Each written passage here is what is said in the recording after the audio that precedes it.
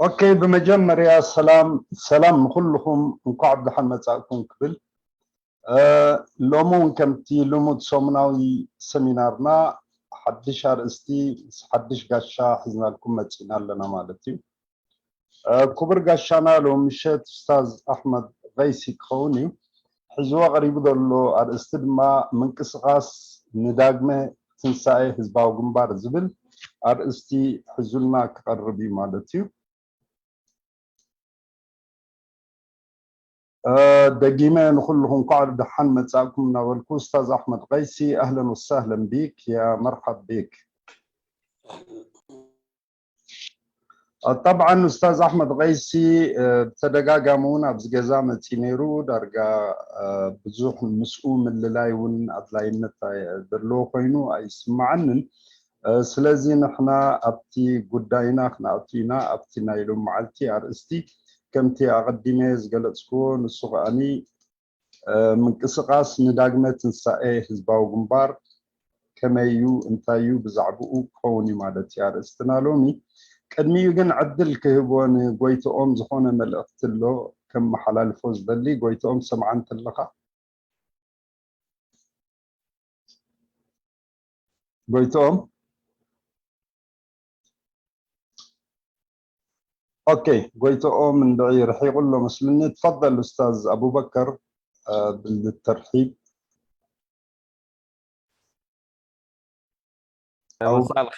مساء الخير. ضيفنا اليوم هو الأستاذ أحمد الغيسي. وأحمد الغيسي مناضل معروف، وكان تم استضافته في هذه المنصة أكثر من مرة، وهو رجل غني عن التعريف. وعنوان المحاضرة اليوم أو اللقاء أو الندوة هو محاولة إحياء الجبهة الشعبية من جديد، الجبهة الشعبية لتحرير إريتريا من جديد.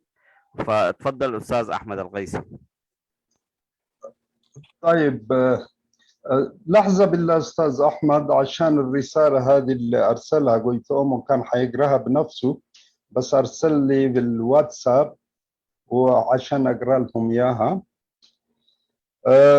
ما الأختي بتعينا قلت محرت أب سدودو أب زحلف سومن أنين وركون بعيزكم التزرركم له قدايني رمسلني نسخة السلام كلاتكم أكايتي زتن حبرون خات ننوح وان هزبي أفلتو نقحاتون كبن مبال زخفلكم ونايزوم كفليت عزيز مسجن زلنا أد مخانو رئيتونا خن محلال فلكم نفتو كابزي كفلتي زي بزوحات فليتنان تردئنان إنا انت بلناون مجنان يكونن وجن يكون زنبالي كيف ليه التأجد سيزولو أرستات بعين استفل عليه شنقات كمي كم زمسل مرأين مجنزابن دما نقحات مدلاب كم زقون إنا نأمن نحنا وحدات بعتاتات نزي تكبار زي خن التوابعنا نمتبعكم زأكل قله هياب كنهب حسيبنا كنسنا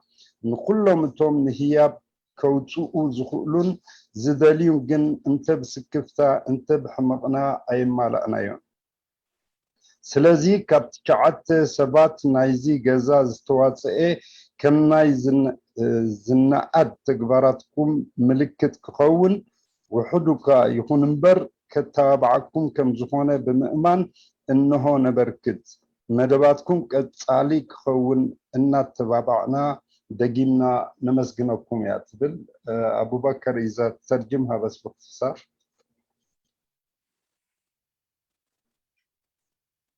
الأستاذ غيتوم كان لديه رسالة، وكان مفترض أنه تكون متواجد معنا، ولكن أرسلها في الواتساب. يمكن هو لظرف ما حيلحق. والرسالة تقول أنه نحن تقديرا هم مجموعة من المشاركين في هذه باستمرار هم حضور في هذه الندوة. قال نحن مجموعة حاولنا نقدر كل الجهود التي بذلتموها من أجل رسالة نشر الوعي بين كافة المجموعات الأشخاص الذين شاركوا في داخل هذه الغرفة، في داخل هذه المنصة أو خارج المنصة في الفيسبوك. فقال نحن نقدر هذا الجهد، وكنا نعرف أن هنالك رسوم تدفع لمؤسسة أو شركة أو منصة زوم، وتقديرا لتلك الجهود حاولنا أن نجمع بعض المبالغ المالية لتكون دعما لكم، وتكون عبارة عن هدية لكم العاملين في هذه المنصة، ونشكركم كل الشكر. نحن 9 أشخاص حاولنا أن نجمع مبلغ من المال، وسنقدمه هدية لكم ليكون دعما لكم في هذه المسيرة الطيبة، وشكرا.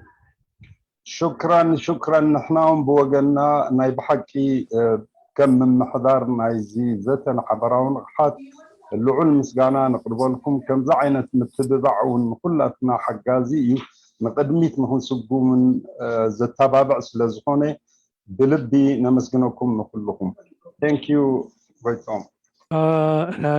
غويتوم بس حاموس مسيل وسلز ما عارف مهانوس لزرس عايز مسيل الله الله ترايتي نتم مجموعة شمن دحر دليم كنبومينا أبزي أناونس كنقبرو عيدلينان وتأماونت بقداينا قلناكم هنا كأوترفك كابزا حجي استنبت للعلي النبلة يبلنان أبزيحنا لكم كمان كابتاز قبرنا تاورينا بزيحة يغريتا سلام مشتكا ودي الله. Thank you شكرا كلكم. شكرا جزيلا. Thank you. Okay.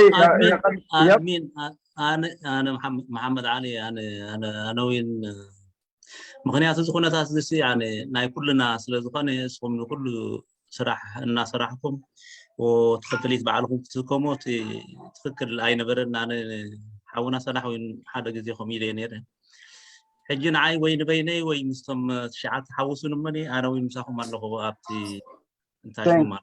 Thank you محمد. شكرا محمد علي. اوكي يا جماعه دحاني بزعباز قداي زي افتنا يدردش اوان كنت تصلوا إينا كبر قاشانا ونوحزنايو. استاذ احمد غيسي اهلا وسهلا بك للمره الثانيه، فالمجال مفتوح، تفضل تقدر تبدا ان شاء الله. شكرا. مساء الخير جميع الحضور. الحقيقه موضوع اليوم جدا حساس، ويمكن أنا في طرحي اليوم هحاول أكون أكثر شفافية من اللازم حتى تتوضح الصورة. والعنوان مثير، أنه تجمع خاص بتنظيم معين يثير كثير من الحساسية ما في شك. ما هي الدوافع؟ لماذا الآن؟ هذه مسائل تحتاج من أعضاء هذا التجمع أن يوضحوه بصورة جلية وعميقة جدا حتى لا نضيف في مشاكل المعارضة مشاكل. الحقيقة من حيث المنطق، هل تعاني الساحة السياسية الإريترية من قصور في التنظيمات والأحزاب حتى يضاف لها شيء جديد وبشكل مثير؟ أعتقد أنه الساحة الإريترية فاضت بالتنظيمات والأحزاب والتجمعات. لحظة يا جماعة الخير، لحظة أعطوني لحظة. أيوة تفضل أبو بكر صار ترجمة المقدمة دي. أستاذ أبو بكر برضو تابع معاه، وإذا شفت إنه بيطول عشان أنت يصعب عليك ترجمة بإمكانك تنبه يعني إن شاء الله. تفضل بس أو خلاص رجع أستاذ أحمد تفضل. لا بس لأنه الجرس ده وما في حد في بيت غيري، فقصدي إنه تجمع من هذا النوع قد يثير كثير من الحساسية. لماذا هذا التجمع؟ ثم ما هو تقييمنا للجبهة الشعبية؟ نعيد إحيائها. ما هو الهدف؟ ثم ما هي الخصوصية التي يتمتع بها أعضاء الجبهة الشعبية حتى يتميزوا عن الآخرين؟ هذه كلها أسئلة تطرح وهي أسئلة صادقة في تصوري، لكن سريالية الواقع السياسي للمعارضة الإريترية أحيانا تدفعك تعمل أشياء غريبة جدا. لكن في صميم مشكلتنا لما نجي نشوف الجبهة الشعبية قدرت أن تحقق إنجازات ملموسة ما أحد ينكرها من الإريتريين، لكن بقدر هذه الإنجازات خلقت دمار كامل، لأنه النضال تجزأ. هؤلاء الناس تجمعهم يجب أن يصححوا ما قاموا به، هم يتحملوا الجزء الأكبر زيادة عن الآخرين. يعني الآخرين لم يكن لهم حضور بقدر ما كان حضور لأعضاء الجبهة الشعبية، وهم الذي أقاموا هذا النظام في أسمرة بدءا مني، لا أستثني نفسي ولا أستثني الآخرين اليوم على مستوى قيادي، ونحن من أوجدنا هذه الحالة. هذه مسؤولية تاريخية يجب ألا تنكر نهائيا، ويجب أن نكون رجال في تحملها. ولذا يجب ألا ندور دوران في الفراغ فيما يحدث داخل إطار المعارضة بحجة الوطنية وإلى آخره وإلى آخره. هناك مسؤولية تقع على عاتقنا نحن أعضاء الجبهة الشعبية أن نلعب دور ريادي في إسقاط هذا النظام، وأن نلعب دور ريادي في توحيد الساحة الإريترية. هذا هدف نبيل ما في شك، خارج إطار المناكفات. جبهة شعبية ما بعرف إيش الكلام الطويل العريض، و30 سنة خلقت أشياء وتراكمات. الهدف أولا التجمع هذا ليس حزبا. أستاذ أحمد أدي فرصة للترجمة، معلش الترجمة. تفضل أبو بكر.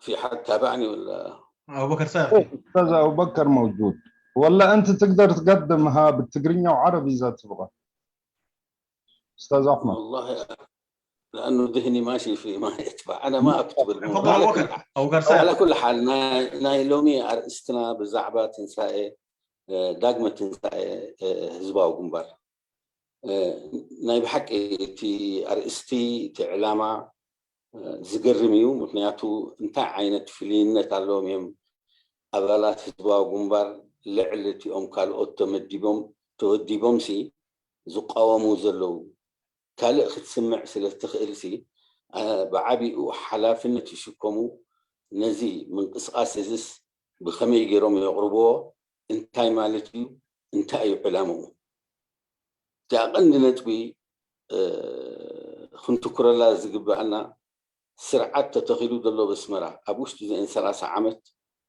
أما تسأناتو عبي تراز تسأوتو سبات أبلات زباو قنباري.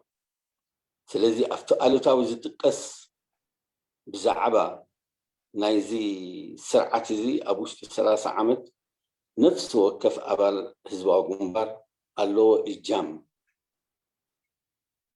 أبز كل عنوت استرائي ب3 عامت حتى أمونغوتي إن ودبات زولو جبهاتو شعبية لك زي أرقى زربا الترقوم يبلون حلافنتنا ناخذ شكم يقبأ زي أتي أم سرة وتحطه ناي مقام ناي زي تجمع زي متخخب قال علمانا هزبا وقنبار علامه وضعوا له أي وضعين سلم أنت تسوي أم زي مسوات أفقد قبوتات سنجروتات النا إرترا علامه أم زنبرة حرنت ناي مريت حرنت ناي تهزبي هجراوي ديمقراسياوي سيفيلاوي زخانة سرعات بام تفلسيمو دو أي تفلسمان فلسيم كاي تفلسمان سلازي كدعت أبلع لناتنا سوءات ترى أيو خبانا إحنا أبلات تواب سلازي كنمالو أوز بانا نقرالو زي من الباك ببولوتيكا هون كاد زاربولو زي كونس نحل لنا حطوين بتخالي شنا خدمة زقبؤه من قسقاس ناي تقاومتي وش إن 3 عمت بزي العالم زي بيقولوا زربها نزرب درجة أبعث وما جدد بسحيل كأم السرة تحاول تحطه في أزنة برد قلبت وشتي أنت زي انقصا أسكا وملو أحلاف النتنا يتمن قصاص بزيهم أبدأ جزر له زي موداتنا سلازي أبالات هزوا قنبار سرعات تدخلوا دلو بسمرة مسوم يمدمتوه عنده حقوق ينوو دلو نتسرعات ولا حجي من قيارات يقبر درجة أبالات هزوا قنبار يمزكايدو نتسرعات سلازي نعوم فليتهم عينت نايت سرعات فليتهم عينت نايت فيهم سبات فليتهم من البات نتي أبوش تزلو من قصاص خمي غير كامل تبع أبالات هزوا قنبار كادرتات هزوا قنبار حميمهم زلو وش اسمرا خرن باتع مألايا يبلو من قنفزو زبلو مقدتات مألايا يبلو من خمي غير كان نزيهم حدش هو كم تفتر لهم زي عند علامة بر علامة وددر مسكالوت ساكت شيما مسكيها توساقي أبلع زلو أبزي وصاي نريهم ودباتن سلفتاتن كم زي كونه فلت يقبا نحنا أبوش 3 عمت أبعث ما قدينا بس إحنا كم تقاومتي أبدقه هنا اتحجر كأ قس بقس أبحاجة جان لأتوه أبزي وانزي هلاونا إرترا خم هجر نجزا رسو أترات أري of course إذا خزارب كله أبالات فزوا قنبار نزنجر متعرراي أي فتنون اليوم نزبل حتى جيفي فتينهم هم كفيلهم فورتو من قصاص أبالات فزوا قنبار إذا انكلت من قصاصات نسنة نرن حاجة جنيا نتسرعات كما قالت أمينة تاريخ كوينو فشيلا سلازي إذا ما تصوعت هذه علام أخلت نجراتين حدا خمي جير كانت يبوش تزلو خم هو تمثلو خن قصاص خم زخيل ختبابع خم زخيل مبار بتخال شنخكا اتعلامة إذا من قستي حقاوي كونن لجمس يبلون مخناتو نعنا زمرحنا اسياس افريقي كونن نعنا زمرحنا قوامي سلازي حطو ناي قوامن حطو نايتي زي تمالئ نقال سي وغاز تخفلو مسواتي تخفلو كم زمالا مقبارو علامة نايزيهم كلهم استسوؤوا نزي 5 عينة سرعات نزي 5 عينة أنصار دليتنا هزبي دعي متكال كم زي كونه نمفلات زي عيدز إذن في بعض النقاط أنا يمكن تجاوزت في التقرينية هناك نقطتين أساسيتين لهذا التجمع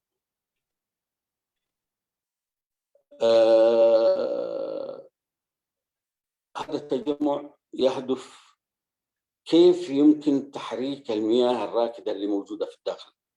ثبت في خلال 30 سنة الماضية ثبت رغم أنه كان هناك حراك سياسي فعال في الخارج ما في شك ولا أحد ينكره أصلاً أستاذ الغيسي لكن دون هذا مصيبة أستاذ الغيسي إن لم يكن هناك أستاذ أحمد الغيسي لا أستاذ أحمد الغيسي لو سامعني أستاذ أحمد أستاذ أحمد سامعني أستاذ الغيسي أيوة اسمعك لو سامعينك أقفل الكاميرا اسمعك أقفل الكاميرا عندك أنا ضيف النت الله أقفل الكاميرا أقفل الكاميرا أنا ضيف عندك الآن واصل أنا سامعك الآن واصل الآن واصل الآن تسمعني؟ مسموع واصل. الهدف الاساسي من هذا التجمع ليس الهدف الاساسي من هذا التجمع يعني ليس مناكفات داخل الساحه السياسيه مع الاخرين. الهدف السياسي لهذا التجمع كيف يمكن تحريك القوى المرتبطه بالنظام. يعني نحن النظام لا يمكن ان نراه فقط سياسه افريقيه، النظام عباره عن منظومه متكامله. المنظومه هذه جماعه الجبهه الشعبيه في الداخل هم اللي يلعبوا دور ويعتبروا العمود الفقري للمساله هذه. هذا جزء. الجزء الاخر في من الناس الذي وصلوا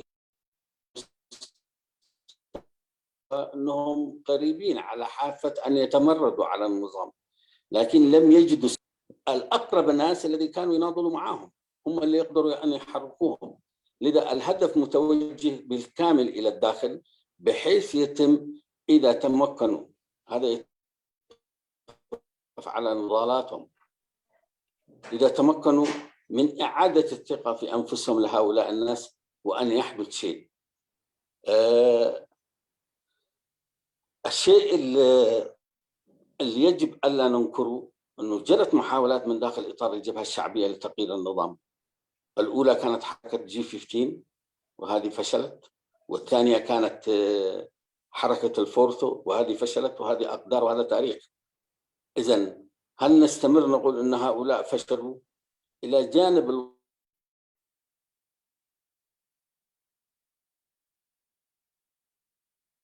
والسريالي اللي يحكم المعارضه في الخارج؟ اذا اعضاء الجبهه الشعبيه من الداخل والخارج.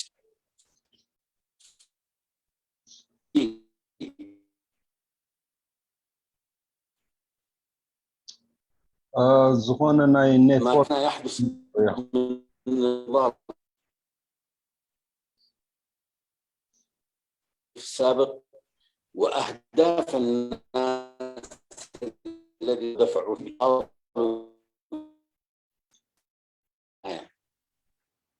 البنك ليس هنا، البنك هو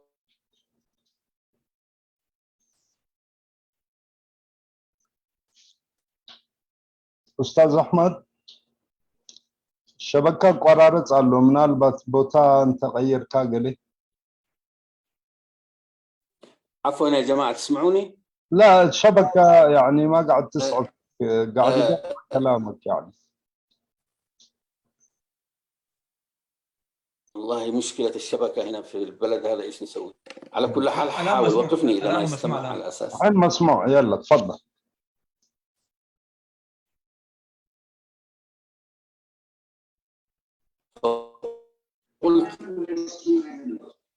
فقلت نقطة تحريك هذه المنظومة المحسوبة على الجبهة الشعبية والتي تمثل عمود فقري للنظام، وهذا حيكون شكل من أشكال الانتصار. اثنين، عدم التوهان في قضايا تتعلق بالبرنامج في دستور، بالرغم أنه نحن عندنا تحفظ في هذا الدستور، هي قيام دولة دستورية. التأكيد أنه ما في أي شرعية له النظام هذا انتهى من خلال الوثائق اللي موجودة. مرحلة انتقالية 4 سنوات وبعدها تطبيق أو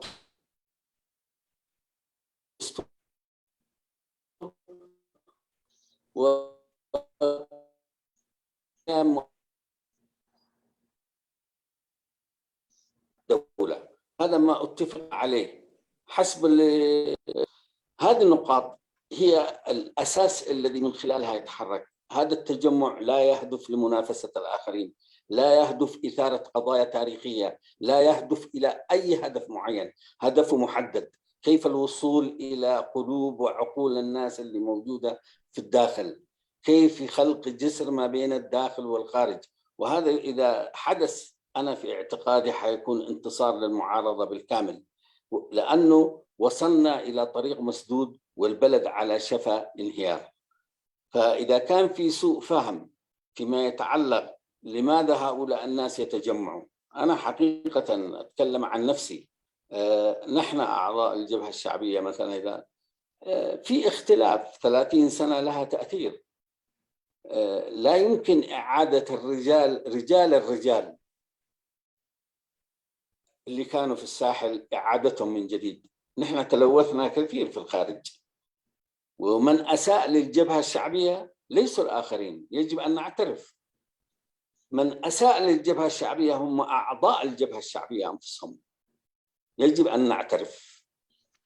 أنا ما أجي أقول واحد جاء من جبهة التحرير شتم وإلى هذا كلام فارغ، هذا مناكفات سياسية تحدث، لكن الإساءة للتجربة القنية هذه، وهي في أنها تجربة شعب مش تجربة تنظيمات ولا تنظيم، من أساء لهم أعضاء الجبهة الشعبية. الآن وجب التصحيح، ويجب أن يتحركوا بشكل فعال، أن يحركوا زملائهم اللي موجودين يخدموا نظام غير شرعي. أضف إلى ذلك عدم التوهان في برامج بعضها أحلام. إذا كنا نقول لا شرعية النظام، إذا ما هو الشرعية في إريتريا؟ الشرعية هو الدستور، رغم تحفظنا على هذا الدستور. الدستور هذا ليس كتابا مقدسا، ليس قرآنا، ليس إنجيلا، هذا نصوص تتغير، وعندنا ملاحظات كافية فيما يتعلق بالأرض، باللغة، بعلاقة الدين بالدولة، في قضايا كثيرة. هذه متروكة للشعب الإريتري يستبدلها، يحسنها، يستمر بها. هذه قضية تتعلق بمجموع الشعب وليست رقبات أفراد. لكن من الناحية السياسية إذا كان نضال، يجب إذا كنت عايز تنتزع الشرعية من هذا النظام،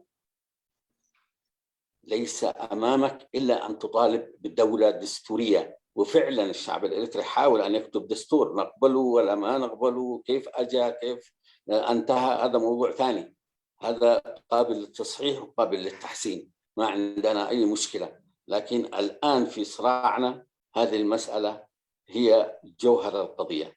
إذن هدف هؤلاء الناس وهدف هذا التجمع اللي قاعدين نحاول، ويمكن أنا كتبت دعوات كثيرة فيما يتعلق بهذه المسألة، هدفه بالأساس هو ربط الداخل مع الخارج.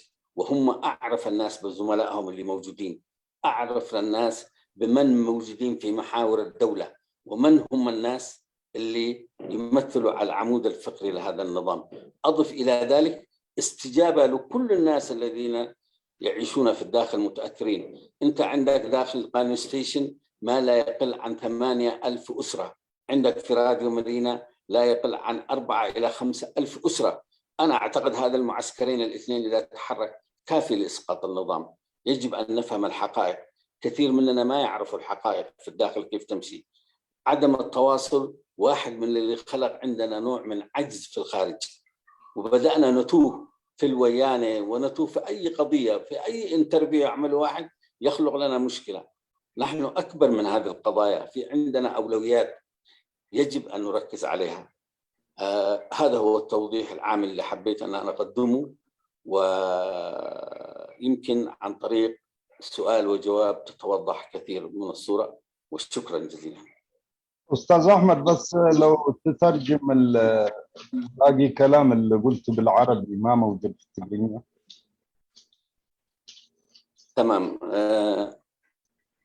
نايزي من خخاب نقولوا زلنا أنا أبالات سباب قنبر اتقندي علاماناته كلتا نقرات تيا قداميتي علامة إزي سبات أبالات سباب قنبر مسميهم تتيرون من التسرعة بالسمرة حلا في النتنا يتسرعة بشكم بقدام النت أبالات سباب قنبر اتي تسوقوا أبساحلين أبكالي بوتاتاتنا بإريترا سياسا أفرق إننا تسعبتن متكال زي كونس ناس أنا موتا حرانا موتا سيفيلاوي ديمقراطياوي هاجراوي سرعات متكال إذا سلا زي تمالئ اتقدلي أي تمالئن أي تدمدمن سلازي كنت خطأ في إبلونتي مسواتي نايزي سبات نايم قد نايزي أبلع بملو حلاف النت أبلع أبالات حزبها قنبار شكموي مالتي تأخل أي تعلمها بروجرام يلي زرزرنا بروجرامات كمان سيلفي وي مخنياتو بروجرام نخت تصحف تزغل لنجري أنا لو مشيت سخو في لسي نايس لستر بعتت ودبات بروجرامات نصحفكو نخت صحفر أي تصيد مكان نختبره إذا لطي اتقند علامة نايزي سبات حقاونت يبلون إذا سرعتها بس مراد له قداميتي مخنياته بمسرت تحقاو مجدي نربعة عامات يوم تماريسهم بدحري وقدسينهم 10 عامات مخنياتنا يويانا يمصونا دوب يمصونا كلمتها نحنا بحقي إن نزارب لنا اتنا عنا خمر حنا زخل دحري السرعات قوامي نقبله أي نقبله زخال قداي معك ريزرفيشن لنا بالعلة تقوام إن تقوام ها مصحف قدوس يكون القرآن يكون يري خيري أي تايم تيا قدامي تنتبي معك قوم فزو زبلو تقادلتي نابرا خفي يوم بسمرة ما إليا زي بلومي عبي ترازن برام برتا وقالسي نزيهم خمي جيركا خم تسمعهم تقند علامة خمي جيركا أبوش تزل حيلي كتبرا بروهم تخيل مخنياتو بقدامنا سقاب حجي ميكانيزم نايت سرعات كنا ريو تخلنا أبالات سباو قنبال يوم زكايدو ألو خنو بلا يقب عنان حجي يوم جميرهم بشم طروتا قلميتاتي لهم ملقوسهم جميرهم نسان جزار إسا عبي تاتا أفتكرا دللا من زخونا ودها الدراو قناتا حجي كونيل كامل قاسنا سبات هالو كندي سبات هالو خوفي لما بقزاوتهم أو راديو مارينا أب أنشتشن نزيهم خمي جيركا مواقف بصحهم قند عرختهم أحواتهم قالستهم زيهم أبالات زواو قنبارا بدق زلوية خمي جيركا نزيهم خمت بصحهم مقبار إذا عبي نجزار رؤسو تسفاز بي نمت إسسار أمونغو وشتن أمونغو دقن سلازي ميس أندرستاندينج في الطريق بلون بزعبا مفترنا هزواو قنبار زبال وي هزواو قنبار تحمي بتيز ترأي أبوش 3 عامات نعو وقلنا إذا أتراخد صاوتوا الله أبرات هزواو قنبار نزي أنت زي مالقوا قدلو إيتي قال سناتهم أي تمالئن مسواتي زخفلو خا بصتهم كنتو يطفى الله سلازي سناتهم حلافنت بتمالي أفلبهم هيبمسي زواقو زنبرو سبات يوم لو مسلمين أم سنفات كوينهم لو ميون توديبهم عتيقهم خمالو يقبهم أبوش تدلو خا كدعت في الزقبر زلو أبلع في سوات كدعت أفتي ودب نسهم قوتهم بالجاز حلفلو دلوات زنبرو سلازي قند علامة من تأسيسار أمونغو وشتن دقنه في آخر آية علامة بحقة ومجدي سؤال كذا بروجرامات متحف زي كونه قلمتات زي كونه قواماوي سرعات قوامين على زمر حنا إذا سرعات تمر حنا لنا حقية يبلون زقون عينة حقاوي ملكع يبلون نون وج نزخون عينة خبر أكلين مخنياته أيتوكلن بتهزبي حنت صدقت تقوامي إحنا لنا ريزرفيشن بزح تقوام ناتو عن قصات 70-75% درجة إنفرسال كم زخون قوام العالم دلو 25 مستي ودع خناتاتنا يتهزبي تأساس رسل زخونه نسو تغيير يخيل خبوح يقولوا نجر مستودع إذا قداينا يتهزبي قداينا يمريت الله قداينا قام الله قداينا أمونغو من قستن هيمانوتن زبيل الله بزح نجرات نتبتات الله عبيت خيل يزقب بنا في طبام إذا جين دحرة إلى نفسهم خيل أبزي أوان نحنا بجك أوام كله زمر حنا يبنا أبلات حزبا وجنبار أي فتنون مالتها يكون أن مقيارنا يتقداي G15 ولا بزعبة قوام كم حنت علامة وسيدوما يقال سولان يروم زياتي أقل نتبي دينا في تشارتر ناتو درجة نتي نتبتها فلالاي درجة الريمومو سلزسي قوام ندابلوس نتو قوام قاء ناتوم ريزرفيشن جليسهم يوم سلزس قوام خمسر تاوي مفلالاي حتى إني مستسرعة أما جي 15 سرعة نايفورتو تعدل زتوهبتهم 10 دقائق الزاربوا له بالتلفزيون تي أقل طلبناتهم قداميتي قوام تتجبر عليه سلازي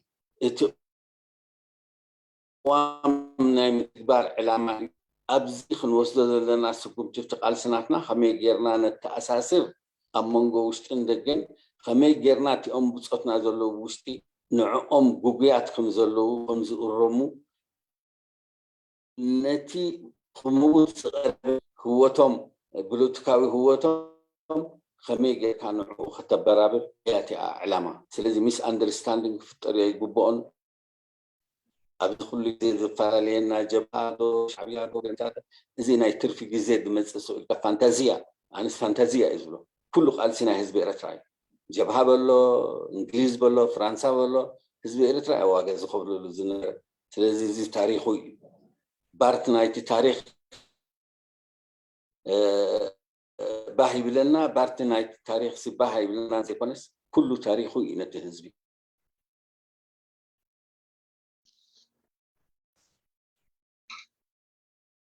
قمقمو معازم مهرلو جزيلوزي أبزي أوان زارب الله كدقا ناي ناسنت ناي تهجر حدنت ناي تهجر لو من صباح وجميري إذا وجا أمانجو ويان سرعة ناي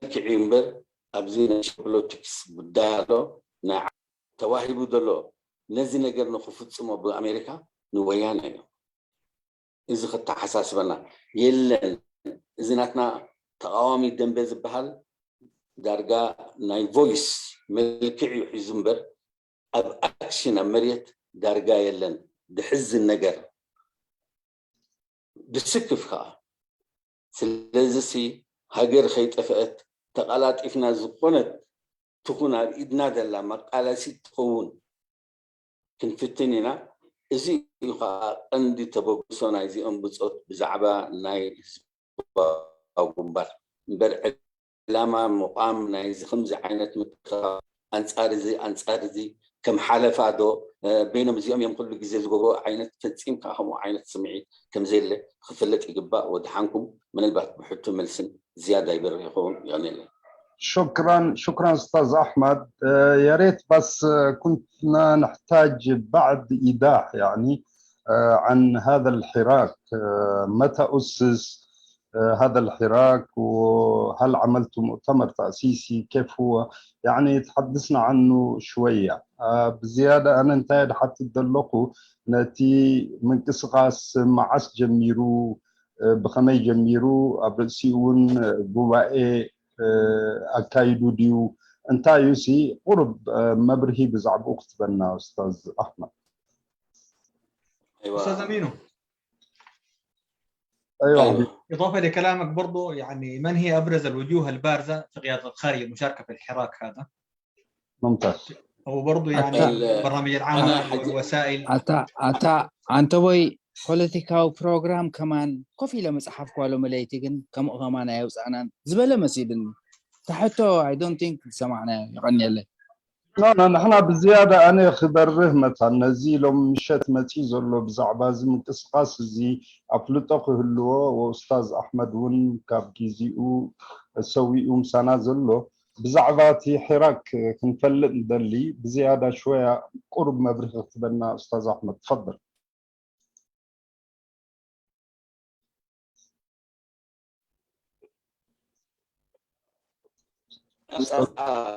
بخميس حساب أبي درجة بس فلت مالتي نعم قل الزخل أنا حساب قلب بصوت في نيرو مخمو عينة حساب جين درجة تقبلنا تاريخ ركب النيرو مخنياتو سي سلمنتاي بيننا قلمتات زبري زرباتات نيرو جين خم كتة أبوشت أبالات زوا جنبار كم حساب نيرو مع زيادة جمر زي حساب تذكروا تخونكم من قستي أبجزايل تبل أبالات زوا جنبار أبالات تجادل حرنك تأ فورمولا زغربوا بعل صالح قاضي بعل صالح يونس خفتي أوانا جميرة خم حساب يزارب دلو أمود أتا أنا من صوعتها جيري من اتخذت لكم ما يكون أب الرسات من صوعتها جيري كل بريهيوتي نجر نزي متصوعتها خاء رياكشن ناتون رأي أبوش تستقبلنا تالو دو يلن نوع خطب قصص تقولتات فترة لك رياكشن أبوشتي حجي دحر ذي توعيت استجبرت بتجريني أنيرا بعرب كأنيرا دحر انترفيو غير أنا بعرب بتجريني أنون انترفيو غير بتحريو درجات صنبو تقبلنا تنيرو نايخلو خبلك أكيدين مقنعتو بزح كونكشن سلا زي اللي مسوشتي إتي خنفلتو زخاء الناسي كاب كادراتات أبوشت زولوسي دفعوا هم نزي أنا تبقى لمتات زبل نجارات مزيد أبلات هزبا وجنبار في أمنا نحدهم زفالتو كادراتات جلمتات أخيباتاتهم جيرهم بخمي ملك عقرب حنت الزنبرت تفلالي انت ايتق عند علامه في الله بوليتيكالي امود اتاز تسمع معلا قوام حنت نجر ازي حق يبلو سرعه قوامي عنا زمحنا نحنا طلبناتنا قوامي سرعه قوم له محجز تندف قوام له نعو ان انا امن من الباتنا ريزرفيشن يهلونا قسينا نحنا مسزبنا قلنا خمي غيرنا نقيرو ناتنا قداي جينا ابزي اوان زي نحنا زتسرق غعزو زتسرق قالسي زتسرق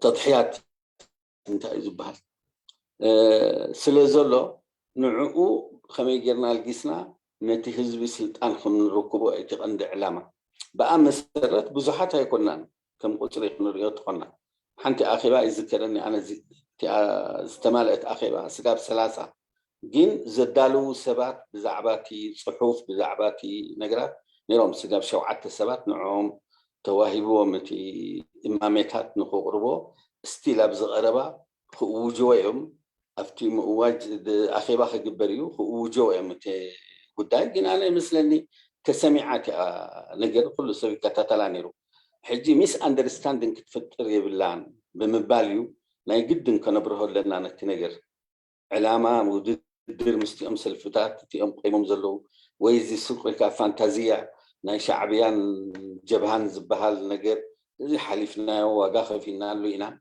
تقند علامة زلو خميجر كات تأساسرو مسوشتي خميجر كات برابرو مسوشتي خميجر في علامة نايزيهم كلهم سواءات علامة وخمز وقع مقبار بتي آخر آية الشنخ حقاونت كم زي بلو السرعة قس بقس كا أبوشتي أبلات زبا وغنبار سقمتي نقدمت أبز خدلوا كحتصر كم زي بلو حربينياتات كلهم أبدأ جدلوا نايتقادلوا حرنات نايتي قال أوتو دبا كم كال آيس فيس توسيدو قس بقس كدفع له زلوا نجر أنا مثلاً كبزي أمر حنا دمرتوا أبلات زبا وغنبار عبي عمام السبيهم خمي جيرومسي نتيجة الأخواناتهم بقبو نخوربو خمزي ناتهم سقمتي وسيدو مزلو أي تأساسرن مستي كلاسيكال نفلتو بولتكاي وددرات زقبر زنبرة قد معيجي اتزخف نجر كا أغلبو خو هبلو زلو تحفش أو خناتات نايتي هاجري أبزياء وان زياء هاجر تتفق خمزلا درجة خلات ناسين سجرنا هنا حدا خفت زعبه جبن استجبر بسرعة بسمرة دلو قداينا إريتريا بملؤ التأساسي رومس قداينا إثيوبيا فيوتشرنا إثيوبيا تأساسي رومس فيوتشرنا ناي إريتريا زي أزخف أتمجر حجي وجه عند تتوقسه أبو دمس ديماندس نجزء رؤسه عجائب نقدر نسمعنا أفدقنا بحرين زبها خمسيو خالق نجر خمي جرام ساعتي أنا سنك نجزء رؤوس كم زي حفش بزرب له زنبرة خاب قال يوم كادرتات نعم على أبي أحمد السابع زغلهم حتتات خمسيو أنا لو محدش نجر سمع هو قدار لا أمريكا مثلني مجلس يوتيها نزي سمعنا الجيريا داق مجمت خجبر له إلى أبو جالا إزي متقرب حدا ناي كارتا مقيار ممصاء مودقنا اسياس زيكونت اعلامهم كال كابو زحلفه قال علاماتات كم زلهم اذا ازي حدا جنيا زخونه نغري كاب كلاتنا تبوغساتات حتى نزئن حقتات زئن خمي جركا تقرب لهم مفتوش زلو تقلاطيفهم ابتي تصميدلهم زلو ጉዳይ ተሃንጥዮም ክወድቁ የብሎምን ኣገዳስነት ሓላፍነት ናይ ኩላትና እዩ ግን ብቀዳምነት ኣባላት ህዝባዊ ግንባር ነዚ ሓጢያት ዝተገበረት ኣብ ውሽጢ 30 ዓመት ምእራም ትኾነ ኣብዚ እዋን ግቡኦም ክፃወቱ ይመስለኒ እዚኣ መልሰ ይኸውን ተስፋ ይግብር ኣነ ብካሊእ ዝኽእል مشكلة ناتي شكرا ايوه وضحت اكثر من الاول. ابو بكر تفضل بالله.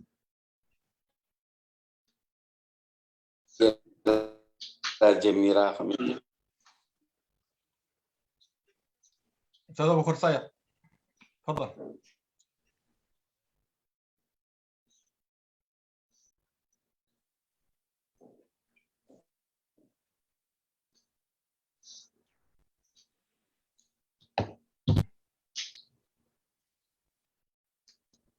أبو بكر صاير مسموع؟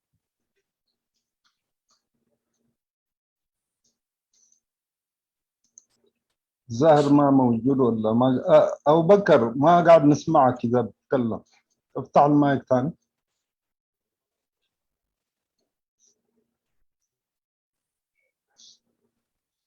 ما مسمع صوتك أبو بكر.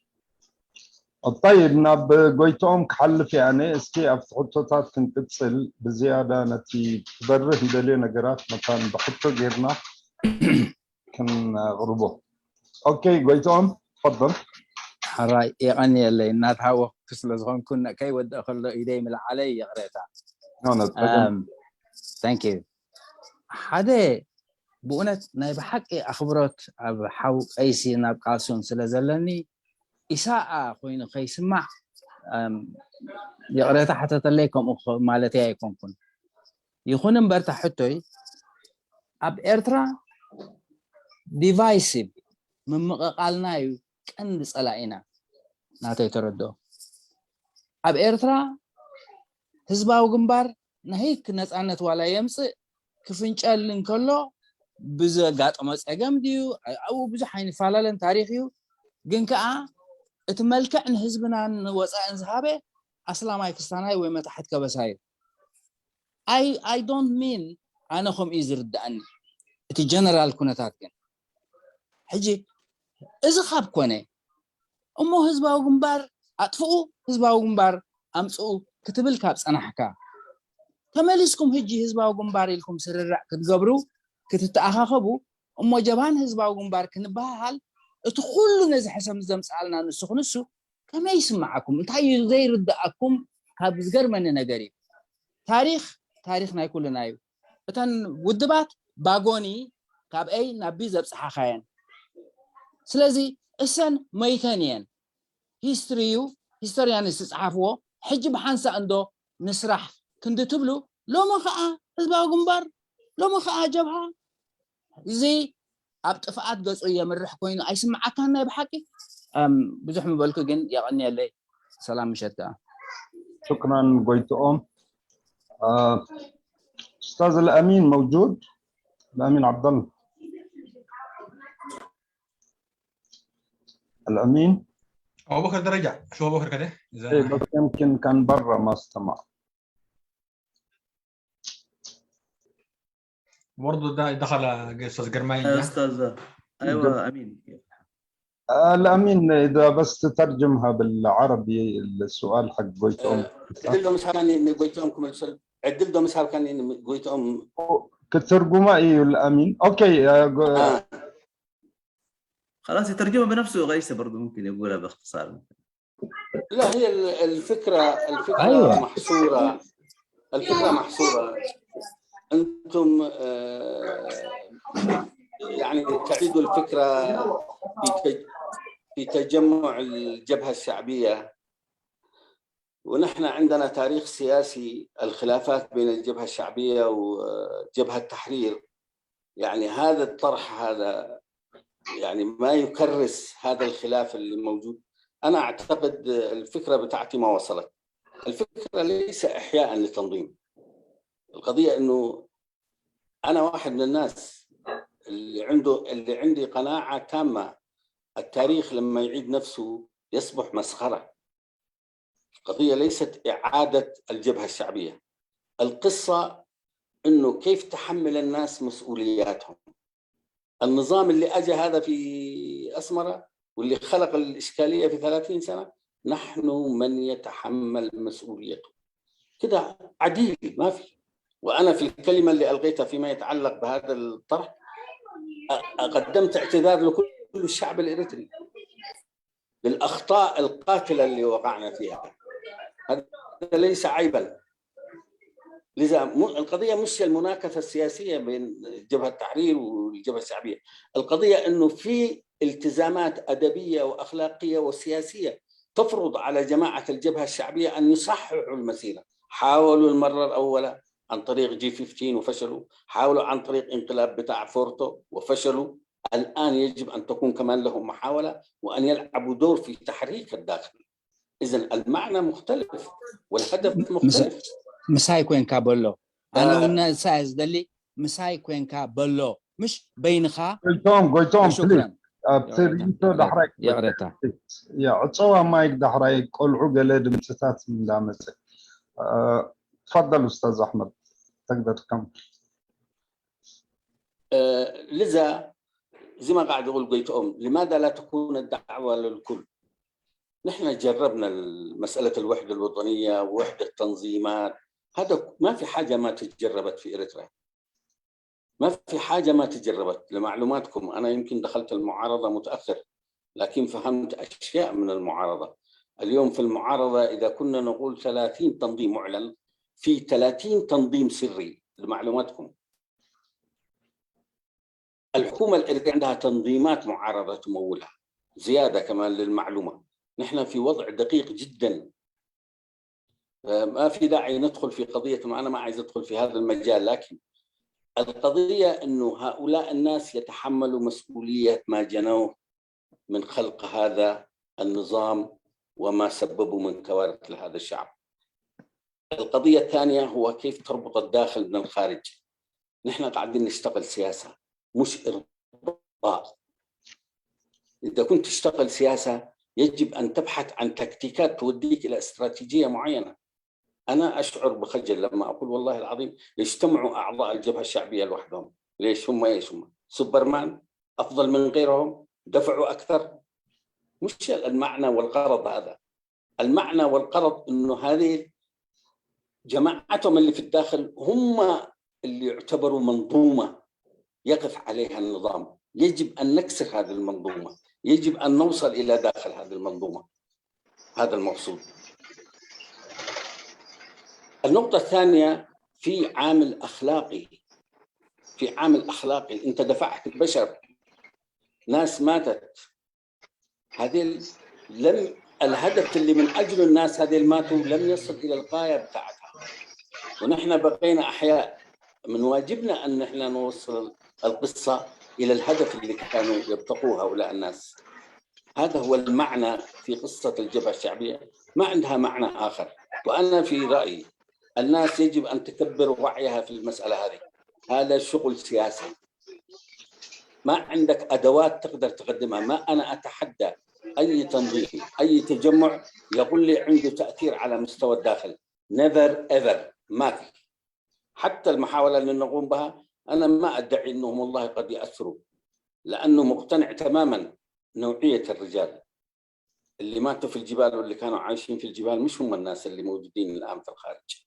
الرجال ماتوا. في أعضاء من الجبهة الشعبية الآن مع الأجازيان يتحركوا. يجب أن نفهم المسألة هذه. نحن نقدم دعوة بشكل عام، لكن ما حدث في 30 سنة مأساة. أنت قاعد تراهن على يمكن نسبة 50%، أنا ما أضمن ال50 الأخرى. هذا شغل سياسة عديل ما فيه كلام ثاني. هدفنا هو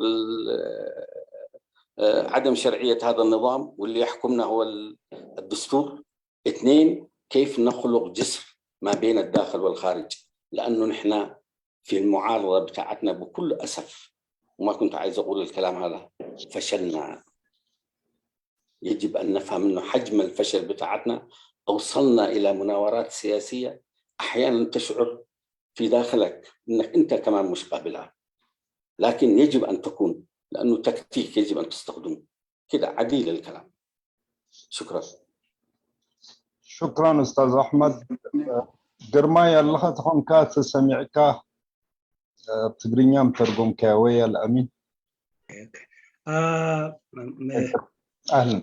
جمرت بتخستاي حندم سيخم قرب مداي سلزنا برني دنقوي لحجي آتي خداني كمان يراقو يا ريكا يا بالله السلام. كي سمعوا سنيحة كابت سمعكو كبر حاونا تقادلاي كيس خبلو سنحة.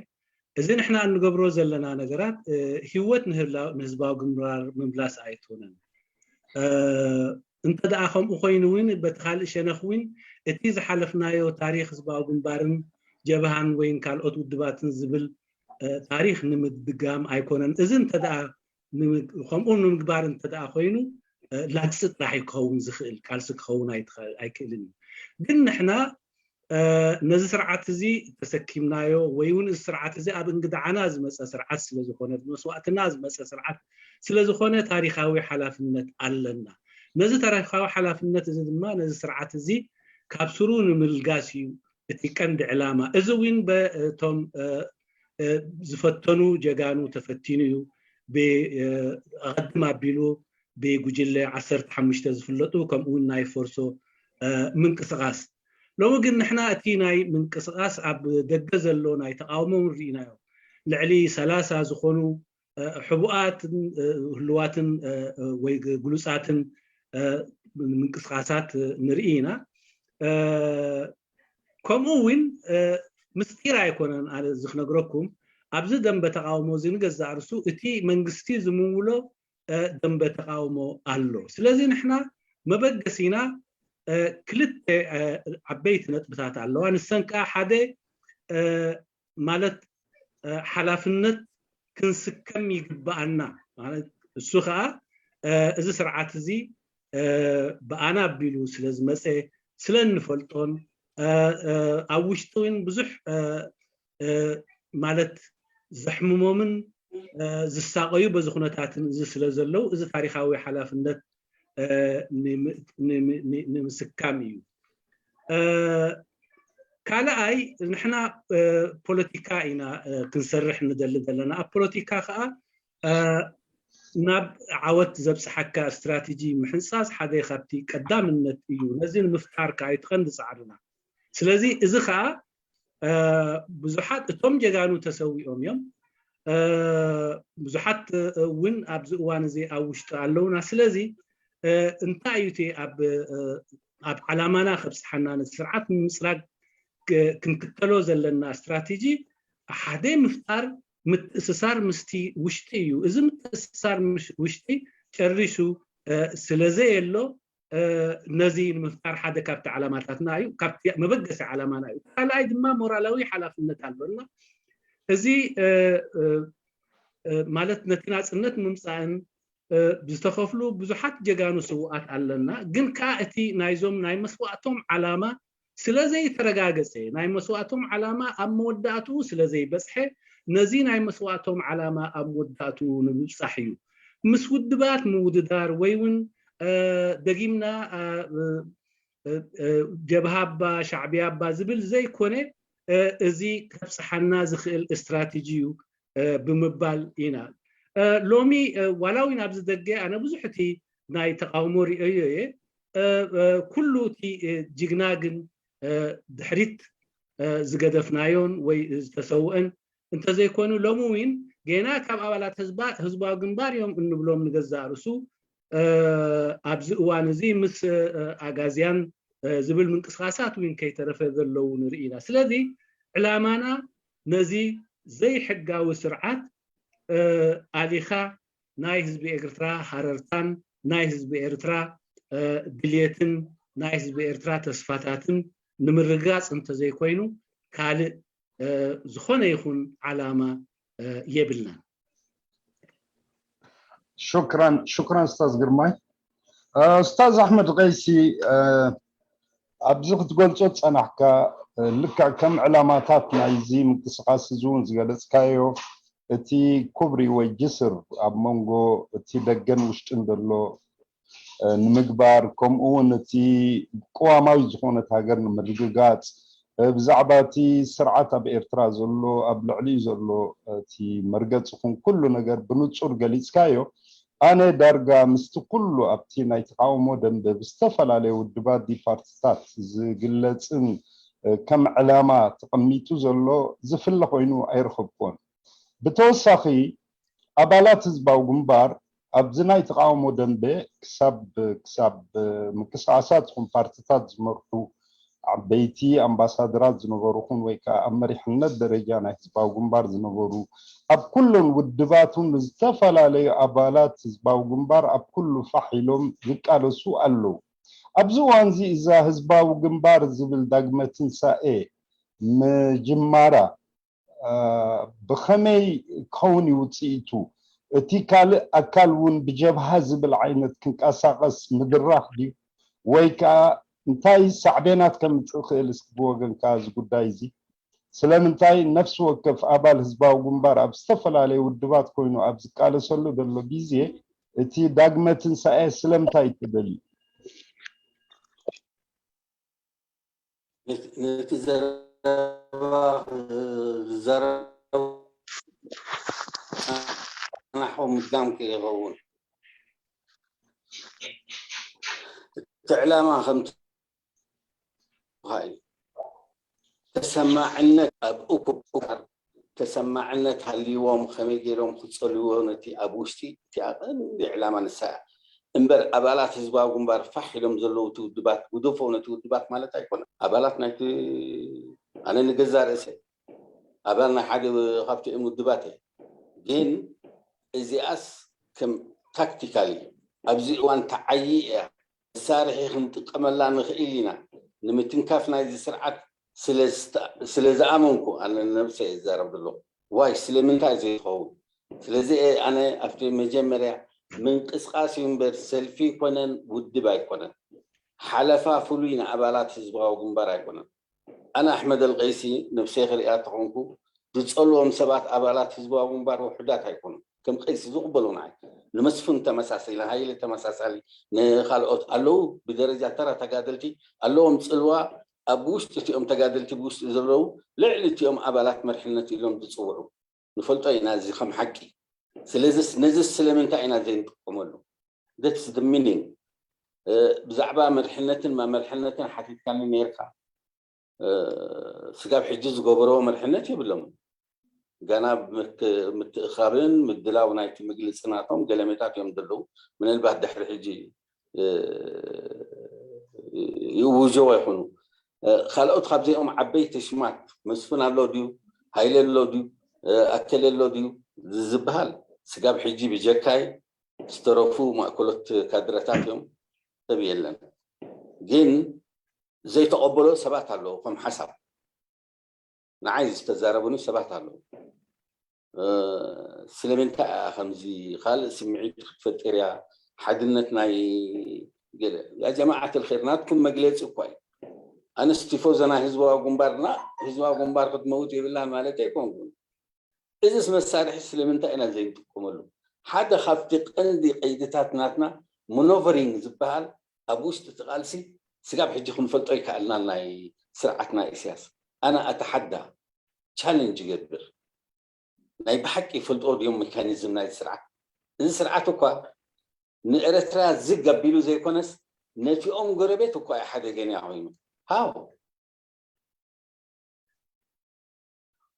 ናቱ ማኖቨሪ ክእለት ምናልባት ገለ ካብቲ ህንጠያ ከምዚ ዝተገበረ መርገፂ ምስ ራሻ ኣንፃር ኣሜሪካን ገለመታትን እዚ መልስ ሪኣክሽን ክበሃል ይከኣል جين نعوم زقيدهم يلن خواتهم زخيل يقبروه مزخت قدم كل هاسي you must know انت عينة أدوات مسارحتها تحز عليك أنا زيادة بعمقتك أتود اللي نبز قدايزي جين لك منوفر زقبر دلونسو نحنا ويمكن بقى على منوفر نقبر واي أبزأ وان زياسي مولو حلفنا نويانا كوي توهي بجد سليفا زلا تيبوتهم خمي جيرون سقطوا أمريكا وقع هجميريو تزخف وقع رئينا أيضاً أنت عينت خن رئينا زكبا بزي نايفيهم عبيت حيلتها تخونا غم علامة مولو كارتا ناي سودان إثيوبيان إريتران كل حواويسكا خالي نجر فترة زكبا بزي أمودة أتا بروكسي وور يخونا له أمونغو سوفيتين أمونغو أمريكان سبحة تقسيا بقدنا أفريقيا أبز خمس عينت كونتات ناتكاس ترانتاي نحنا تقلات إفنا زي حقاونتنا تاشو بمرتعو قوام نبلا لنا قوام ينقبلون قوام بعد برخة تصحفون جين أبزي أوان is necessarily تزارب بزعبون is necessarily نصوص كم بروجرام كون الكا نحن أتوز قد دكازلو في ودع خناتات أتبي كاتم ببطخونك إذا متعجز أفزي تسائل له أبدن بتقاومه دم بتقاومه ملو حيلو ملو ناتو بوتنشال ملو أتي عقمي زلع على خطوله تغل أمن حدنا من نقاط أتفينا تخلو بوتنشالنا سكي حدا جزين يفتن نوشتي نقنع عيون خمتي أقدم زبولكو 3 أوجات والدبات أفريج 3 بحبوء الله حدا جزي أنا حسبه الله وخم أحمد الغيسي هجراونتنا إيرترانسي زوال درا هذا هجراونتي اللي نابز ما أخذها من رقم حق نفلتهم من كله هجراونتنا إيرترانسي توب جنت صقمهم حدنتهم صقمهم اللوا برينسيبلز كاب أخذ تدلينهم واي عالم بوليتيكاي لو تزاربوا نقد صلاح علوتهم بخم كلهم زخدوا عرفتي سئنا بزك كبابي حد خفتي ودع خنتات عبي انقفات كوينو وزلو ندم بتقاومه تودع خنتات تفكر ودلو ابزي ما اخلاي من رقدنا افريقيا عركيه بالكان خمي غيرك عرك تفتر اذا حسب الله سبيل سلازي ابقلي اسي بمتكل عينت خنتمته يبنان بمنور كنا لنا أنا أتوقع زيادة خبز بالزراب صبوا أيكون المسلمين. شكرا أستاذ أحمد. تفضل قرماي بس باختصار إن شاء الله. إيش حترجم دلوقتي؟ عربي حتترجم. هو تحدث أنا ممكن أوضحها بالعربي. القضية حاليا من الأسماء الكبيرة بتاع الجبهة الشعبية مسفون حقوس والهايلة وغيرهم اللي موجودين البعض منهم عندهم تحفظ في هذه المسألة بعضهم في الانتظار فين ممكن توصل الفكرة وبعدين نشوف إيش ممكن يعمل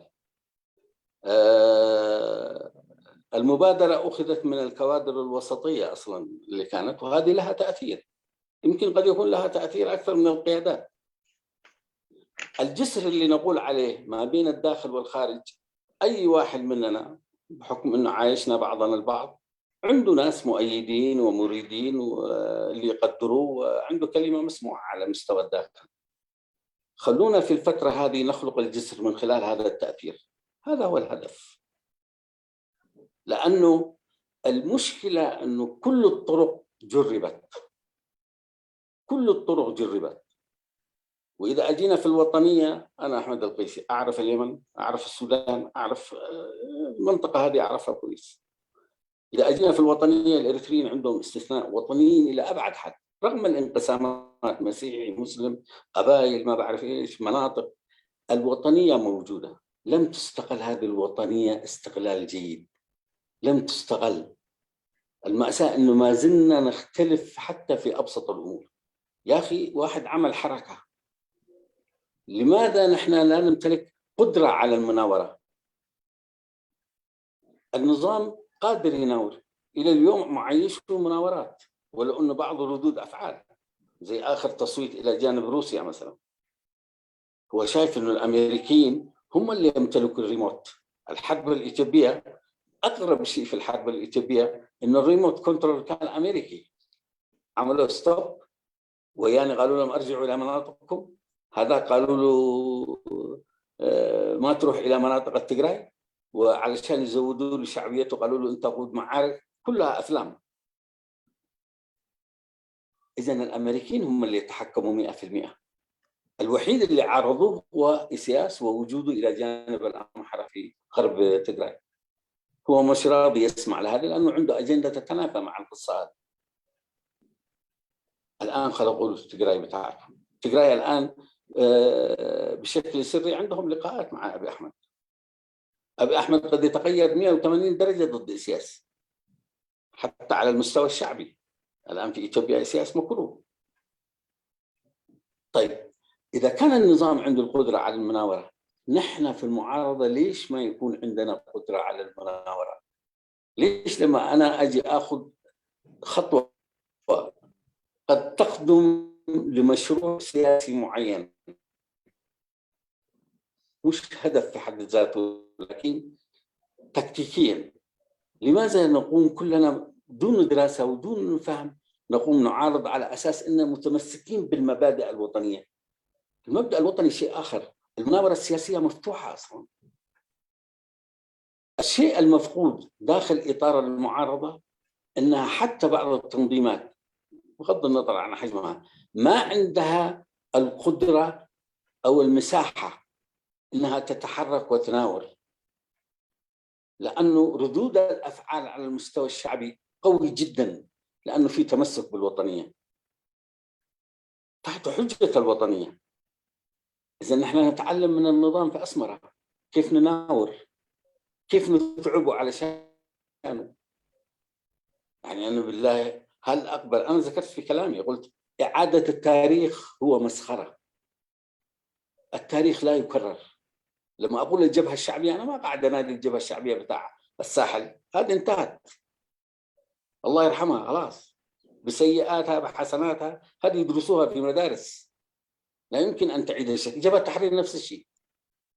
لكن الآن في الصراع السياسي إذا كانت أنا تخدمني كأداة من الأدوات تقدر تحرك لي أشياء، لماذا لا أستخدمها؟ لماذا؟ فعشان ما ندخل في كثير من التفاصيل في هذه المسألة، أعتقد أندرستود معروفة المسألة.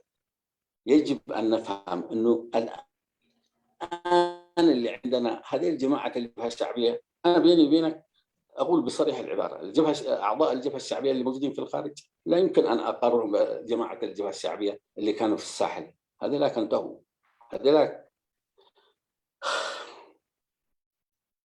أرجل الرجال.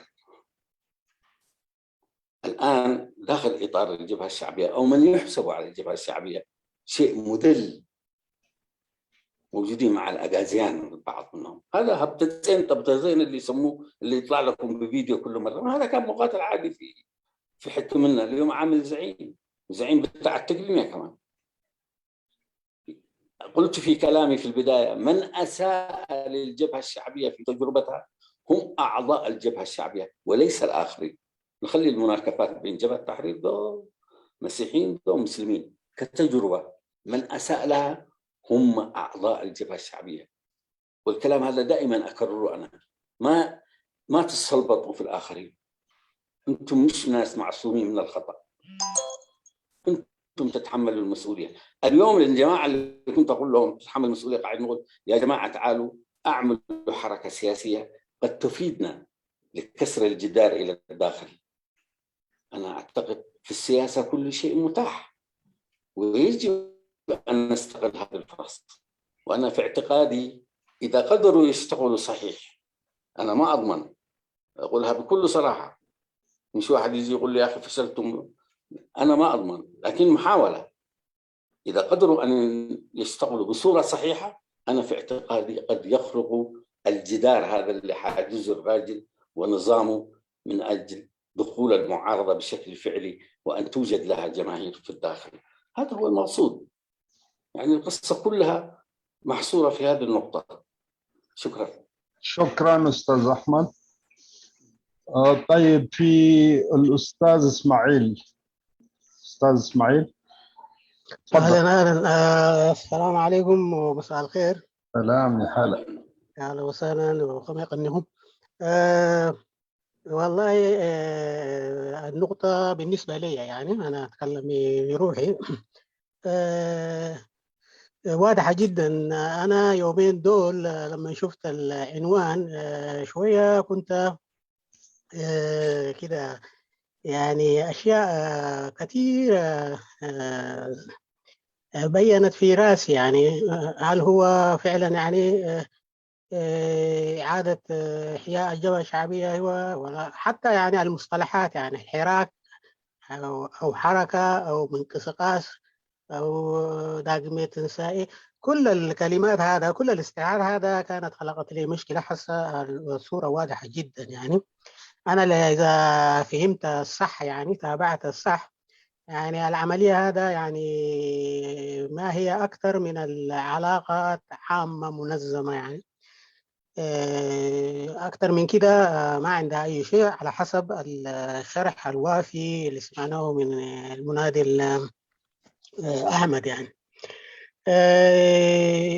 أنا بتفق يعني إنه إسماعيل أيوه إذا عندك بتفق. سؤال. يعني الهدف هو يعني القاعدة اللي يعتمد فيها عليها النظام اختراعها هو العمل الصح والمطرح هسه. يعني فهذا أنا بوافقه. يعني عشان كده أنا بسأل حسه.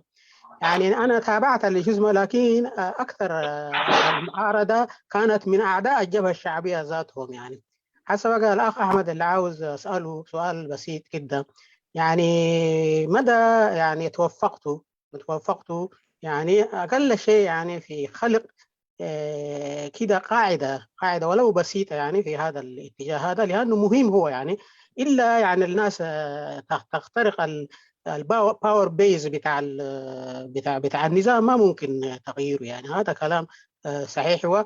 وده وبشكر كمان يعني بالشجاعة اللي تقدم بها انه واحد بهاي المستوى يعني ينتقد نفسه، وبالشجاعة دي غير مألوفة في قواميس الحركة السياسية في إريتريا. يعني وأنا بهنيه وبحييه. يعني فبقى السؤال المختصر هو يعني مدى يعني توافقكم يعني من اللحظة زي ما تفضلت يعني لليوم، يعني هل تمكنتوا يعني خلق شيء ما يعني أقل شيء يعني ولو بسيط يعني في هذا الاتجاه اللي هو الصح يعني؟ وشكرا. شكرا أستاذ إسماعيل. بحصر زبالة طبعا نسونا تيز توهب مجلسي بقبو جيرو يعني تخطاتلو يون أستاذ أحمد ون يمسكنو مالتيو بزيادة تحطو زقرباز اللوسي زي مكسغاس زي كابد جمركم له بزيادة حيزوس قال مسرطات ويسابات كتكوس بودو بقيعكم كساب كنديز قوون يتي أب مسرطات زرخبكم ومقصبات بالله. أستاذ أحمد. شكرا أمين. شكرا. أنا كنت وضحت النقطة. المسألة في مرحلة التأسيس لسه، وذكرت قلت أنا الناس هذه أو القيادة اللي ينتخبوها الناس هذه عملها وكفاءتها وطريقة إقناعها وفهمها ما هو المطلوب هو اللي حيلعب دور في تطورها كحركة سياسية تقدر أن تؤثر. إلى الآن ما في غير المؤسسين أصلاً، والبعض منهم كان بصورة عاطفية لا أقل ولا أكثر. لسه حتى ما أعلنوا عن أنفسهم. بس ما بعرف، أنا لما أصر عليه صلاح أبو نصر وبعدين قلت يمكن الجماعة سمعوا النداء بتاعتي فيحتاج إلى توضيح، لأنها مسألة شوية فيها نوع من الحساسية. فالإنسان يكون صادق ويكون شفاف ويطرحها لكل الناس بحيث أنه يتقبل الفكرة من حيث المبدأ كأداة من أدوات الصراع ضد النظام.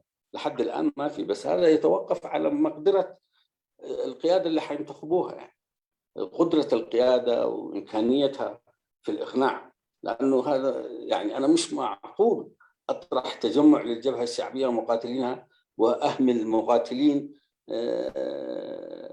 جبهة التحرير اللي هم أقدم مني وقدموا الآلاف.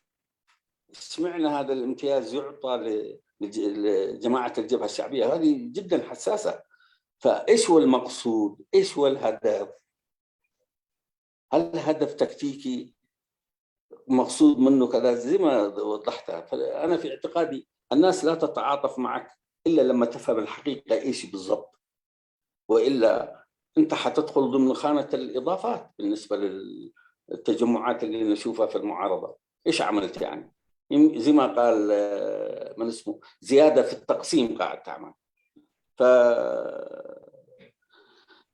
يتوقف على مدى الممارسة من الآن، كيف الناس هذه حيمارسوا نضالاتهم، كيف يصلوا إلى هدفهم، وأهم شيء أن يكون مقنع للناس اللي موجودين في الداخل، بحيث تقدر تخلق قاعدة بشكل أو بآخر وتخترق الجدار هذا. اثنين، تجمعهم حول فكرة واحدة بدون الدخول في تفاصيل. يعني الخلافات هذا ليس معنى داخل التنظيمات بالبرامج وبالرغم أن كلنا أجينا من مدارس مختلفة، لكن الآن ما هو مطلبنا؟ مطلبنا أنه أصلاً ما عنده قانونية هذا النظام من خلال الوثائق بعد الاستغلال. ما في الوثيقة الوحيدة وما نقبلها، عندنا تحفظات فيها هي الدستور. إذا نحن نؤمن بالدستور هو اللي يقودنا. هذا الراجل جاي دخيل سارق للسلطة. الطرح السياسي هذا حيلعب دور في إقناع كثير من الأصدقاء في المنطقة هذه، وحيكون مقنع حتى لأي شخص أنت قاعد تطالب حق. لما نتكلم عن الديمقراطية، مجتمعنا مش للديمقراطية أصلا، يجب أن نفهم هذا. يمكن ديمقراطية ناشئة تقدر تتكلم، لكن بلد ليس به دستور لا يعمل به، ليس في ميزانية، ليست هناك مؤسسات، إذن هذه إيش من الدولة؟ دولة عصابات.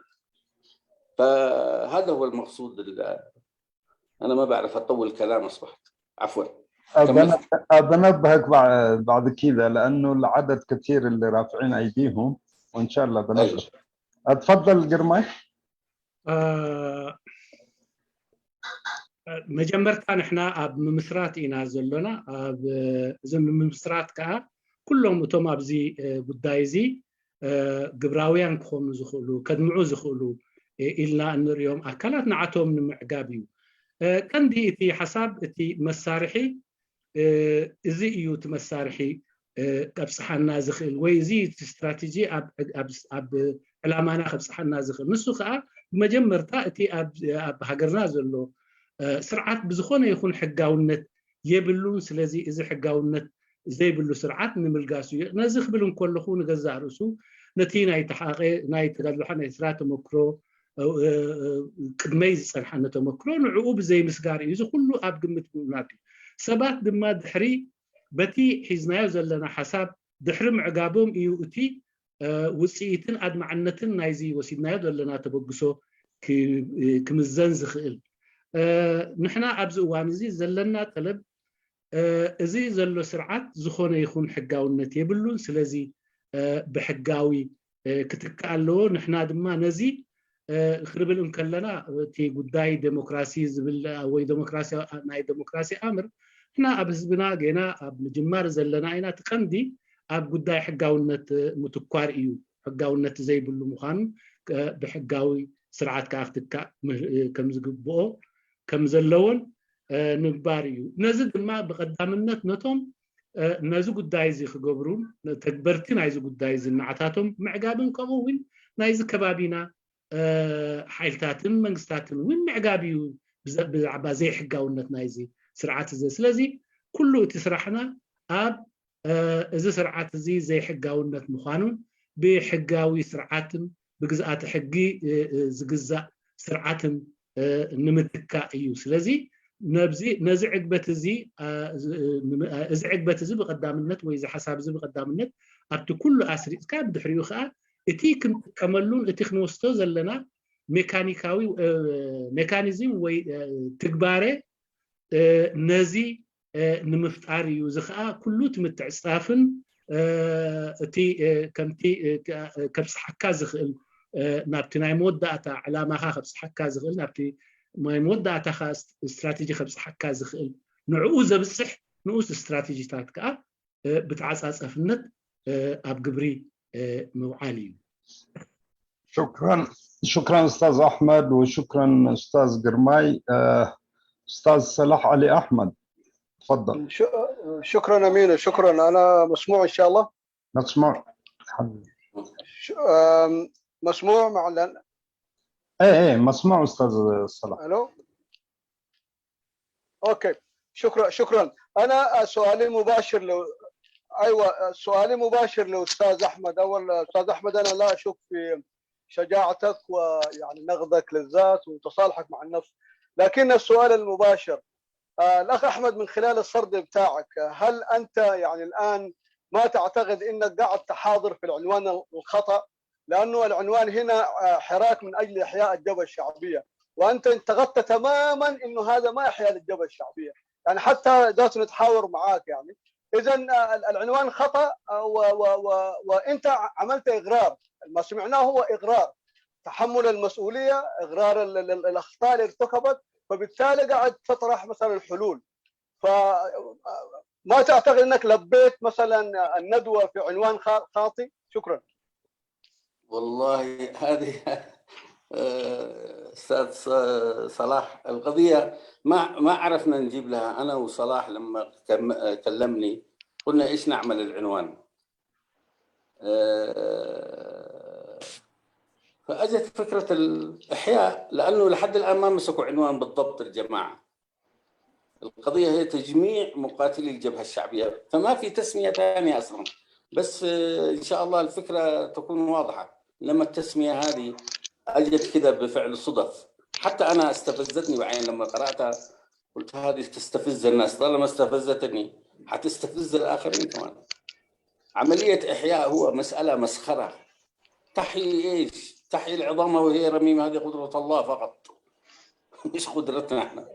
القضيه انه وسائل تستخدمها في صراعك، لا اقل ولا اكثر.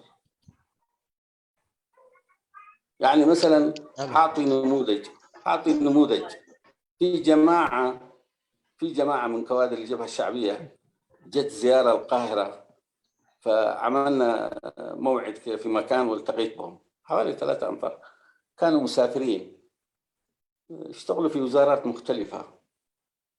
اللي اكتشفته انهم كارهين للنظام اكثر مني ومنتقدين للنظام اكثر مني.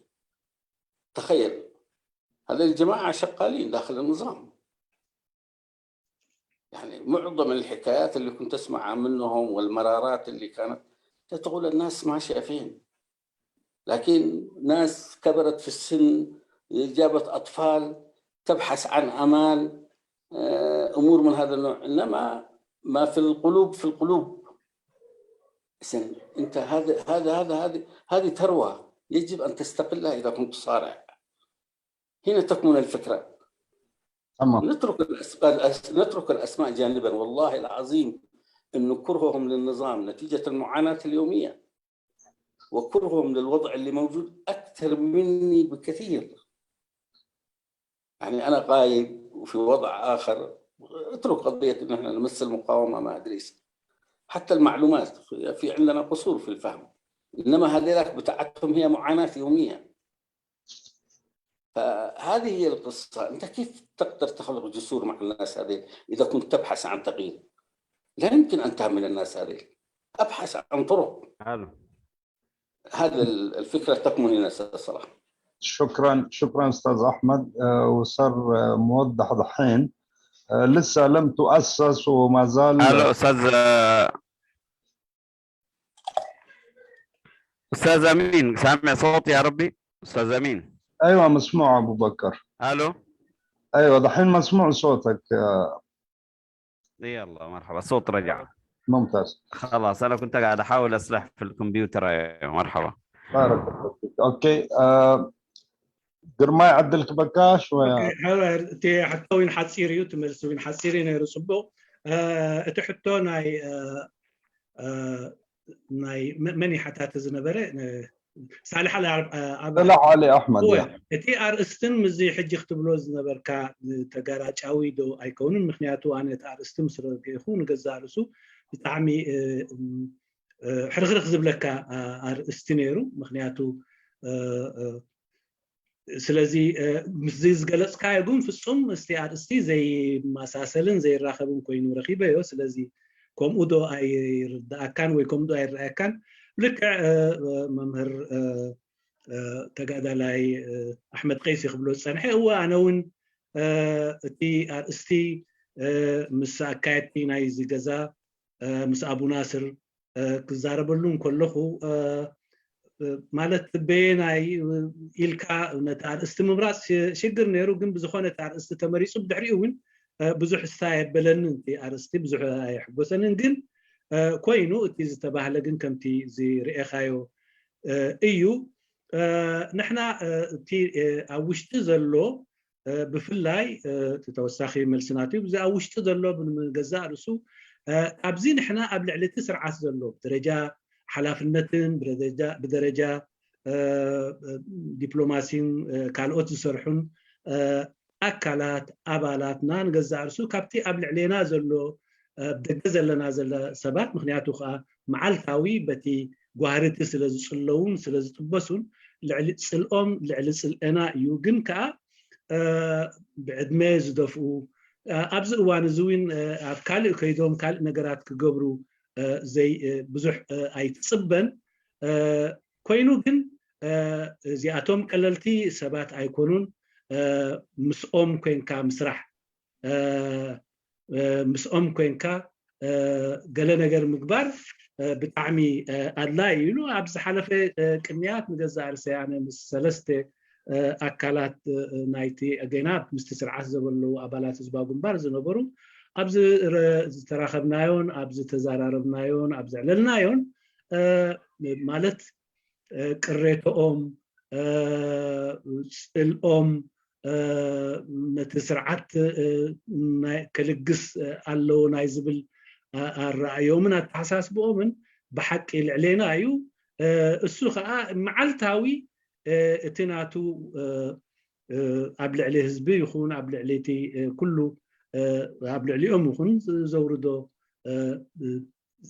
وسعن شجرن زرقي يخون سلازي ازي كل خناتات ازي اب قمت كنقتو علنا نزي حساب زي خنا بقسم كلنا وين ازي كم زي امثله نغرات وين سله نري شكرا استاذ قرماي. اوكي استاذ اخيار.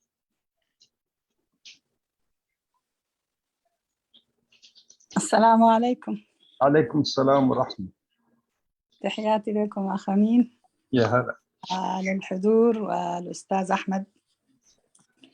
يعني انا اسئلتي مختصره. يعني السؤال الاول يعني الحراك ده يعني أين كان؟ يعني هل اتولد الآن يعني بعد خراب مصر زي ما يقول ولا خراب صوبة؟ يعني هذا أعداء الجبهة الشعبية الحاضبين على مصلحة الناس ويروا هذه العصابة يعني طقت وفجأة يصحوا يعني، فهل هؤلاء اتولدوا حسي يعني؟ النقطة الثانية، السؤال الثاني يعني إنه هؤلاء لو كانوا صادقين واكتشفوا، طبعا الإنسان اللي فيه خير بالتأكيد خاصة مناضل يكتشف هذا القدر على الأقل بعد التحرير. الأمور وضحت يعني، فلماذا لا يعني ما كانوا يتعاملوا يعني إذا نحن كمعارضة خارجيا منفصلين عن الداخل، فلما لم يكونوا الجسور يعني للمعارضة؟ يعني تلقائيا الصح هو إنه أنت تتضامن مع القوى المقاومة وتبقى الجسر اللي تعطي المعلومات وتشتغل من الداخل. وفجأة بنلاقي إنه ناس بتقول إنه الناس ما بتعرف الداخل وناس مفصولة وناس فشلت، نحن اللي نعرف ونحن ناس الجبهة الشعبية وكذا يعني. فيعني أعتقد هل هناك في ثقة، لا زلت عندكم ثقة إنه الشعب الإريتري ممكن يتجاوب مع الجبهة الشعبية يعني إحياء، لأن الجبهة الشعبية. والسؤال الثالث إنه لماذا مقارنة جبهة التحرير الإريترية بالجبهة الشعبية؟ هل هناك ما يستدعي لمقارنة هذه الحقيقة يعني؟ ولماذا ادعاء إنه جبهة التحرير انتهت كجبهة الشعبية؟ الجبهة الشعبية قد تكون قضت عليها جماهير الإريترية بأفعالها، لكن جبهة التحرير الإريترية من قضى عليها يعني؟ فدي الأسئلة اللي أنا حبيت أوجهها للأستاذ أحمد. شكرا. شكرا أستاذ أخيار. طيب جرماي نسيت يملس موني أو خلها تحطن ملسن؟ الحقيقة الناس هذيل مش ناس مستوردين من الصين، مش صناعة صينية. هذيل الناس موجودين في المعارضة، جماعة الجبهة الشعبية اللي قاعدين نقول لهم تعالوا تنظموا ويكون عندكم صوت واحد تقدروا أن توصلوه إلى الداخل. فما نفهم غلط، ما في استيراد للناس، هم نفس الأشكال زي أي واحد. إنما أنا كررت قلت المرحلة تتطلب، ووضحت بكثير من التفاصيل الهدف. هذه نقطة. النقطة الثانية إنه والله الناس هذه الشعب الإريتري من اللي يحكم؟ أنا ما عايز أدخل في من اللي يحكم. يقول والله الجبهة الشعبية هذه انتهت، أنا أعتبره تاريخ شعب، وما في حاجة احتكار خاصة بالتنظيمات. الجبهة الشعبية لما عملت ما عملته من انتصارات عسكرية، أنا دائما أشوف سحب الأجنت من أبناء الساحل، لا عنده أورنيك ولا هو عضو في الجبهة الشعبية، ما كان يقدمه في الجبهة أكثر بسالة من أكبر قائد. فيجب أن ننتبه في كلامنا وننتبه في أمورنا ونعرف الحقائق مضبوط. الجبهة الشعبية قد يكون حصل فيها خطأ من خلال الممارسة السياسية، حصل تصحيح ودفعت ناس أرواحها. ليش؟ مش عيال ناس هذه ولا عيال جايين من الشارع؟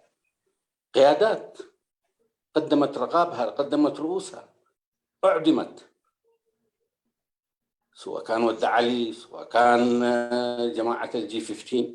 كانت محاولات، الآن هذه ضمن إطار المحاولات، لكن مش ناس مستوردين، ناس موجودين في المعارضة، منتظمين في هذه المعارضة المنتشرة بعدة أشكال.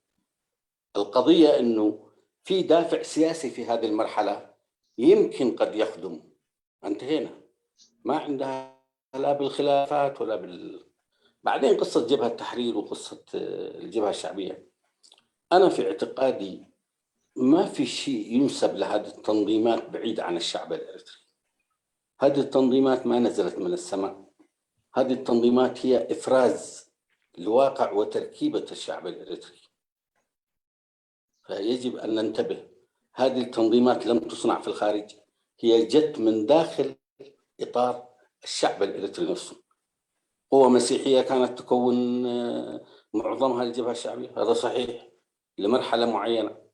لحد الثمانينات كانت نسبة المسلمين أكثر. للي ما يفهموا، ما في حد درس المسألة هذه. جبهة التحرير الإريترية كانت تمثل تيار وطني قدر أن يحمل الكثيرين، يعني لما نشوفه بالقياس يعني. لكن جبهة التحرير ما أنهاها ليست مدافع وبنادق الجبهة الشعبية. لا تعطوا الفضل هذا للجبهة الشعبية، هي فعلا حصلت معارك. جبهة التحرير كان عندها تناقضاتها الداخلية، ولا كانت أقوى عسكريا من الجبهة الشعبية في المرحلة هذه. وأنا أعرف حقائق، أنا شخصيا أحمد القشري قد أقدم شاهد في هذه المسألة بين خروج جبهة التحرير وأسلحة جبهة التحرير اللي كانت في الراق ولقائي مع محمود حسب الشريف. فهذه المسائل أنا في تصوري تحتاج إلى كثير من الدراسة والتعقل والمنطق حتى نصل إلى استنتاجات مضبوطة. لكن يجب أن نفهم أنه قدر هذا الشعب في تركيبته بهذا الشكل، ونحن قاعدين ندفع ثمن، والشعب الإريتري دفع ثمن. ما أجى ما بعد الاستقلال هو شيء غريب، ما له صلة، حتى ما له صلة يعني أبسط الجوانب الأخلاقية، إنك تحمي حتى الناس اللي معك. يعني العصابات تعمل كذا، المافيا تعمل كذا، مش ناس يدعوا ثورية وطنية إلى آخره. ثورة تذبح أبنائها بدون أي سبب، هذا شفناه في إريتريا. هذا يمكن موضوع شيء آخر.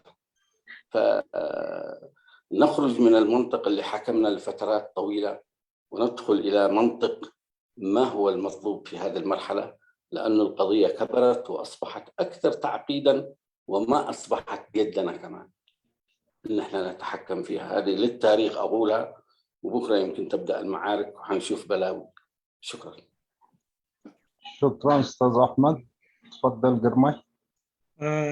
تي حتى ثلاثة حتى نيرو حتى إذا من قصاص زي بينيرو ويكتب حجي بينيركم حجي ك انتاي دا حج مسيكم زبلي تخال اي حتى سلامنتاي دحرنا صنت زي ترأي مخنياتو دحرنا صنت ترأي نير انت زخون مو خا دلدل مستي اب وصا زنبر حيلتات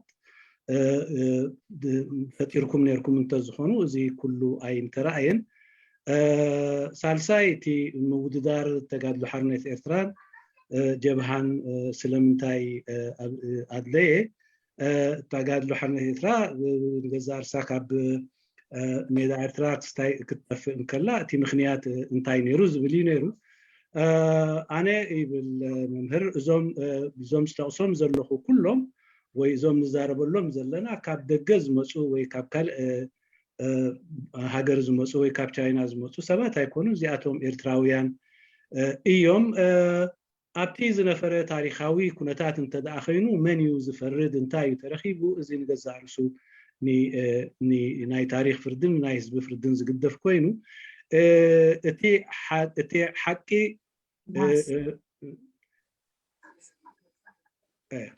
اتي مالت جيجاتات زنر جيجاتات نير يو حقيو نز جيجاتات معرايكا بزحات هيوتهم كفيلهم بزحات تفتنون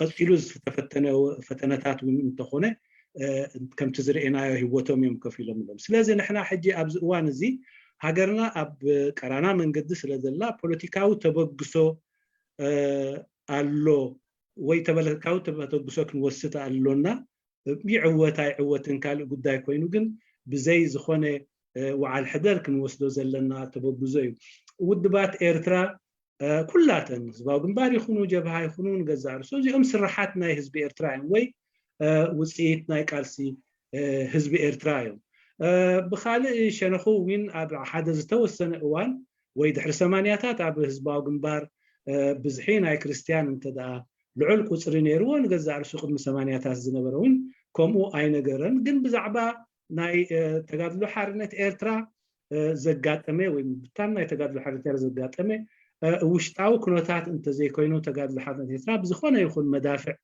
ناي تزنبر حايلي كت عنو وي كتبتاتن تخيل ودب اي نبرتن عتقا يخون تقالستا يخون كمبروان وي كقصلوان زخل اليوم نيرو متز ترخبان مشتاو كنتاتيو زين غزا عرسو يعني بجبري كل كنتات زنبري عتقن حيل سبن حيل تقادلت ناي تقادلو حرب إرترا ابتي مس محمود حسب اب ساحل تراخبنا لوين زري اخو قدايو نحنا ابز وانزي اتي اتي نريو مالت اتي كنكفلو زلنا واغا كنكفل الونا ناي مفرراد وي كاني ناي مالت ناي مصبصاب غداي ايكونن تخونتات نزي زفقد ايكونن صباح نزي زفتر زلو كونتات وي زي اب بلعل هاجرنا زنصلالو زلو كونتات ابي كعرفيو اينفلطن سلازي ازي كله تخالق قديفنا نابزي قصنا كانت كنتكر يقبأنا سلازي كابت زحلف تاريخنا نعونا متقامن نعونا أبونا مصبصابن أبزبس حنا يبلون هاجرنا أب شجر له إلناز وسدنايو تبقسو يو إذا خا نحنا أكلات ويدك زي هزبي دكت نايت هزبي خوينا نقبرو زلنا نمبر كابكال إذا مسأنا وي كابكال فرينا إذا مسأنا يكوننا فرياتنا إذا هزبي زينا تمالوين انتخونه كل زود بات زي فرياتنا إذا هزبي يونيرو بعقمنا إذا هزبي زي بتحستون إذا هزبي زي انت زي كوينو نسو زفترون نسو زقبرون وي نسو زعوتون نقرات يلو نتعود نايت هزبي سلازي أبزي وانزي اتي إن تكررلو كابزي هاجرنا أبينا حدا داخل وطغينا أبزي نفلطلو إذا تبرت بوليتيك إذا وسيدنا زلنا بوليتيكاوي تبقسو وسيدنا لنا نزخ بزح متعصافن بزح ملزابن زدلي أيونا بزقسنا إنا نتمت أبتيناي حلوف تاريخنا تفردي نهزبنا انت قدفنايو تاريخ انت قدفنايو نحيش شكرا استاذ احمد وشكرا استاذ قرماي. استاذ احمد حاول كده تفتح الكاميرا اعتقد الشبكه عندك احسن الحين. كابزغت الى انا عدلنا اني 3 دقائق هي تي ريتو انت لكم ريتوكم كتفسسوا حتى زلوخ انين اجر من قد حطو حتى اوريدي 3 ساعات جرنا لنا كاب حجي ناي ريتون كتون كلتيو لنا 3 دقائق عدل كلي. دحين حنبدا برضو نعطيكم فرصه كل واحد ممكن يقدم رايه خلال 3 دقائق والمجال مفتوح. إذا عندكم أسئلة أو رأي تقدروا تقدموا. تفضل داويد قبر مسكال. أنا بس حنتي كستايك بلو زدلي. أستاذ أحمد القيس أنا قرب دخمي لسلز مساكو بزح وعتاز نبرو بوتاوين سلزم سيخو زبدل كونت بكل يخلي مخنياتو كم تزقبا كستاي هلون يخون سلز قالنا بتاعت انتلو بعلون تملئ زحاشة يكي يقبل كابت زبال. ممتاز شكرا قرماي. كمون أبو بكر تقريبا تي مشكلاتنا أوديو تفتحوا له. أبو بكر كمان أيوة أنا موجود أستاذ. أيوة موجود أستاذ جابر. مرحبا أمين جابر أنا موجود. تكملوا بعد إن شاء الله. شكرا. إن شاء الله. أوكي أستاذ داويد تفضل. Thank you. سمعان لله؟ يا سمع الله. Thank you. سلام كيسي. مرحبا. يغني لنا هذه honest discussion كرب كان كام ساعة. نالوات كم تزبالة قلا خابز حتى ولا رئيته نكون خالي.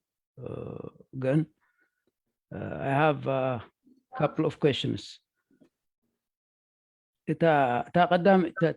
تقدميتي بمسرة تنزقرب كان كلت أقدس نتبتات كم مخنيات نمبقاسنا إذا من كسغاس زي تحنتي تحلف النت موساد إذا حلف توموكرون أبزي ثلنا هناتات زبط حنان نقرات يخالكا كالا أيون وسون زخونا بروغرام حزكا مبقاس بفلاي دماء قداي قوام اجي مزز تاساسر زلنا حتى حدا تقدامي نبعلو تسم من قسقاس نداقمه تنساي حزبا غنبار يلهو بقاس كله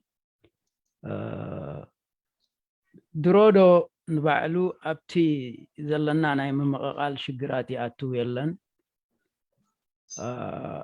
ولا تخبر زدل زلو تخلتنا تبتاز تقاسكاسي بسفح زبالة زمدناتات مفتار كجبر أي كالندو كل شنغات ولا تمساوش تزلو مرخاب ديو ولا بدرجة قوام وقادي كله تزبال كاسي قبول كوينو بالسفح قباب خون أي كالندو زي نبعلاتا داقمة تنساينا هزبا قنبار تلعلو بزوحنا قرات اللوها بزوح كزارة ولو سلطانة ياخد أقوم يدلن اوريدي ابتي ناي ممغال شجراتنا تأتوا الله تام كساس كي تبقست كلا نمنتاي انا تمكرو يتقال لحنة ارتراي أأمني خمت سخات أمنو فرق قبلين خلينا تاريخنا حزب إرترا التاريخ لا يتقال لحنة إرترا دينا حزب أقنبار دينا كلاتنا تاريخي تصبقوا حماقوا أداب تخنقور لنا أنا بو مسرت كا نغد ميت كنت تمت أقداسيز والأمنة علينا مو نبع على تاسم سكفتات تحضر لي أنا عي كالا أي في حلفنة مساعد بالكايو I'm encouraged بفلايتهم على حلفنة دنورة ما وش تزوا قنبر نتزقات مخناتات زنبرة قدلتات بقب كريوه أخنا جن تحلفنة ناتكم ترى حيكونن بحاله أنا ناي كلاتنا ولا تما بتقال لحنة إرتراد نورنا ولا تقال لحنة إرتراد مسفرست دقبرنا يو نجار يلن نزي حجز مت أخناتات نخيمت خد حنا النازخال وحسنات كم فترة يكالنا سلازي ناي كلاتنا يتحلفنة بحاله يعني سالسايت أنا كونستيشن نجار على الكان إركا هو كونستيشن عب نجاري جن كموتيت نايزي قالستات ناي وخمت بحاله يعني نعو كتصورو زخل نجار تزي فتيرنا حجون حتى ما سالي شجر كناتوينا هذا غابت أقداس قداي استغال متن هاجر كمرح زغل هاجر كأل زغل حلفنت كوسد زغل هاجر أو دبات كنفتر نغل ده نغلن بدنا هذا خون مالته يكونن كل باب زنبالي يجن بهاجر درجة كودبلو زغل نجارات مفتاري حجي كونستيشن راح بزح إنفاسيس تقبرو سوات له كونستيشن حتى نجارة كونستيشن فتحنا يرتزخون بزحات هاجراتنا أفريقيا الله كونستيشن زغلاجن سرح يلن أخنا أب إرتراون اتخالق إن كونستيشن كتصورو زخل نجار أنت زي جرنا it's not gonna work قد نفتون لا already إذا أنا كونستيشن حتى ما قاليت كوينات why can't we go beyond this أخنا نزل سجرنا هلا عبيت قدات أثر الناس خال كمفتر نخيل هنا كم قصلتو خاكون استشك مت يخيل يبالا يما عبزين قدات زي أتنزل كاري تو تحبر كاني صبوق يغني لي Thank you يغني لنا أستاذ داوود ترجم قرماي قدم كنت ترجم ترجم خلاص جاي وترجم يا ترجم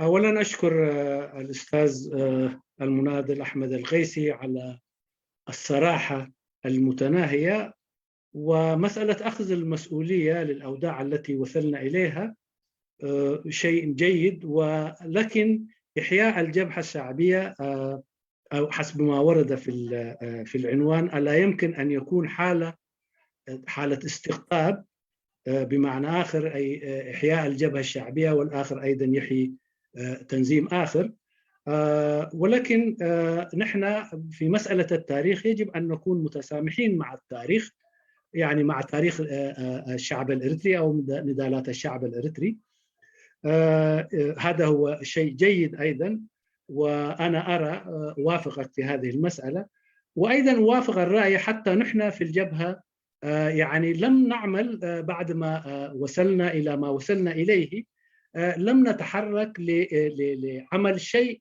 حتى لا نصل إلى ما وصلنا إليه اليوم أو حتى لا تصل إريتريا إلى ما وصلت إليه اليوم فهذا أيضا برضو يعني أنا أتفق معك كلنا لم نعمل لم نقم بهذه المسؤولية يعني أخذ المسؤولية حتى لا نقع إلى الهاوية التي وقعنا فيها مسألة الدستور أيضا كثيرا ما نتحدث فيه يجب هذا الدستور أنا أرى يجب أن ينبع يعني من الأعمال التي نقوم بها الآن وأيضا أرى أنه يجب خلق تنظيم أو خلق وعاء سياسي يتحمل هذا الدستور يكون تنظيم واحد أو أكثر من تنظيم فمسألة الدستور أيضا اليوم أصبحت شيء من عوامل الاستقطاب، إنه مع الدستور اللي تم سنه ضد الدستور اللي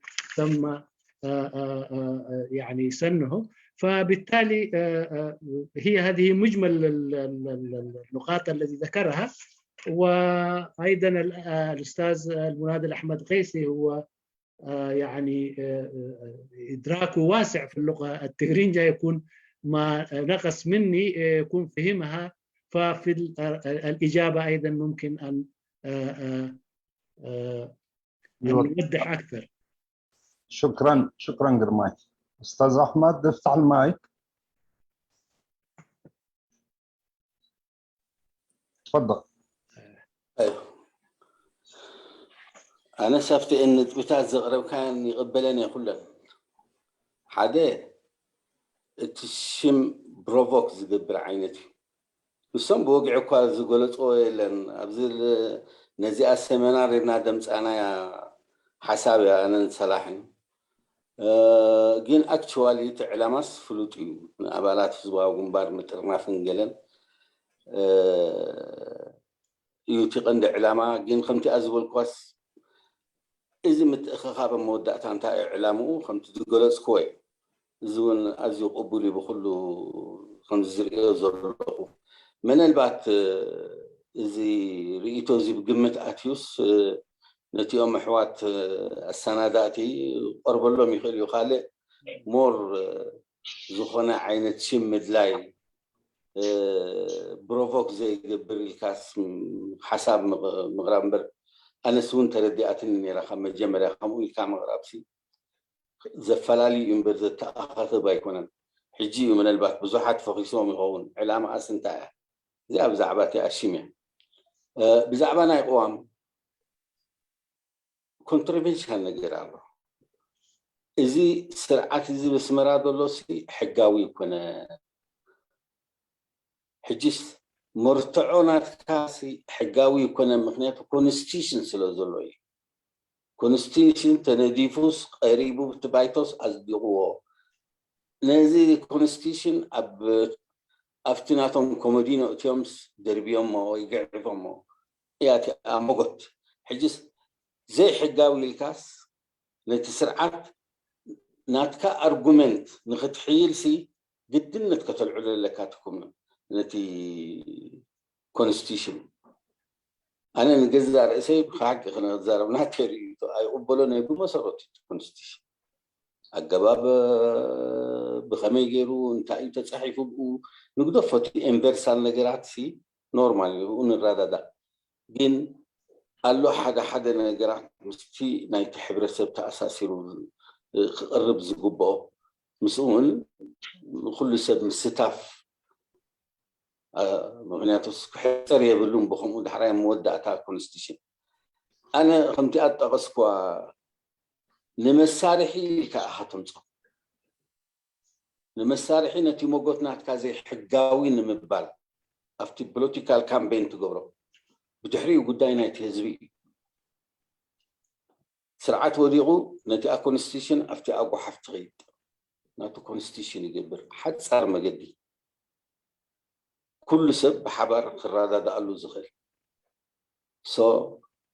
أنا أفتي بوليتيكال ألسس عينة مسارحي حيسكا أها تقرب مخناتو دبلوماتيك سرح له نتي حزب خطا برابروس قوام لنا ساكت يكونن زيوم سي دحر 4 عامات وديهم يوم دحر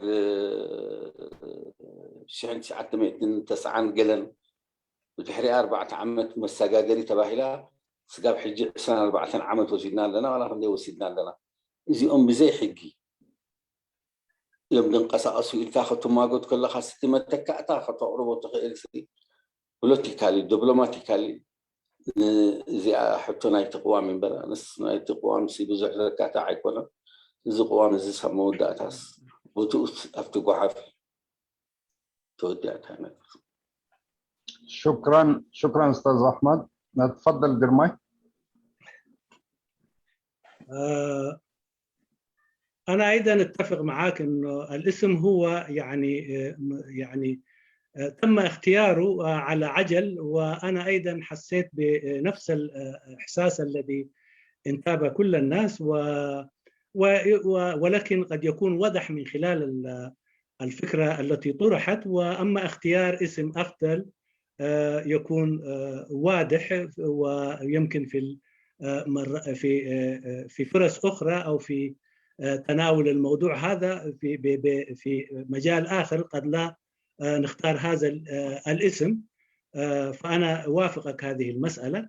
أما مسألة الدستور، عندما نقول أن النظام هو غير شرعي نستند إلى شيء واحد، لأنه كان هناك دستور، رغم أنه أنا لا أتفق مع هذا الدستور، فيه كثير من العيوب وفيه كثير من النواقص أنا أتحفظ عليها ولم أوافقها، لكن يعني يجب أن نستخدمها مجرد حجة ونقول أنه هذا النظام غير دستوري وغير شرعي، لأنه هنالك في دستور في إريتريا تم إقراره والنظام ضرب به عرض الحائط.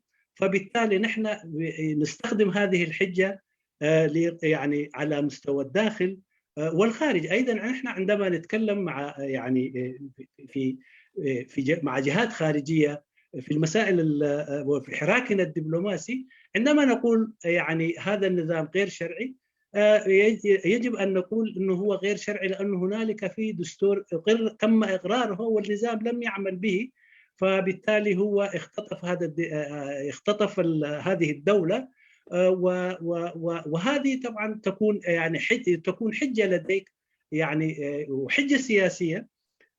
أما مسألة إذا كان رجعنا لمسألة الدستور هو يعني لم يشرك الشعب الأريتري بأكمله، لم يشرك جهات سياسية كثيرة، فبالتالي وأيضا فيه عيوب. فبالتالي عندما نستخدم الدستور كحجة وبعد إزالة النظام نرجع إلى سن دستور يتوافق عليه الكل ويقبله الكل. لا يعني أنه عندما نتناول مسألة الدستور أنه نحن حنرجع ونعمل بهذا الدستور. هذه يجب أن نفهمها في إطار الحجة السياسية. عندما نقارع هذا النظام نقول له إنك أنت غير شرعي لأنه هنالك دستور وأنت لم تعمل به، فبالتالي على مستوى الداخل والخارج هذه حجة سياسية نستخدمها وليس تحسرا في الدستور أو أي شيء آخر. شكرا أستاذ أحمد، وكذلك شكرا أستاذ قرماي. أستاذة جوهرة محمد. سلام جزانا نقرماي حوي مونينكو حقوسكا كلكم كا عبز جزا درلهم عبيتي كادراتن مرحتنان نقولوا ناس جزا سلام النابل في الله نزي نحاور عوزته يقبر وزرلو كما سجني فوتو أنا حتى تعطي تجاري متودي كبلو زدلي نقر نحرالي خوينو نجزيت راح يعني كحتى زدلي أبا حوي أحمد قيسي حجسي هاجر أفقت بعد خاون كم تكتب لوزت أنا حكا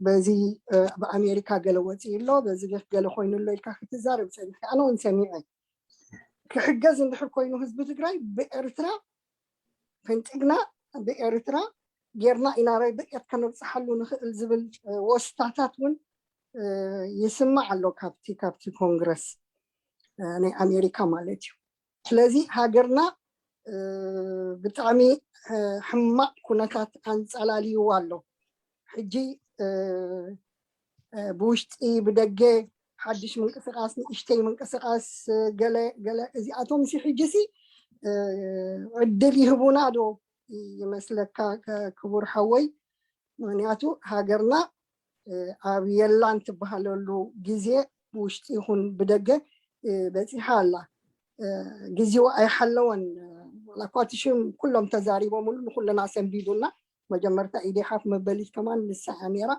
من أتو حساسة ساعات بق مبري يبقى الله يخاف جن تجزي حجي يحجز الناديو هاجر أب ዝለዓለ ኦፕሬሽን ጌርካ ንዓኻ ጥራሕ ደይኮነ ዋላ ነዚኦም ኣብዚ ዘለዉ ዓበይቲ ካድራት እንተኮይኑ ከማን ከተሓሳስቦም ይግባእ 30 ዓመት ሰብ ወላ ኣይትተዓወት 4 ዓመት ሓመድ ድፋጫ ወፂያ ሰሪሓ ግን ኣይተዓወተትን ምክንያቱ ዓበይቲ ካድራትናን መራሕትናን ነናቶም ዋኒን ክገብሩ ስለ ዝፀንሑ ዝደኸመ ሰብ ግን መሊኡ እዩ ዘሎ ሕጂ እውን እንተኾነ ንዓና ዝውክለና ብሽምና ዝዛረብ ምስ ዓበይቲ ገፅ ዘለዎ ይደድልየና ዘሎ ምክንያቱ ግዜኹም እቲ ዘምፃእኩሞ ፅቡቅ ሓሳብ እዩ ግን ደንጉዩ መፅዩ ናይ ቁልጡፍ ኦፐሬሽን እንታይ ይገበር ይክብለካ ድደሊ ይቀኒየለይ شكرا يغني لنا جوهرة. طيب قرماي ترجم أول. جوهرة أولا تقول طبعا الأخت جوهرة المناضلة جوهرة أسئلتي تم تناولها من كثير من الإخوة فبالتالي لم يفضل سؤال أطرحه ولكن مثل ما ذكرت الوضع في إريتريا يعني وضع حساس جدا والكلام اللي ذكرته إنه جهات دولية يعني في مشاكل كثيرة تطرحها ويطرحون في الولايات المتحدة أو في الكونغرس يعني إيصال المساعدات إلى داخل التجراي لا يجب أن يكون إلا من الموانئ الإريترية وإلى ما ذلك فبالتالي وأيضا يعني المشاكل التي تحدق يعني مخاطر كثيرة تحدق بالبلاد من الداخل والخارج فهذه المخاطر يعني تأتي إلى إريتريا من كل الجهات هل تعتقد أن الوقت هو في صالحنا أن نطرح مثل هذه المبادرة ألا ترى أن هذه المبادرة أيضا أتت متأخرة جدا فألا ترى أنه أن نشوف أن نرى طرق أخرى لأنه المخاطر هي كبيرة والوقت لا أعتقد أنه هو في صالحنا. أستاذ أحمد يعني نعطي شخص آخر ولا لا جاوب النقطة عادي أنا بالنسبة لي لكن النقطة اللي أثارتها الأخت جواهر تفضل. أنا أعتقد نقطة مهمة جدا جدا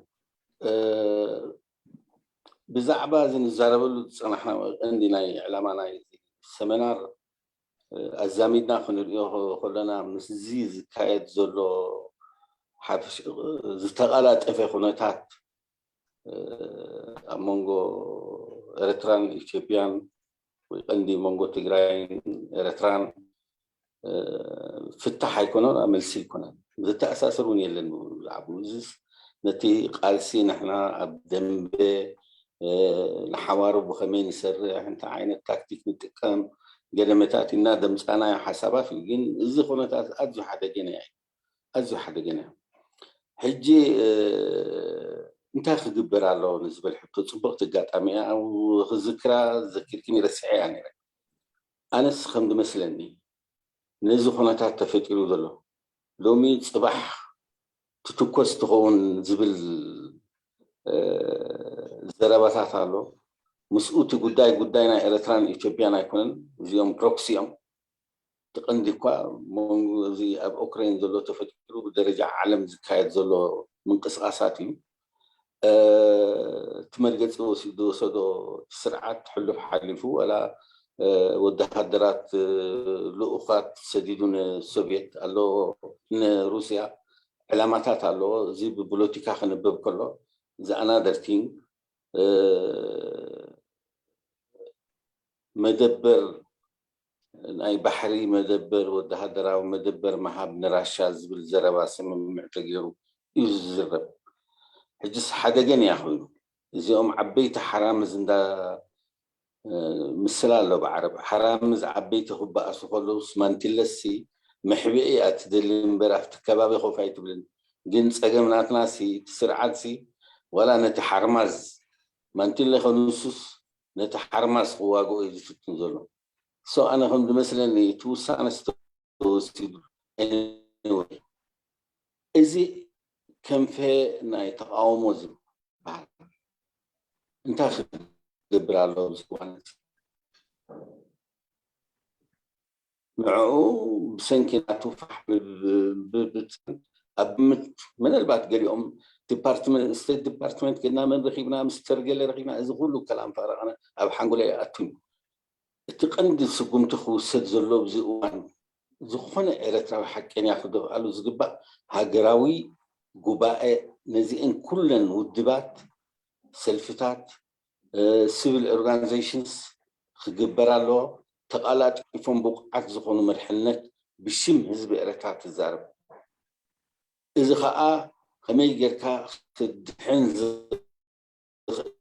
النجارات نخطر حنو إذا أسخت جبرالو باي anyway يما معك مشاكل على أنا الجزائر سيسي انترفيو قال لي تكلمني يوم أبزناي تي في الرسات قندي خطوكر على زدروه زي أوعيت زي آخر أي تخدبر على هجراوي كوبا إس خدبر على بشم سلفي زي كونس بشم مدب زي كونس بشم كله إرتراوي أبو بقعات زبالو سبات مسكهم خما قوتو زغلو نقول حزب إرتراوي كيلوم من البات نزخونتات نبي قوتو تغيد ناتهم سيخو كلهم على بزي نحنا زلنا يخونا تفح بتنقاتنا خالق نجاراتنا هتنا اللونا أوراجانا يكلينا يكلها أمسو توساخينا هايمانوتي كازر بقى أصل زلوا إحنا سنجزار السنة سايبق أعنا نتين عندنا تحجر فيس زغبرو دلو challenges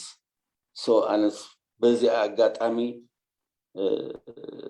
خم حلال فاز دلي من اختنتلا إذا فتح زلام إدنا زلازي جواء خدبرا والدبكار السعخة سلفخار السعخة خمي جيركاب زي أوان نزيئة فت إلى الله خمتات سراوي تعطي قوم سجاب عنقرو ولا أنا إلى ترى سراوي عطيقي أنا خمد مثلا نتوجي أبو خفتم يلون حسبه زلو كان ملك دوسة دبوجي من البات خبتي مجمر يا معلتي جنوسايد خنرينا قام مجمر يا معلتي مخنياتو كامبين زغبر زلو اب قلنا تግራይ جنوسايد يوم غيروا ما بلعنا زبل على سمعي نحنا بزعبان تاشمو كوينا نزارب لنا سراويت نايسال عالم كل دنقرو بسمعي تزغيل عينتي صباح مدفع بتيسراخ مصيخي قليل نجر يكون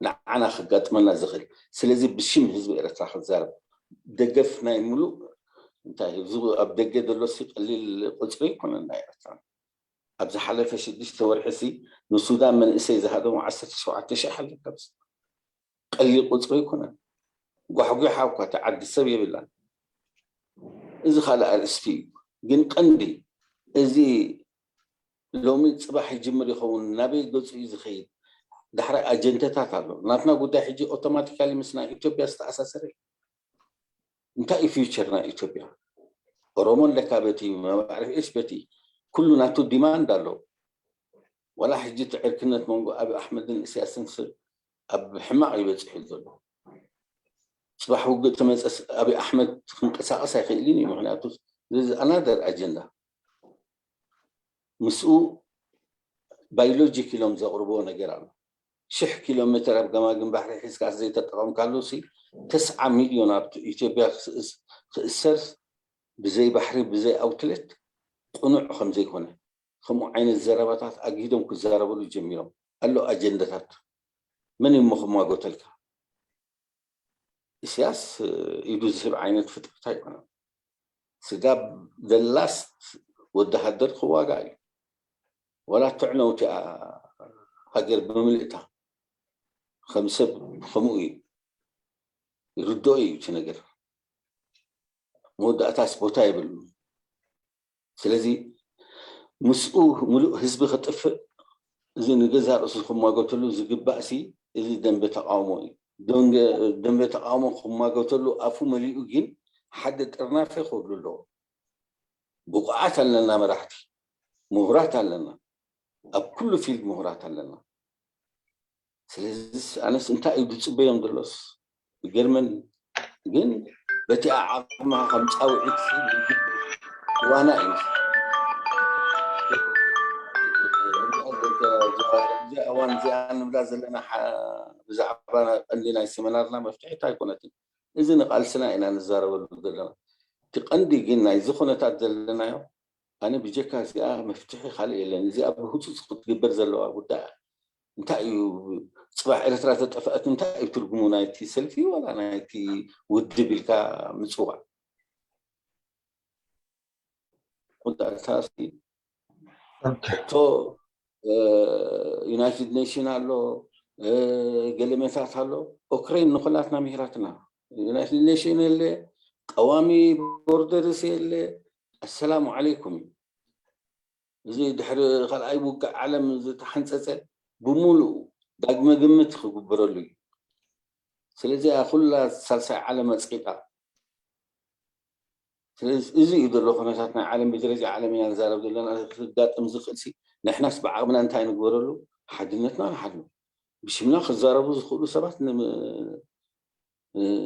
صباح سي قال خلوا أنا له سي خلوا أنا له شكرا أستاذ أحمد تقريبا رسالة عشان أكمل الفكرة اي نعم العدد تفضل عشان أكمل الفكرة إذا هو لسه ابتدروا أبدأ قسي قليل قصوي كنا نعوم خو كله زخ المرحلة فتر على تنسى الفتات نهت الناس إنها تحلوها دون كير جن خمزي بي ال اوناي بلساين حد عينت مرحلة بشم كله خزارة بزخل خون زلو أزي هوسس زيادة أنا خبنا هزوا وقنبار زيادة خب قال تي بشمنا قالسي انت الجواب كنت تلا لنا قلمت عزب الزربالي زي جين سرفايفر to be or not to be يفليو أزي يفليو شكرا شكرا أستاذ أحمد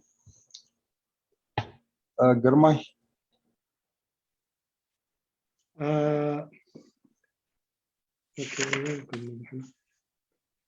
ما نطرحه الآن يعني والأحداث متسارعة الوضع هو كبير في المنطقة متى يتفجر لا نعلم الحرب طبعا هي حرب بالوكالة وهي حرب فيلة وأيضا النظام في هذه المسألة يعني أبدأ استعداده لإعطاء معسكرات للروس والصراع حيكون صراع الفيلة وبالتالي فعندما تتسارع الفيلة وماذا يكون وضع الأرانب هذا شيء هو مفهوم لكن رغم أن النظام هو حجمه حجم الأرنب أيضا هو يريد أن يسارع كالفيل ونحن أيضا في هذه المرحلة أنه التقينا بالعضو مجلس الشيوخ الفلاني أو عضو مجلس دولة ما هذا لا يفيدنا إذا كان أردنا أن ننقذ بلادنا وأن تحسم هذه المسألة لصالح وطننا وإنقاذ الوطن من المخاطر التي تحدق به من كل الجوانب فيجب علينا أن نقوم بمؤتمر عام لكل الإريتريين مؤتمر جامع يعني فوق التنظيمات نحن يعني ما نقوم به نحن هو مجرد أنه أسلوب من أساليب النضال اللي ممكن توصلنا لإزالة النضال ولكن المؤتمر الجامع هو اللي سميت اللي قلت فيه أنه يجب أن يكون فوق التنظيمات والكل طبعا يجب أن يشارك فيه ويعمل من أجل إنقاذ الجسم اللي يوجده يعمل من أجل إنقاذ الوطن. اليوم صحيح المخاطر هي كبيرة جدا جدا الكل من كل الجوانب مسلح حتى آخر نخاع وسوف تكون المعركة أو الحرب سوف تكون غير الحرب الاعتيادية التي نعرفها. هذا هو يعني هذا موضوع هو يعني موضوع مهم. أما موضوع إنه ما تبنيناه من تكتيك أو أسلوب نضال هذا هو شيء آخر.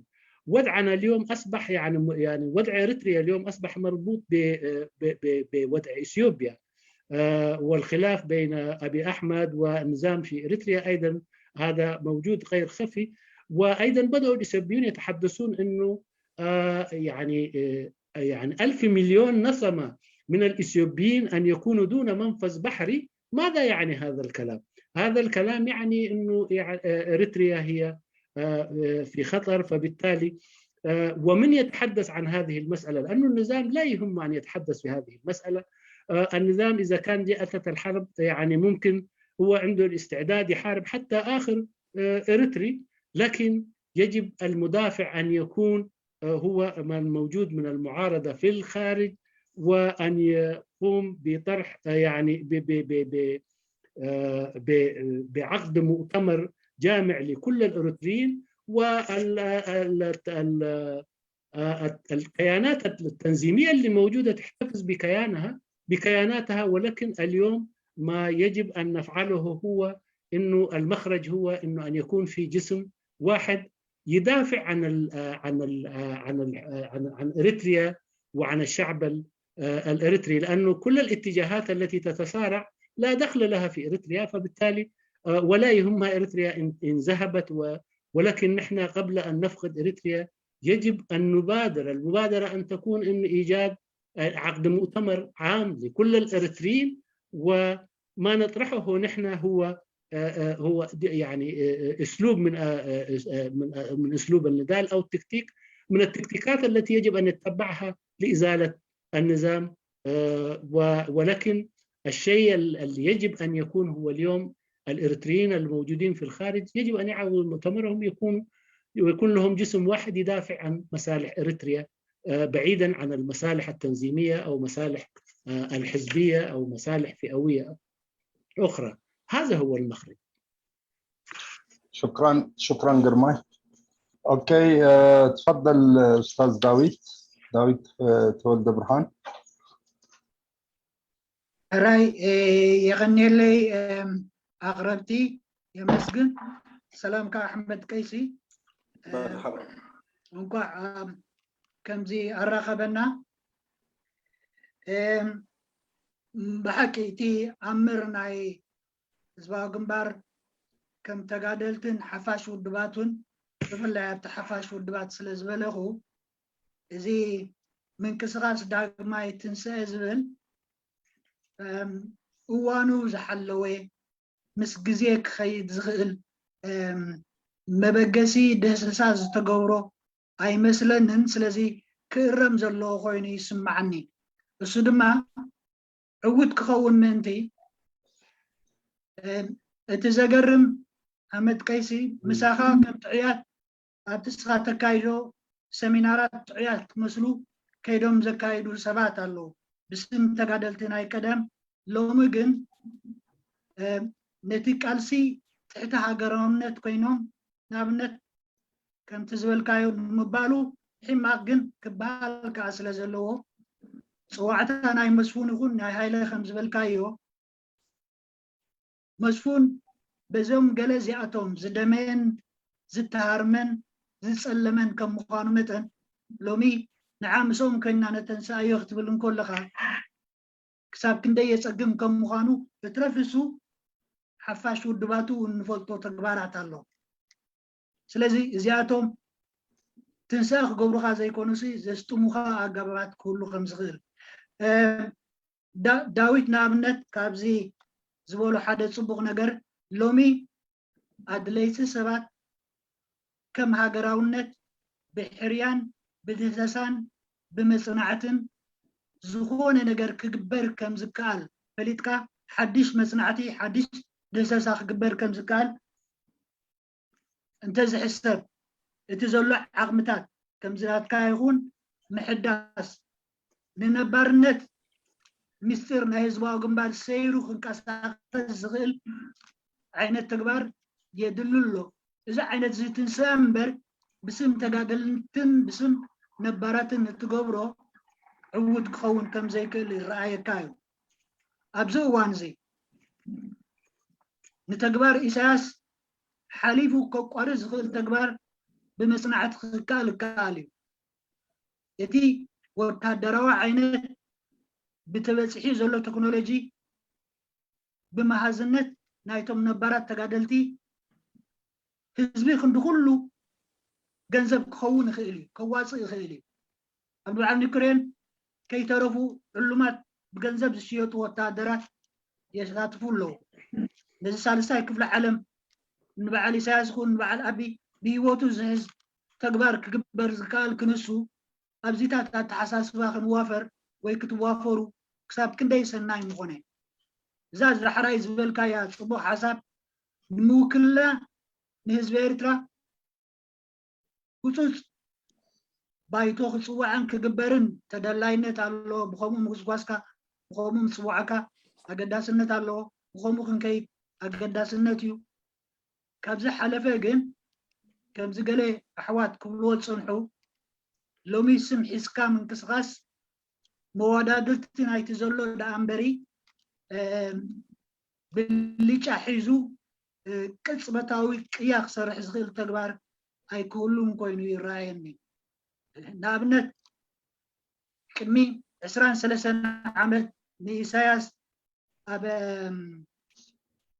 ኣብ ለንደን እቲ ናይ መጀመርያ ሓዋሱ ሓሶቱ ዘቃልዐ ሕቶ ሓቲትዮ ነይረ ኣብ ኤርትራ ብባይቶ ዝቕየድ መንግስቲ ክገብር ከም ዘይክእል ቅድሚ ጉጅለ 13 ቅድሚ ጉጅለ 15 ዝተሓቶ ሕቶ ኣብኡ በርዒኒ እዩ ኩነታትና ስለዚ ካብኡ ንድሓር እዚ ኣተሓሳስባካ ክጋልበሉ ዝነበሮ እዋን ስለዝሓለፎ ንዝሓለፈካ ኣርኪብካ ክትሓልፎ ከዓ ብዙሕ ስራሕ ስለዘድሊ ኣብዚታት ምሕሳብ ኣገዳስነት ኣለዎ እሞ ኣብዚ ሕለኹ መስለኒ ክብረት ሃበለይ የቐኒየለይ ወዲየ ኣለኹ ቴንክ ዩ የቐኒየልና ክቡር ሓው ዳዊት ግርማይ ተርጉማ እሞ ዕድል ንስዒድ ዑስማን ክቦኤ መታን ሓሳባት እዩ ዝወርድ ዘሎ ዳሕራይ قرب امين انا تحت تدጋገም እያ ዘላ መስለኒ ኣሕመድ ቀይሲ ዳግመ ትንሳኤ ናይ ህዝባዊ ግንባር ክገብር ወይ ክንገብር ኢና ዝብል መልሲ ኣይኮነን ኣርእስቲ ከምኡ መፂኡ እዚ ከዓ ብኣርባዕተ ሓሙሽተ ሰባት ተሓቲቱ ስታይ ስለ ዝኾነ ደጊምና ከዓ ናብኡ ስታይ ነብል ስለ ዘለና ኣነ እንድዒ ኣብ ቁሩብ እንታሽሙ እንታለኹምና ፅቡቕ ይብል እቲ ሓው ዳዊት ክብሎ ዝፀንሐ ንገዛ ርሱ ክልተ ነጥቢ ኣቐሚጡ بالعرب طبعا الاخ داوود كان بيقول انه الجهات اليوم اللي ندعو اللي يكونوا يعني نواة لهذه الحركه او نواة او اعداء هذه الجهات هي الجهات التي يعني نالت من سمعة ومدالات المناضل مسفون حقوس فبالتالي أنا لا أرى أنه أي إيجابية في مسألة اليوم أيضا نجيب نفس الأشخاص هذه وننتقل ونكون منهم يعني أعضاء لحركة أما الاسم إحياء الجبهة الشعبية أما المبادرة لا ترى أنه هي مبادرة يعني عفى عنها الزمن لأنه لو نترك هذه المسألة ونعود إلى مسألة النقطة اللي ذكرتها في النهاية اللي هي يعني عقد مؤتمر جامع للإريتريين والخروج بجسم أو كيان أو قيادة واحدة تتحدث باسم الإريتريين هذا كان من الأفضل هذه هي أعتقد لب الموضوع شكرا قرماي أفتاز هبكا كومنت بنتشم بزملكت أبزي زتن حبراو نقحات كمر استي قريبو زولو تداقمة تنسائي زبل كمتي أقدمو أستاذ أحمد زغلوتسو مس أستاذ صلاح أبو ناصر انتار استنهبو أبز بولولو جيزي زغمطو الأنبر بقو درجاوي بدي نحنا قليس ما يزل لنا زتبقس زي مخانو دقاقيمو قليتشلو مالتي ግን ኣነ እንታይ ክብል ዝደሊ ዘለኹ ምልዕዓል ድዩ ምግስጋስ ድዩ ምፅርናፍ ድዩ ዝኾነ ይኹን ሽም ክወሃቦ ክእል እዩ ግን ኣብ ምንታይ ተመርኮሰ እዩ ዘሎ እቲ ቀንዲ ክትዕ ዝኸይድ ዘሎ ሕጂ እቲ ህዝባዊ ግንባር ብዝብል ስያሜ ዝብገስ ዘሎ ኣብኡ ድማ ትርኢቶታት ዝወርድ ዘሎ እታ ዳግመ ትንሳኤ ትብል ግን ከምዘየላ ጌርኩም ቁፀርዋ ودعها بالله جرماي يعني نفسها هي نفس الكلام اللي قلته هو اللي ذكر انت قبل سنحو تي ار اس تي عربي هو العنوان هو يعني اللي نزل في البوستر وفي في الإعلان لهذه الندوة فعلا الاسم يعني كان اخترع على عجل الناس ما يعني ما قدرت يعني ما وفقت ما بين مضمون الذي طرحه الأستاذ المناضل أحمد غيثي والعنوان الذي طرح فيجب أن لا نأخذ أنه ما الفكرة ليس هي فكرة انبعاث الجبهة الشعبية بقدر ما هي انه انه الجبهه الشعبيه هي الذي اتت بهذه النظام والجبهه الشعبيه لم يكن اهدافها من اهداف ما نراه اليوم في اريتريا فبالتالي عندنا مسؤوليه تاريخيه ايضا مسؤوليه معنويه ونحن يعني قمنا بهذه المسألة حتى كتكتيك لإزالة هذه النظام وليس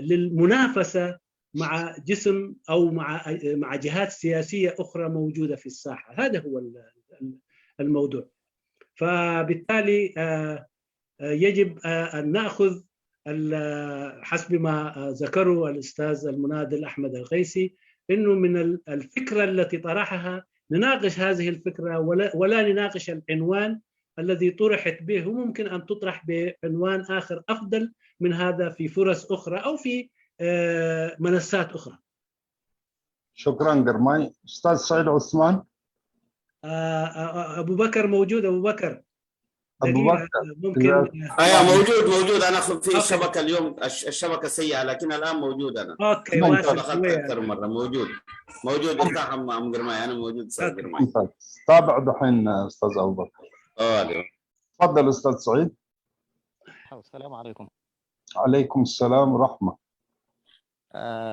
وتحية خاصة للأخ المناضل أحمد الغيثي وفي البداية بقول يعني من الخطأ تحميل ما تم من فرقة لمنجزات الثورة لأعضاء تجربة الجبهة الشعبية هذا خطأ كبير جدا جدا ويتمنى الحراك ده يصحح هذه النقطة لأنه الكل هنا ده تم صرفته والكل ضحى لهذا ليس من معقول أن يتحمل أعضاء التجربة في الجبهة الشعبية هذه المسؤولية هي مسؤولية جماعية هي والكل يعمل على تصحيحها دي النقطة كان مهمة ويجب الناس أن تعرفها وأحمد الغيثي يتمنى يعني يراجع في الحتة دي بالنسبة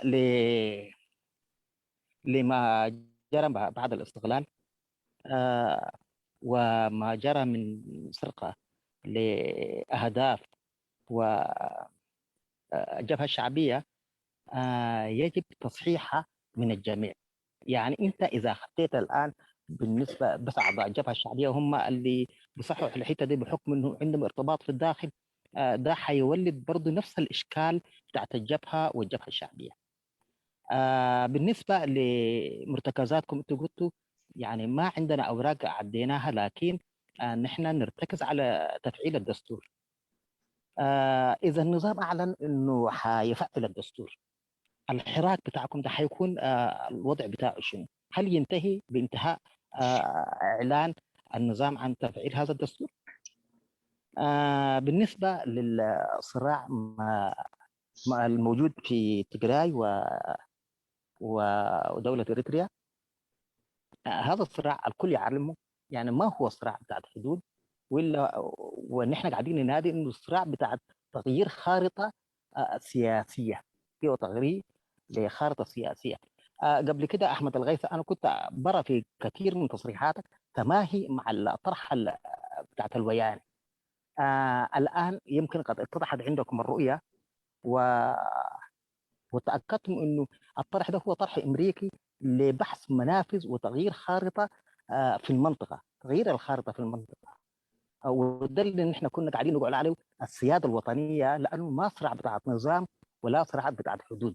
هل الآن أحمد الغيث استدرك هذا الخطأ ورجع عنه، وما هي رؤيتكم لهذا الصراع؟ وشكرا لك. شكرا استاذ سعيد.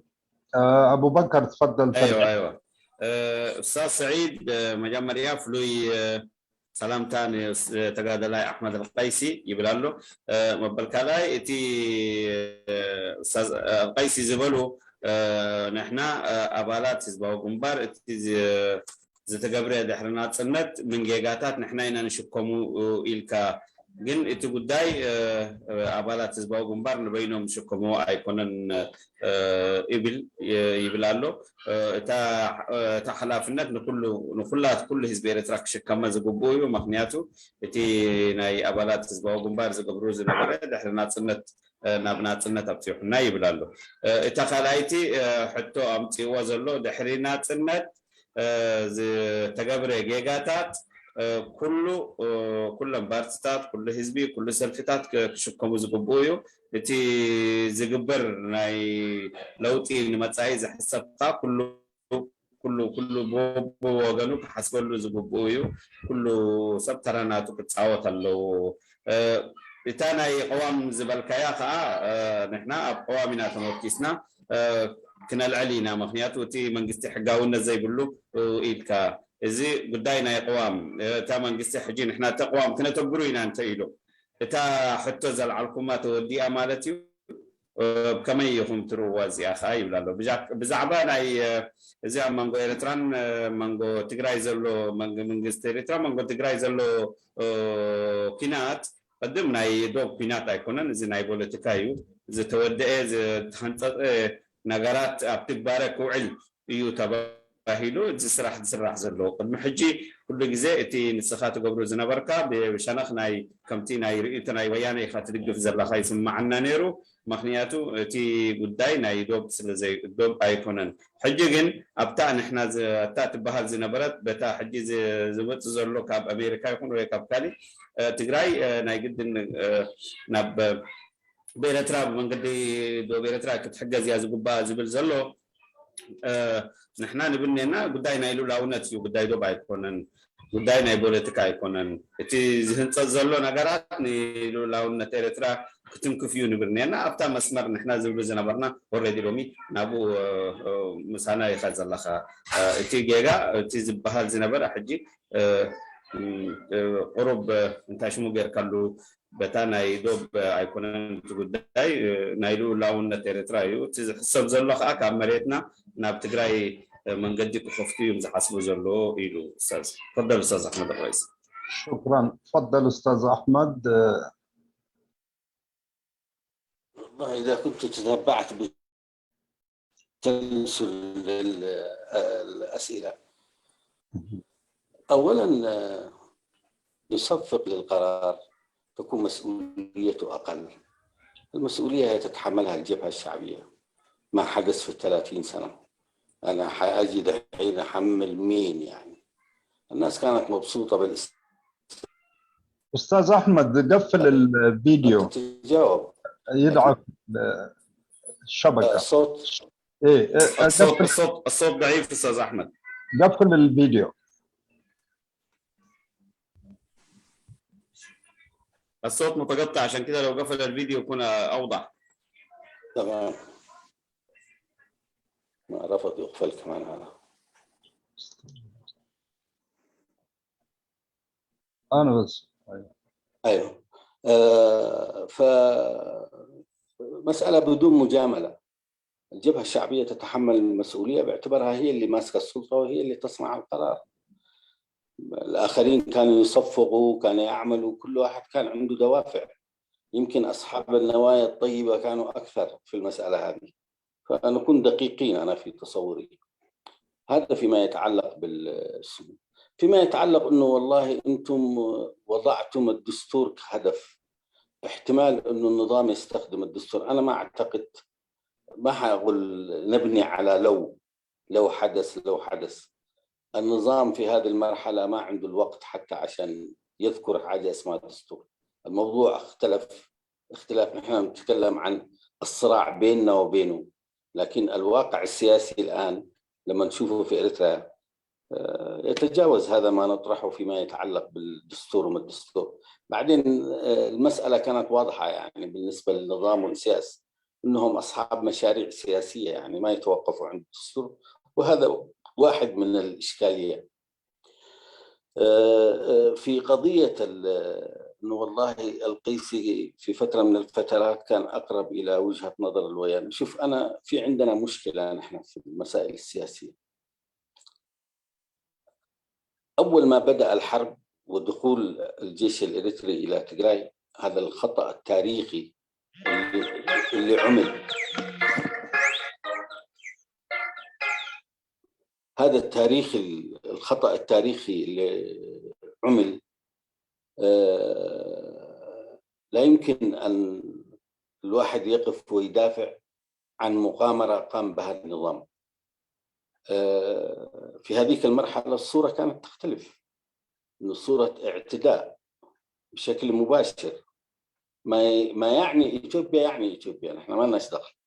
هل القوات الويانة راحت هجمت على الجيش الإثيوبي بعين كان سبب الحرب اللي يقدموه مبررات، لكن إنه الجيش الإريتري يتخطى الحدود ويدخل، والعذر إنه والله استعادة الأراضي اللي رفضوا الويانة يسلموها. الكل يعرف إنه لا يمكن أن تفرض حقائق على الأرض بالقوة إن لم تكن تمتلك القوة. يعني إحنا مش روسيا تفرض واقع موجود في الدوباس، هذا يختلف. ناس تمتلك صواريخ نووية مش لعب، لكن ما ممكن تجي والله هذه حقي وبعدين في قانون دولي حكم لك إنه الأراضي هذه لك. يعني عندك الخيارات السياسية للتحرك، لذا كان الخطوة كانت خاطئة. هذه نقطة. النقطة الثانية، ما في واحد أجي قال والله أنا مع جيش تيغراي. نحن قلنا نتعاطف مع شعب تيغراي، هذا موقف مبدئي حتى الآن، التعاطف مع شعب تيغراي، لأنه فرضت عليه هذه الحرب، فرضت على هذا الشعب. الآن دافع ما لا يقل فوق النصف مليون من أجل ماذا؟ يجب أن نسأل، فنكون واقعيين. يعني هذا عمل سياسي يتغير بالتغيرات والمعطيات السياسية في كل مرحلة، ما في حاجة اسمها والله فيكس. فيما يتعلق بالوضع الحالي، هي المسألة تعقدت، لم يعد صراعا إريتريا تيغراويا إثيوبيا. القضية شملت القرن الأفريقي بالشامل، مرتبط بالجيوسياسي للكبار. الآن لا يمكن أنك توقف المسائل، أنك تتعاطف مع هذا أو تكون ضد هذا، لأن المسألة كبرت، خرجت عن الإطار هذا. الآن في هذه المرحلة هو كيف تحافظ على سيادتك، كيف تحافظ على أرضك، كيف تحافظ على شعبك من هذه العاصفة القادمة. بعدين الأسوأ، نسيت في نقطة هنا، نسيت عشان زيادة المعلومات. المرتزقة الروس اللي كانوا في ليبيا، مجموعة فاغنر، اوريدي ظاهرة في أسمرة. هذا للمعلومية. المسألة تعقدت أكبر وأكبر، فالأسلحة الجديدة يشغلوها جماعة فاغنر. إذن الآن حروب بالخفاء بين الكبار، الأدوات الثقيلة على الساحة الإريترية والإثيوبية، وأهداف استراتيجية مرتبطة باستراتيجية دولية. هنا المصيبة. عشان كده قاعدين نقول إنه الشعب الإريتري يجب أن يكون له كلمة. الأمل اللي موجود في هذه المعارضة أنها تخلق صوت موحد يقف ضد كل ما قاعد يحدث. فهذه الإجابة بتاعتي، إن شاء الله تكون وفية. شكرا. أستاذ أحمد، إذا عندك تعليق برضو في كلام أستاذ داوود لو بزعبة داوود الذكر حقي أفتى قداميتي بزعبة أبالات حزبا وجنبر مسفون حوس أبن الدمسة أنا كمان تغيسها وقفت في مجلس سنتين بجمرة حزبا وجنبر زوارده أبالات حزبا وجنبر يوم كويل سؤال كذي متن خافات أمونجو جبهان شعبيان اللي متى زرب نورمال جينا بحكي مخفى لحزبا وجنبر أبالات حزبا وجنبر بمنتهى دم دي ممها بممسعنا زي سرعات تزخف أنا يدير أنا مساها أبزيا جين إحنا فتنا نقبل لنا مخنياتو ألسس لزقوني بس صباح خندي سرعي مسيو بشمنا حزبا وجنبر لس خطرنا في قلق قبل بصح نقراتي تثبيت لنا فلوت ليش حنت نتبي خاطر غيسواني روداوي جيس أذكر كان أقداسيت نيرا مسلمي أقداسيت أوكي معلش تذكر كواه من الشاعر الحرب اوكي او داويت من البات سمعنا تلقى دقيمتا بس تا نتبي ذكره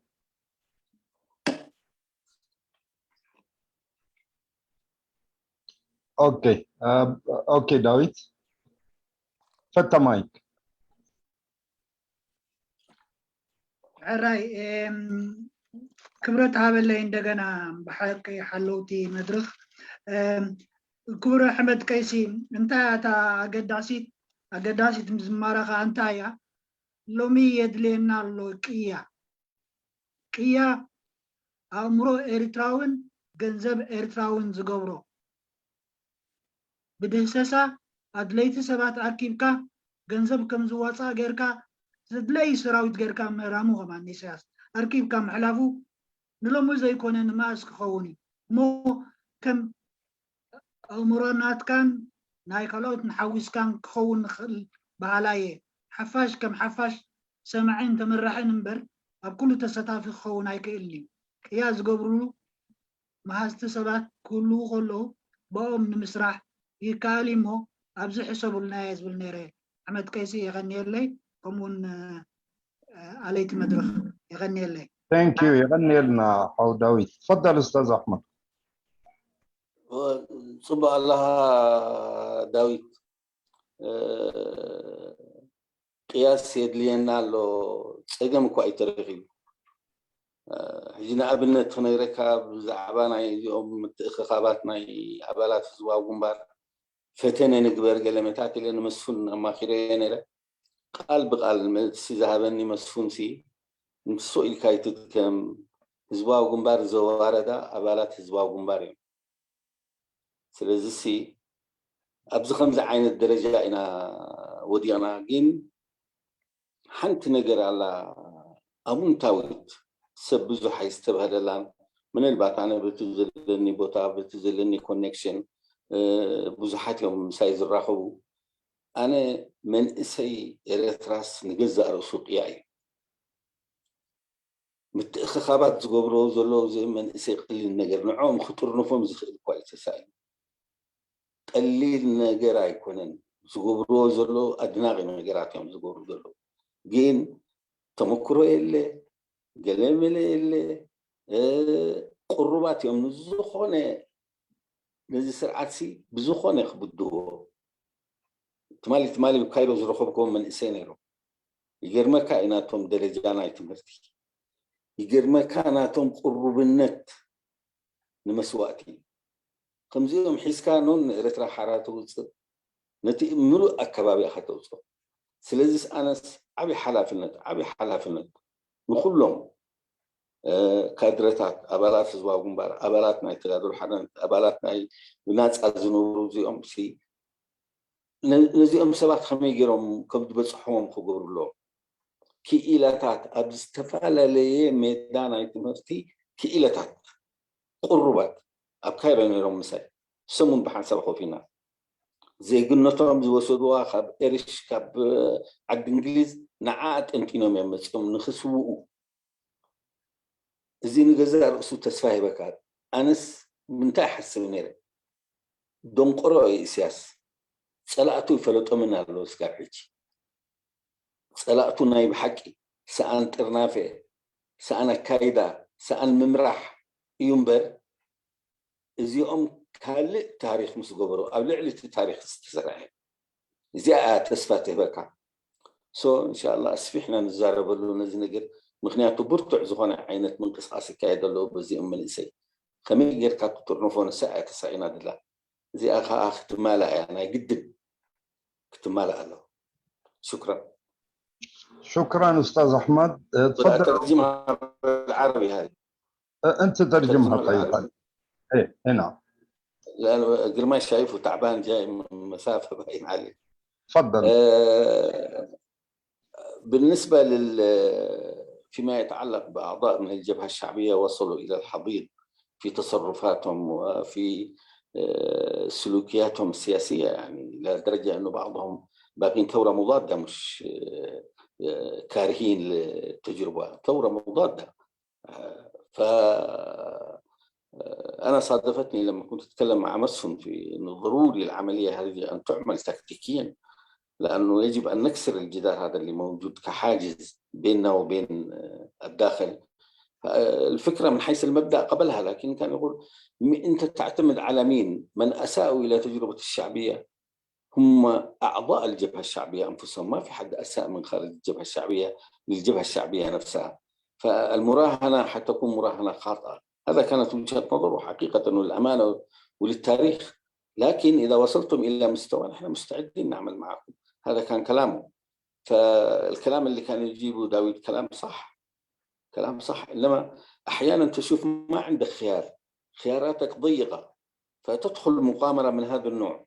يمكن قد تحدث فجوة، يمكن قد يحدث شيء، لأنه واقعنا زي ما قلت واقع المعارضة واقع سريالي زي ما ذكرت.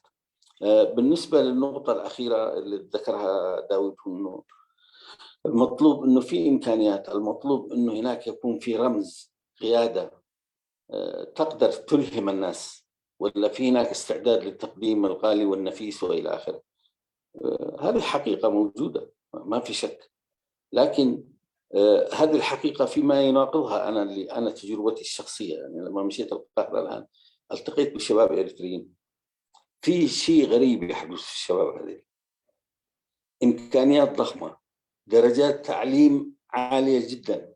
تخيلوا أنهم في القاهرة كانت في شركات تطلبهم على أساس يشتغلوا معها مهندسين كفؤين إلى هذه الدرجة. هذه الدرجة تركوا جنسياتهم اللي اكتسبوها سواء في بريطانيا أو في أمريكا أو في أيرلندا، كان جزء كبير منهم من أيرلندا.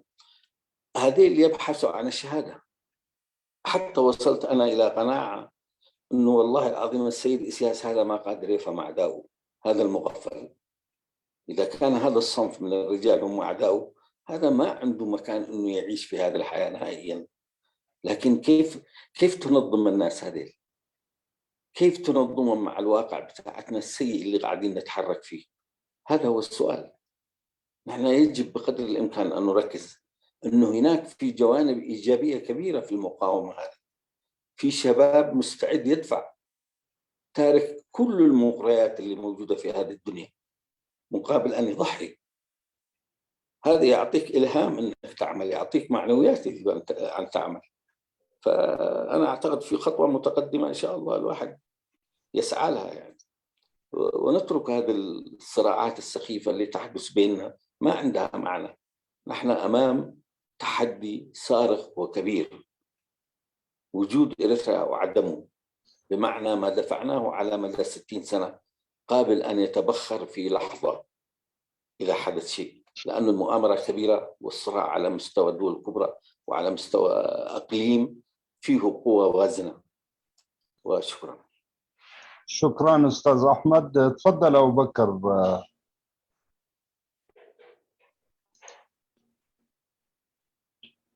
أبو بكر. هو أيوة الأستاذ أحمد، هو الأسئلة طرحت عليه وهو ترجمها ورد عليها. الآن نأخذ أسئلة جديدة على أساس نترجمها. لا، الأسئلة الأولى اللي سئلت بالأخ محمد سعيد عثمان سعيد، ورد عليك بالعربي. بتاع سعيد عثمان. أيوة سعيد عثمان قصدي. ايوه سعيد عثمان ما ترجمتها انا ترجمتها. الرد حق احمد قيسي ما ترجم. ايوه الرد بتاع الاستاذ احمد قيسي هو بالنسبه تايو تينا سعيد عثمان. ايوه هو اتكلم بالتقرينيا ترجمتها انا. هو اتكلم وترجمه، هو ترجمه الاستاذ احمد القيسي ترجمه واتكلم بالتقرينيا وترجمه الى عربي بتاعت سعيد عثمان، وانا ترجمتها كمان ال3 نقاط اللي ذكرها الاستاذ سعيد عثمان الاسئله بتاعه من العربي ترجمتها للتقرينيا، واستاذ احمد القيسي رد عليه بالعربي وترجم ما قاله برضه للتقرينيا، فناخذ اسئله جديده. طيب شكرا ابو بكر. طيب الفرصه لك استاذ الامين عبد الله.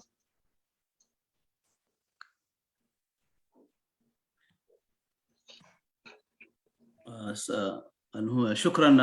اولا احيي الاستاذ المناضل احمد غيسي انه حضوره هنا وطرح هذا الطرح بشجاعه ما يخص بعض النقاط. المهم يمكن انا واحيي الاخوان في حوار الوعي المشترك في ندواتهم اللي قاعد يقوموا. انا كنت انقطعت، يمكن عنوان الندوه اللي خلاني بصراحه يمكن استفزني زي ما تفضل الاستاذ احمد وخلاني احضر هذه الندوه واسمع، ولكن ما سمعته. المهم يعني كويس انه الناس يعني ناس تبحث انه فعلا انه احنا في وقت انه الكيان الاريتري هو في قد يكون في مهب الريح نتيجه الاوضاع الموجوده، نتيجه يعني ظروف الخلقه نظام السياسي، وادخلنا في هذه الحروب وهذا الوضع الجيوسياسي الموجود يتطلب انه فعلا يجب ان كل الاريتريين يفكروا ايش المخرج يعني، لانه الكيان الاريتري حتى هو في خطر يعني، وعليه من ضمن هذا البحث. ولكن كنت احبذ لو انا اقول لا ترى المناضل احمد غيسي هذه الدعوه لو بقت لكافه الوطنيين بدل تكون تخص بها. وبرضه ايضا انا اتفق مع في التحليل اللي ذكره الاستاذ الغيسي بانه المعارضه كذا عجزت تغير هذا النظام، وبالتالي يجب ان يكون هناك التواصل مع الداخل واهميه هذا الدور. ويمكن طبعا الجبهه الشعبيه اكيد هم اللي كانوا في الجبهه الشعبيه حيكون عندهم باع كبير في هذه المساله، ولكن الدعوه يا ترى لا تكون كان من الافضل ان تتوجه لكافه الوطنيين الاريتريين، حتى انه الحراك ده يكون حراك بتاع انه وعي بان ينقل الشباب اللي ذكرتهم هؤلاء اللي عندهم استعداد حتى الاستشهاد يعني، بالرغم من انهم حمله جنسيات وجوازات، بحيث نحن نخرج من هذا الواقع الموجود. لانه فعلا قد يكون النوايا طيبه والطرح اللي ذكرته انت طيب في انه الناس تحاول تستغل كوادر الجبهه الشعبيه اللي موجودين في الخارج، ولكن انه تخص الدعوه لهم بس حيخلق جو بتاع تعاطف، وتعرف احنا شعب عاطفيين، وحيخلق كثير من الناس المندفعه في اتجاه اللي هي حاله الاصطفافات اللي احنا ما عاوزين نخش فيها مره ثانيه، واحنا عاوزين نبني دوله مدنيه، عاوزين نبني دوله قانون يعني.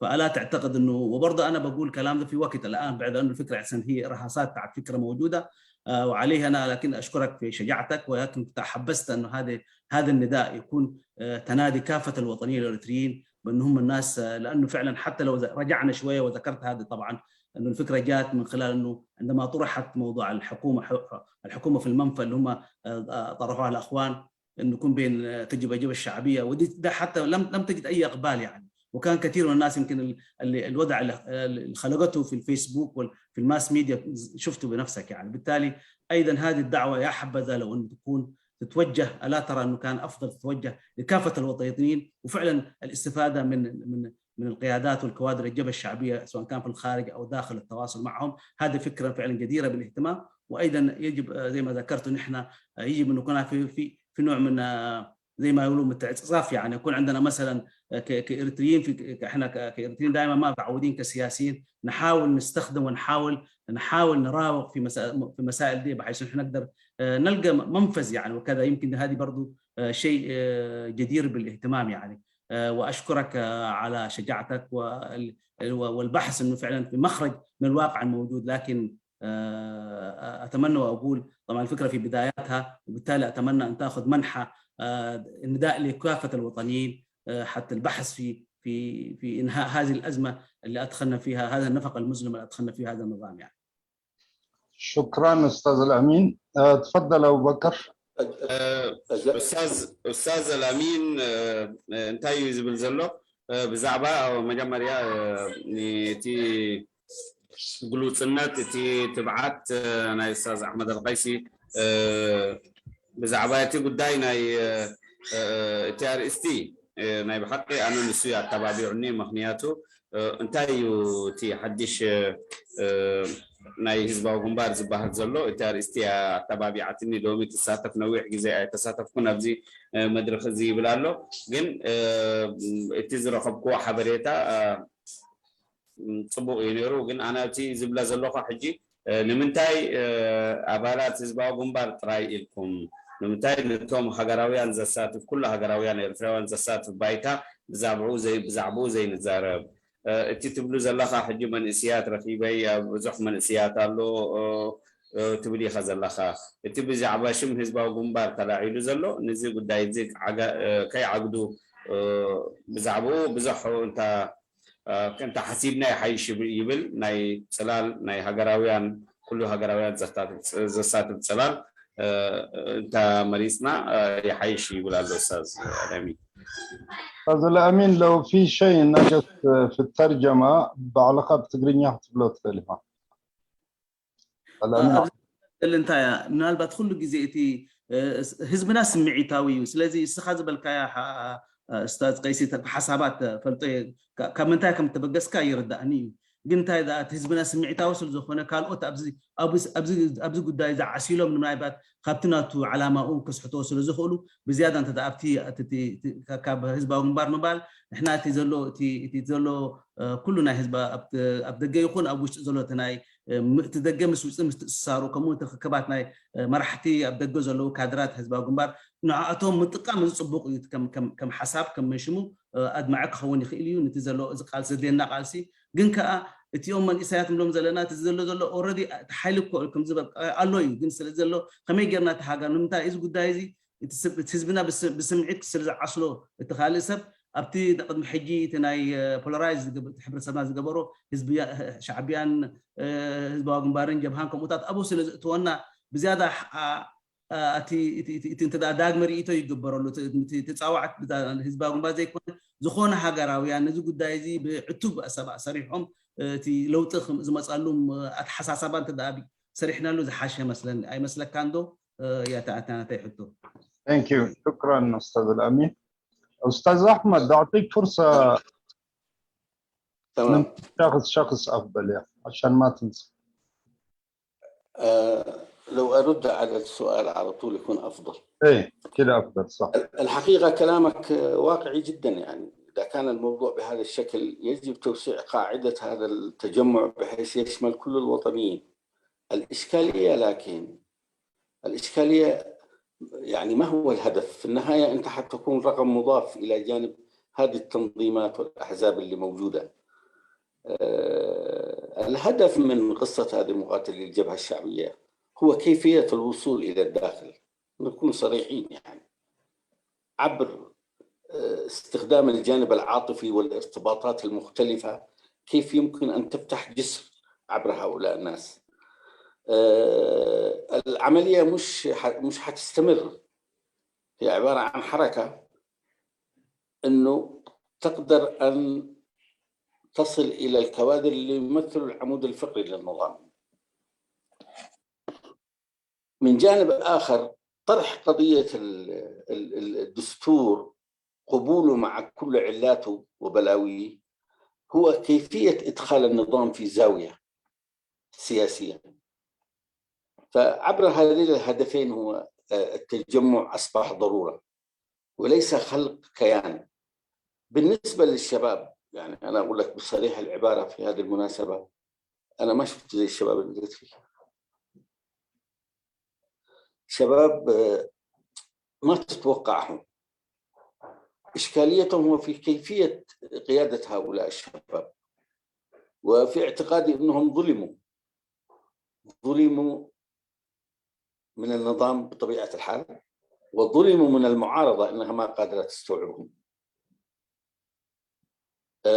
محاولاتهم وصلت الى حد معجزه، لان لما كانوا يحكوا لي وصلوا الى معجزه. بعضهم وصل إلى عمليه اختراق النظام، موجودين داخل النظام، وشفت انا بالدليل القاطع.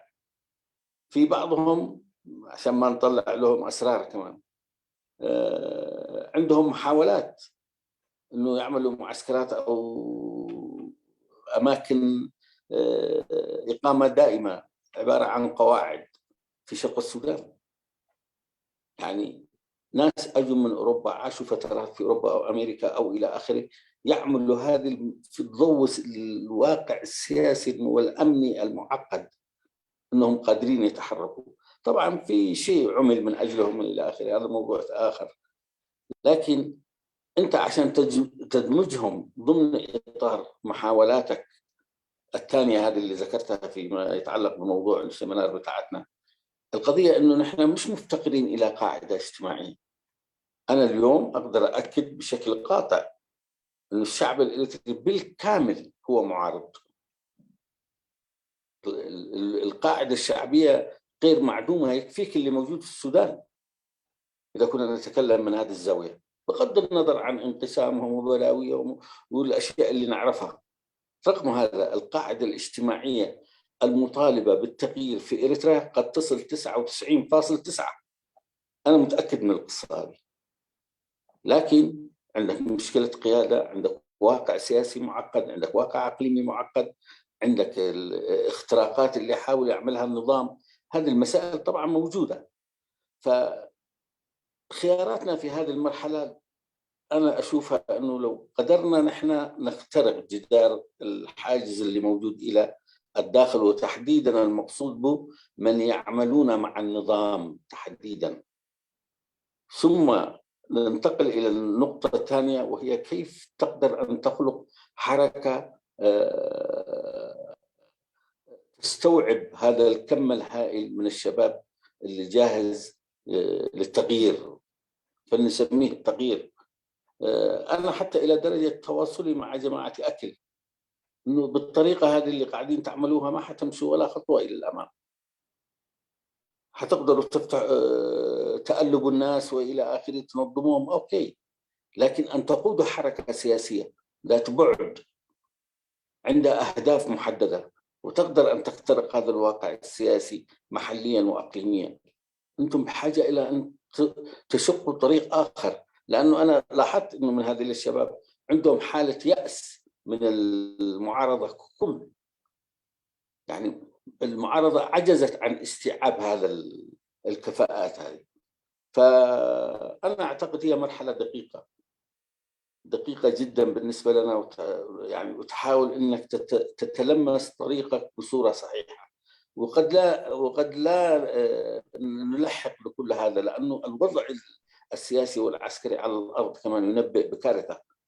فيجب أن لا نستبق الأحداث، وإن شاء الله كل شيء في أوانه. لكن تأكدوا من شيء واحد أنا لمسته باتصالاتي بعلاقاتي بأموري، الشعب الإريتري 99.9 ضد هذا النظام، لا يعرف ولا يعي من قاعد يواجه.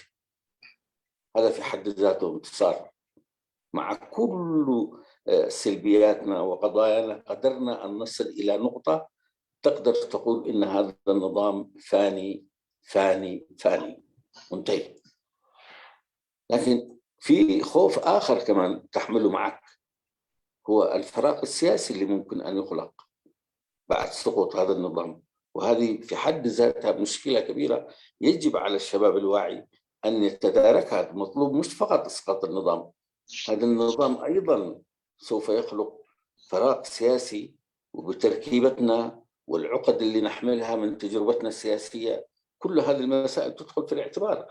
قد نصل إلى نتيجة نترحم على أساس ممكن تمشي القاهرة الكل يترحم على مبارك، تمشي ليبيا الكل يترحم على القذافي، تجي اليمن الكل يترحم على عبد الله صالح.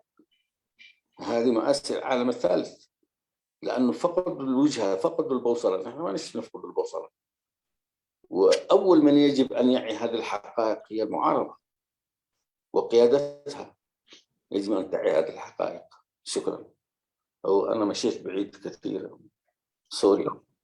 شكرا أستاذ أحمد.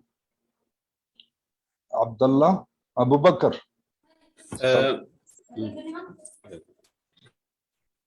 استاذ احمد الغيسي، معلش بحط الزباله نسوب عليك ترجماي خلده الكونكشن يقارصني. تمام بس تمام بشكل مختصر استاذ احمد، معلش انا الخط بتاعي قاعد ينقطع. معلش تيم قدنت بتاعت راسني. ስለምንታይ ክክንደ ኣባላት ህዝባዊ ግንባር ዝኾኑ ሲ ኣስፋሕ ኣቢልካ ምዚኦም መንእሰይን ገለመታትን ዝሰፍሐ ማሕበራዊ ባይታ ዘይፍጠር ወይ ሓደ እኩብ ያትያ ሕቶ ሓቂ ግን ኣብ መወዳእታ እንታይ ኣይትኸውን ከምዚ ውድድር ኣብ መንጎ ውድባት ዘሎ ሓድሽ ውድብ ምፍጣር እኳ ብሽም ኤርትራ ኢልካሲ ኣነስ ኣዝዩ ኣፀጋሚ ብዚ መድረክ ዘለናዮ ወላ ብዛዕባ ናይቲ ፖለቲካዊ ኩነታት ዘለናዮ ሲ ከምዚ ካብቲ ሓቂ ዝረሓቀ ዓይነት እዩ ልዕሊ 30 ኣለው ውድባትን ሰልፍታትን ብሕቡእ መገዲ ከዓ ክንደኦም ቁፅሪ እውን ኣይሰኣንን ይኸውን ምስኦም ከዓ ሓዊስካ ንገሊኦም ወገናት ዝግልግሉ እውን ኣይሰኣንን ምስ ወያነ ኣለው ነቲ ስርዓት እውን ዝግልግሉ ኣይሰኣኑ ብከምኡ ጌርካ ክትዓይ ተኾንካ ሓድሽ ሰልፊ ሓድሽ ውድብ ንምፍጣር ኣዝዩ ኣሰካፊ እዩ ፀገም እዩ እምበር ክጋደሉ ቁሩባት ንመስዋእቲ ዝኾኑ መንእሰይ ኣነ እንድዒ ብደረጃ ናይዚ ከባቢና ንዓይ ዝርዳእኒ ቁሩባት ዝኾኑ ንመስዋእቲ መንእሰይ ዘለዉ ኤርትራ ውሑድ ኣይኮነን ኢሳያስ ኣፈወርቂ መን እዮም ፀላእቱ ክርድኦ ኣይከኣልን ዝደንቆሮ እዚ ሎሚ ኣብ ኤርትራ መን እዩ ዝቃወም ኣንፃር ስርዓት ንምቅያር ዝሓትት 99.9 ሙሉእ ህዝቢ ኤርትራ ማለት እዩ ትሕቶ ናይ ጥርናፈ እዩ ትሕቶ ናይቲ ካይዳን ኣታሓዛን ናይቲ ነገር እዩ እዚ ከዓ እሲሉ ይመፅእ ምናልባት ግዜ ንርክበሉ ንኸውን ዝበሃል ግን ንሕና እቲ ቀንዲ ዕላማና ኣባላት ህዝባዊ ግንባር ገለመታት ንሓንቲ ዕላማ እያ ተፈጢራት እያ ነገር እቲ ቀዳማይቲ ዕላማ ከመይ ጌርካ እቲኦም ኣብ ውሽጢ ዘለውስ ንዖም ከተበራብሮም ብፍላይ ካድረታትን ኣባላት ህዝባዊ ግንባር ንመንግስቲ ዝግልግሉ ዘለዉ እያ እቲኣ ቀንዲ ዕላማ እቲኣ ካልኣይቲ ዕላማ ከዓ ፖለቲካዊ قوام من البات هنقبلوا انه ብዙሕ ነጥብታት ናይ ቆም ግን ኣብዚ እዋን ኣብዚ መድረክ እዚ መቃለ ሲናይ ምክንያቱ እዚ ሕጋዊ መንግስቲ ኮነን ክትብል ተኾንካ ስሞመድ መተካእቱ እቲ قوام ኣፍካ መሊእኻ ክትዛረበሉ ትኽእል ኢኻ ኢሳያስ ኣፈወርቅን ስርዓቱና ይመርሓናን እዩ ንዓና ዝመርሓና قوام ኢልካሲ ሕጋውነት ኣለካ ንከምኡ ክትሓትት ስለዚ ነዚአን ክልተ ነጥብታት ንምምላእ እዩ እዚ ንብሎ ዘለና ኣባላት ህዝባዊ ግንባር ኣባላት ህዝባዊ ግንባር ካብቲኦም ካልኦት ብምንታይ ይሕሹ ሓደና ካብ ሓደ ህዝቢ ዝመፃና ምናልባት ተመክሮና ይፈላለ ይኸውን እዚ ትብቲ ወላ ሓንቲ ኢና መወዳእታ ሓደ መበቆል ሓደ ኤክስፒሪየንስ እዚአን እየን እቲአን ቀንዲ ምክንያታት ንዓናስ ዝድረኸና ዝተገበርና ሓይሽ ኣብዚ እዋን ሓደ ገባብ ናይ ፖለቲካዊ ቃልስና እዩ زودهم زين انت قدنا توتات شكرا استاذ احمد الحين فرصه للاستاذ ردي ايوب اوكي شكرا استاذ امين وغرفه دائما بقول الحوار للوعي المشترك ما بتجيني اوكي شكرا استاذ قيسي قال لي قيسي بتكرنيا حتت ولا اوكي حتى انا انت غير تحت خاط زي مقالس كم مقالسس قوام تقول لكم نو حجزنا انا مقالس خالد تساينو زي سرعه زي سي كن دائما اسيت فيو اب كن داي زيد ينا وقعاتيو كندي سبات تشويوم مرحتنا يزباو ግንባር ዝነበሩ ሰባታት ፊዩ ኣካለት ስኩላት ረሽኑ ስለዚህ قوام ኣይገበረልና ክንከሰሲ ነዚ ሁሉ ምና ኣስተ ይኮነን ዳሃረይ ዝقوام እዚ ከዓ ብሕጋዊ ገባብ ከም ዘይተገብረ ክጓሓፍ ዘለዎ قوام ምዃኑ ባዕልኻ ኣሚንካ ብዛ ቅድሚ ቁሩብ ማለት እዩ ስለዚህ ስለምንታይና ንሕና ነዛ قوام እዚኣ كندزي واقعنا بازلنا ويكم مقالة خالي مقالة خم زي بلنا بزحلو مقالة زي زخلو لو صنحكم على سيتي سرعة زقبرو زلو بالعلز بيرتراس نظام أبزي زلو سبات متقامة يدلني جن كم ከም ስርዓት ኢሳያስ ወይ ስርዓት ኣብ ኤርትራ ዘሎ ኣብ ድሮ ናጽነት ተካሙል ሲያሲ ምስ ኢትዮጵያ ኣብ ግምት ዝኣትዩ ዝበለ እዩ ድሮ ናጽነት ማለት እዩ ነዚኣ ክገብርካ ይፅዕር ኣሎ ስለዚ እዚ ስርዓት እዚ ካብ መጀመርታ ናይ ውድባት ሓሸውዬ የለን ገለመለ ክብል ከሎሲ ህዝባዊ ግንባር ጋና ምስ ሓይላ ከላ እዩ ሕጂሲ ንሕና ስለምንታይና ብሓደ ሓቢርና ዘይንገብሮ ብሓደ ኮይንና ከማን እንተኽኢልና ኢና ስርዓት እዚ ኣይኮነን ድበበይንና ከምዚ ናይ ህዝባዊ ግንባር ነበር ህዝባዊ ግንባር ዘሎን ገለመለን ከይበልናሲ ብሓደ ኮይንና ከማን እንተኽኢልና እዩ እዚኣ ብዙሕ መሊስካያ ግን ዋላ ነቶም ኣብ ውሽጢ ዘለዉ ክትረክብ እንድሕር ኮንካ እዞም ኣብ ደገ ዘለና ቅድም ዘይንራኸብ ثانك يو ترجم سؤالك يا ردي معلش ترجم دخلتك في سؤالك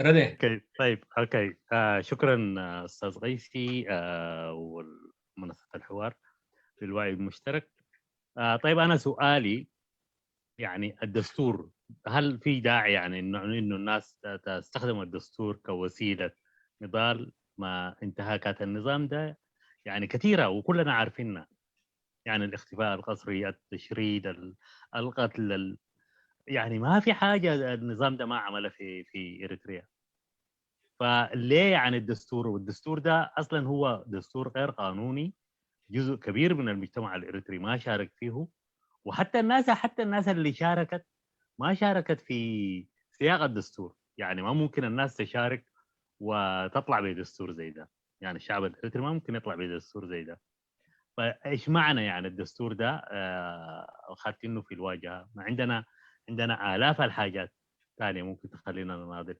والحاجه الثانيه يعني النظام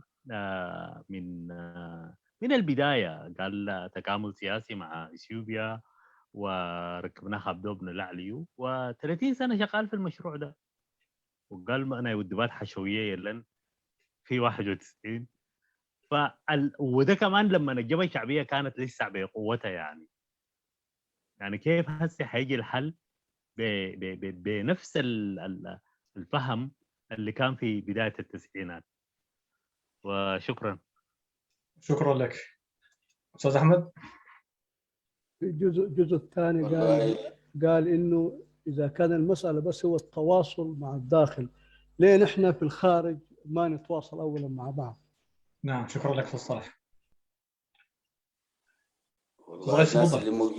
الناس اللي موجودين في الخارج يا ابو صلاح ما موجودين مع بعض فليتواصلوا مين قال نحن هناك في مقر العدو اللي موجود العدو الرئيسي المقصود الذي لم نتمكن من التواصل معه وهذه هي الحقيقة أصلا المهم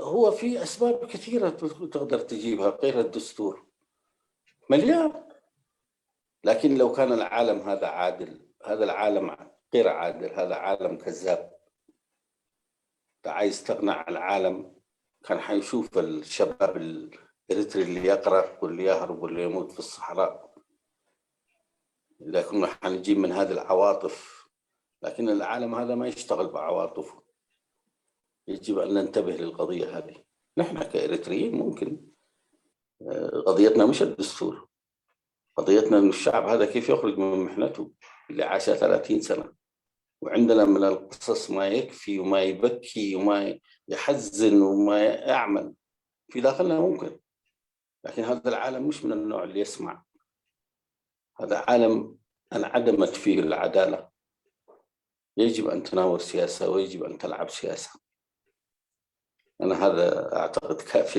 الإجابة شكرا لك أستاذ أبو بكر ولا جرماي؟ أستاذ جرماي ولا أبو بكر؟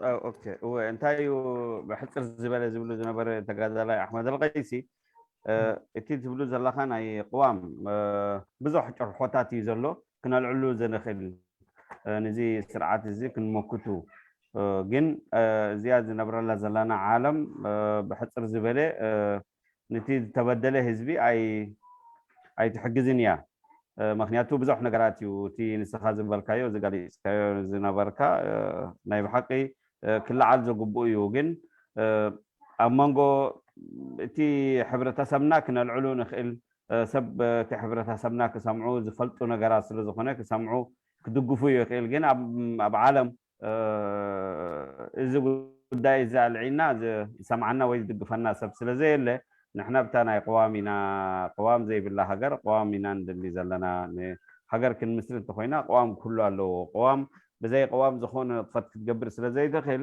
ንሕና ነቲ መጻኢ ኢና ንሓስብ ዘለና እቲ ዕላማ ናትና ከዓ ናብቶም ውሽጢ ዘሎ እቶም ኣብ ውሽጢ ዓንዲ ሕጊ استاذ ابو بكر ما مسموع.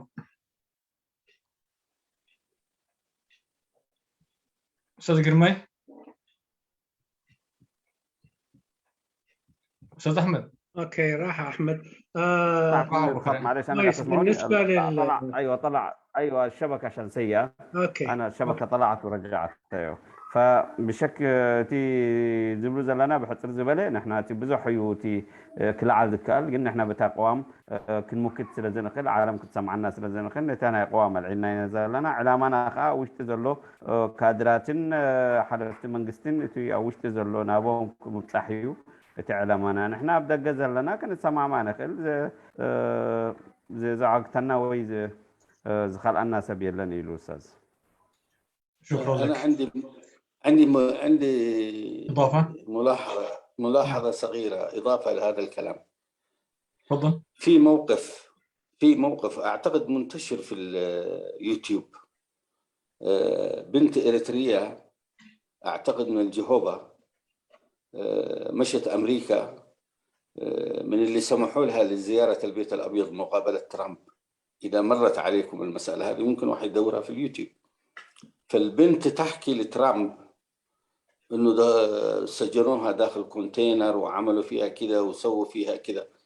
الغريبة التعليق بتاع الرئيس ترامب اجى قال لها هذا العالم غير عادل، تزراف وورلد، وهي هذه الحقيقة، هذا عالم لا يرحم. فهذا جبت القصة هذه لأنه معبرة جدا جدا عن الواقع. فإذا عاوزين دبلوماسية تحركوا هذا اللي أنا كلنا مش مقتنعين بالدستور، هذا حيشتغل في الدبلوماسية، حيشتغل مظبوط. أنا مالي، أنا هدفي هدف سياسي في نهاية المطاف، فما نأخذها نحن برغباتنا الذاتية هذا كويس هذا بطال، لا، يخدمني نفس الطريقة اللي عملها النظام، اللي يخدمه يعمل. نحن ليش المعارضة تبقى مكبلة؟ ليش؟ هذا هو المقصود أصلا، ليس حبا أو كرها. اوكي እዚህ ነብረሉ ዘለና ዓለም ዝኾነ ይኹን ርህራሄ ዘለዎ ዓለም ኣይኮነን። ሓደ ካብቲ ኣብ ገጻት መራኸቢ ብዙሓን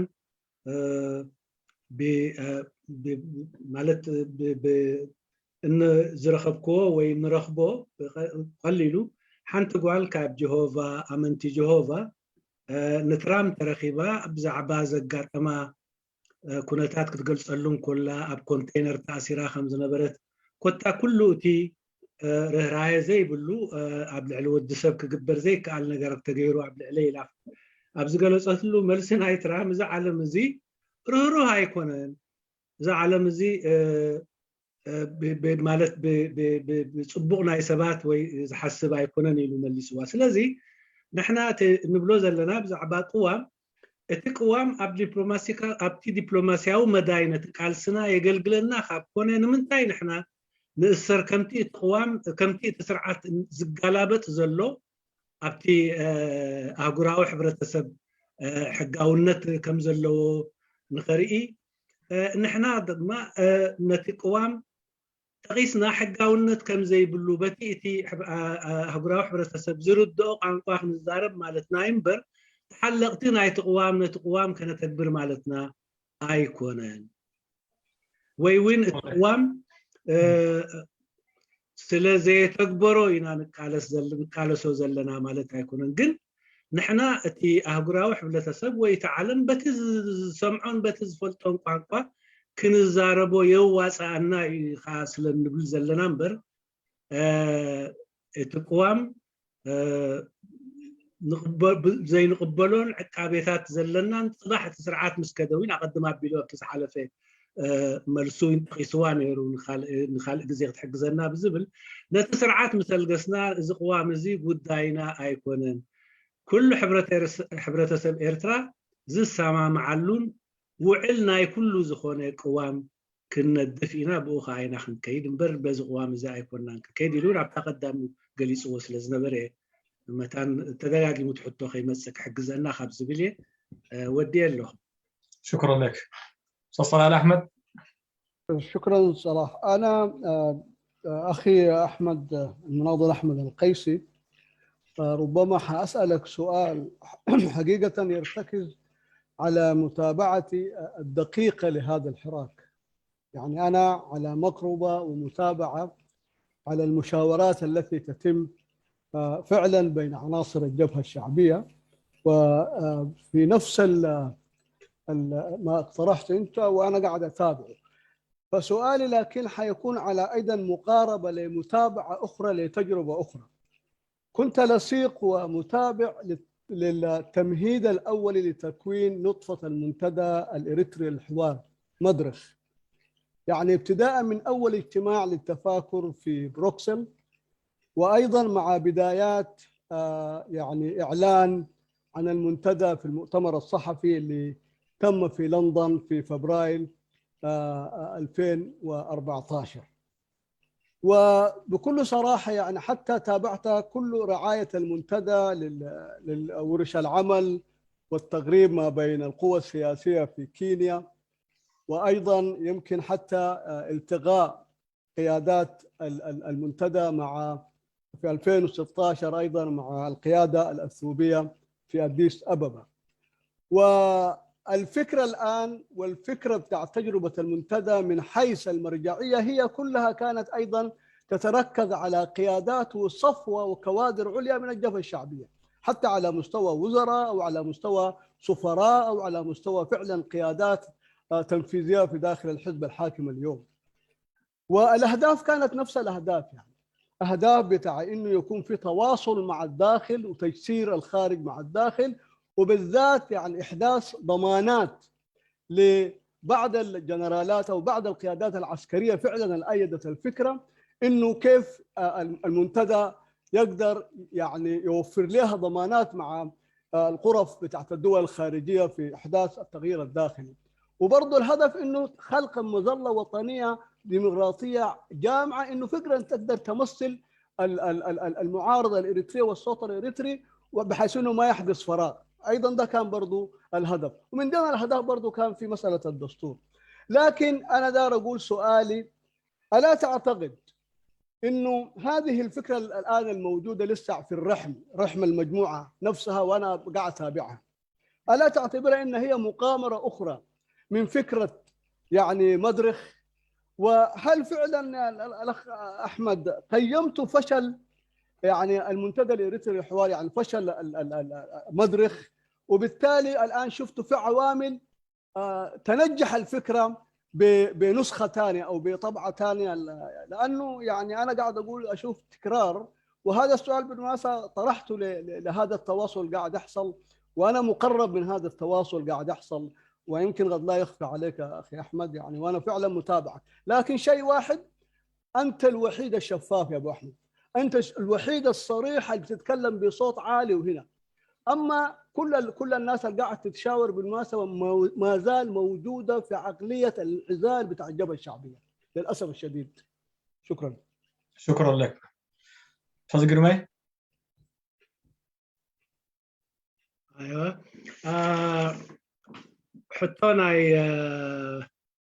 صالح على أحمد حطوي كاب دقيق مكتتال ناي زغبر زلو دبغسو زغبر حطوي أنا خابو بزح رحوق أيكون كوني كاتاتولو إيه بقربة كريون كله كاب تقدم أبيلو كاب بروكسل كاب ناي بروكسل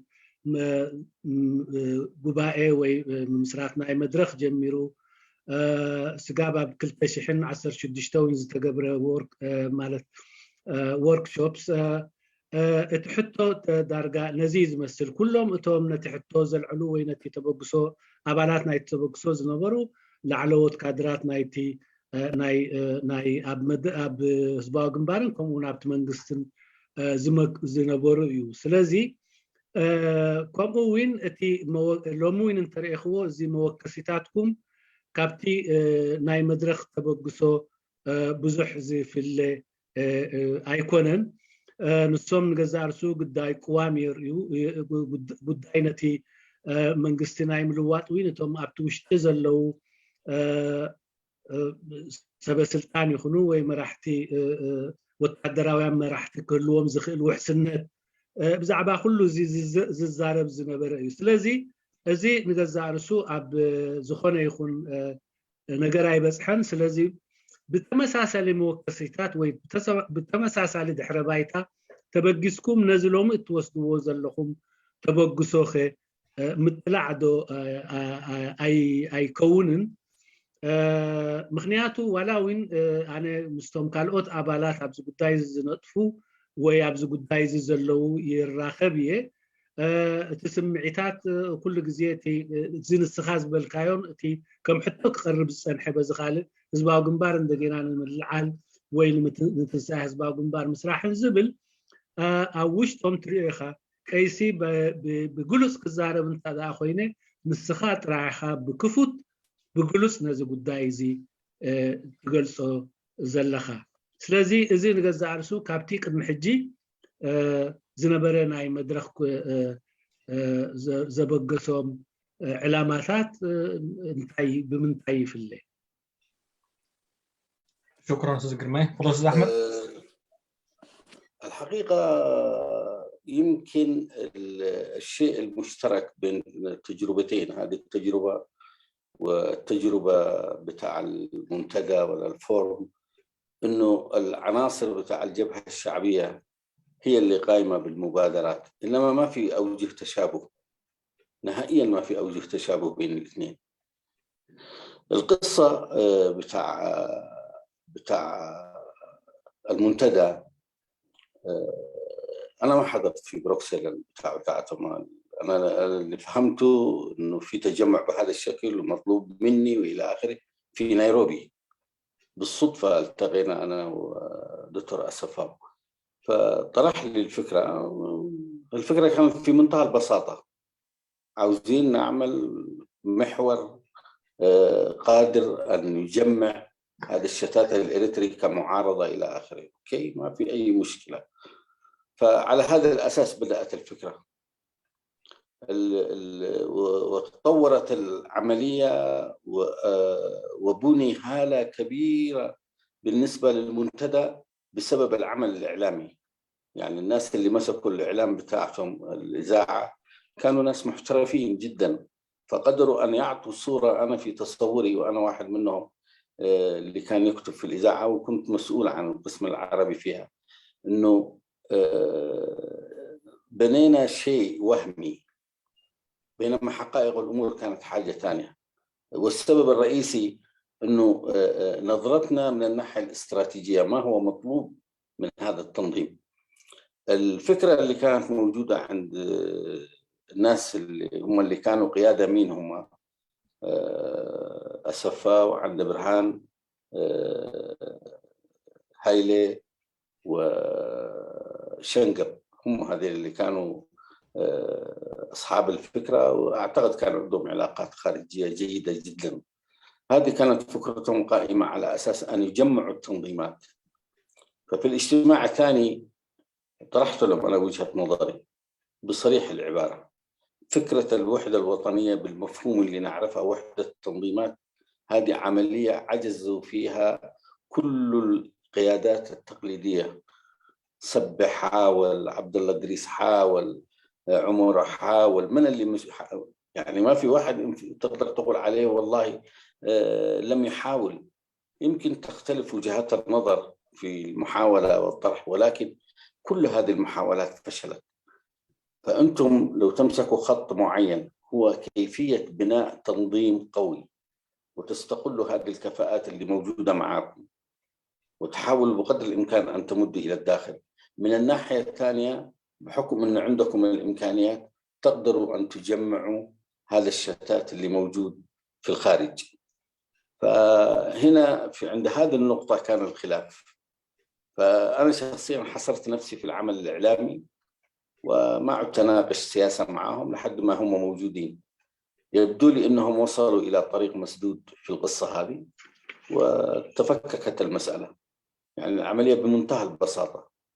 يبدو على المستوى الشخصي البعض منهم كان عندهم علاقات مع بعض الناس في الداخل من القيادات العليا، ويبدو لي أنا ما أعرف شيء ملموس لكن كنت أسمع.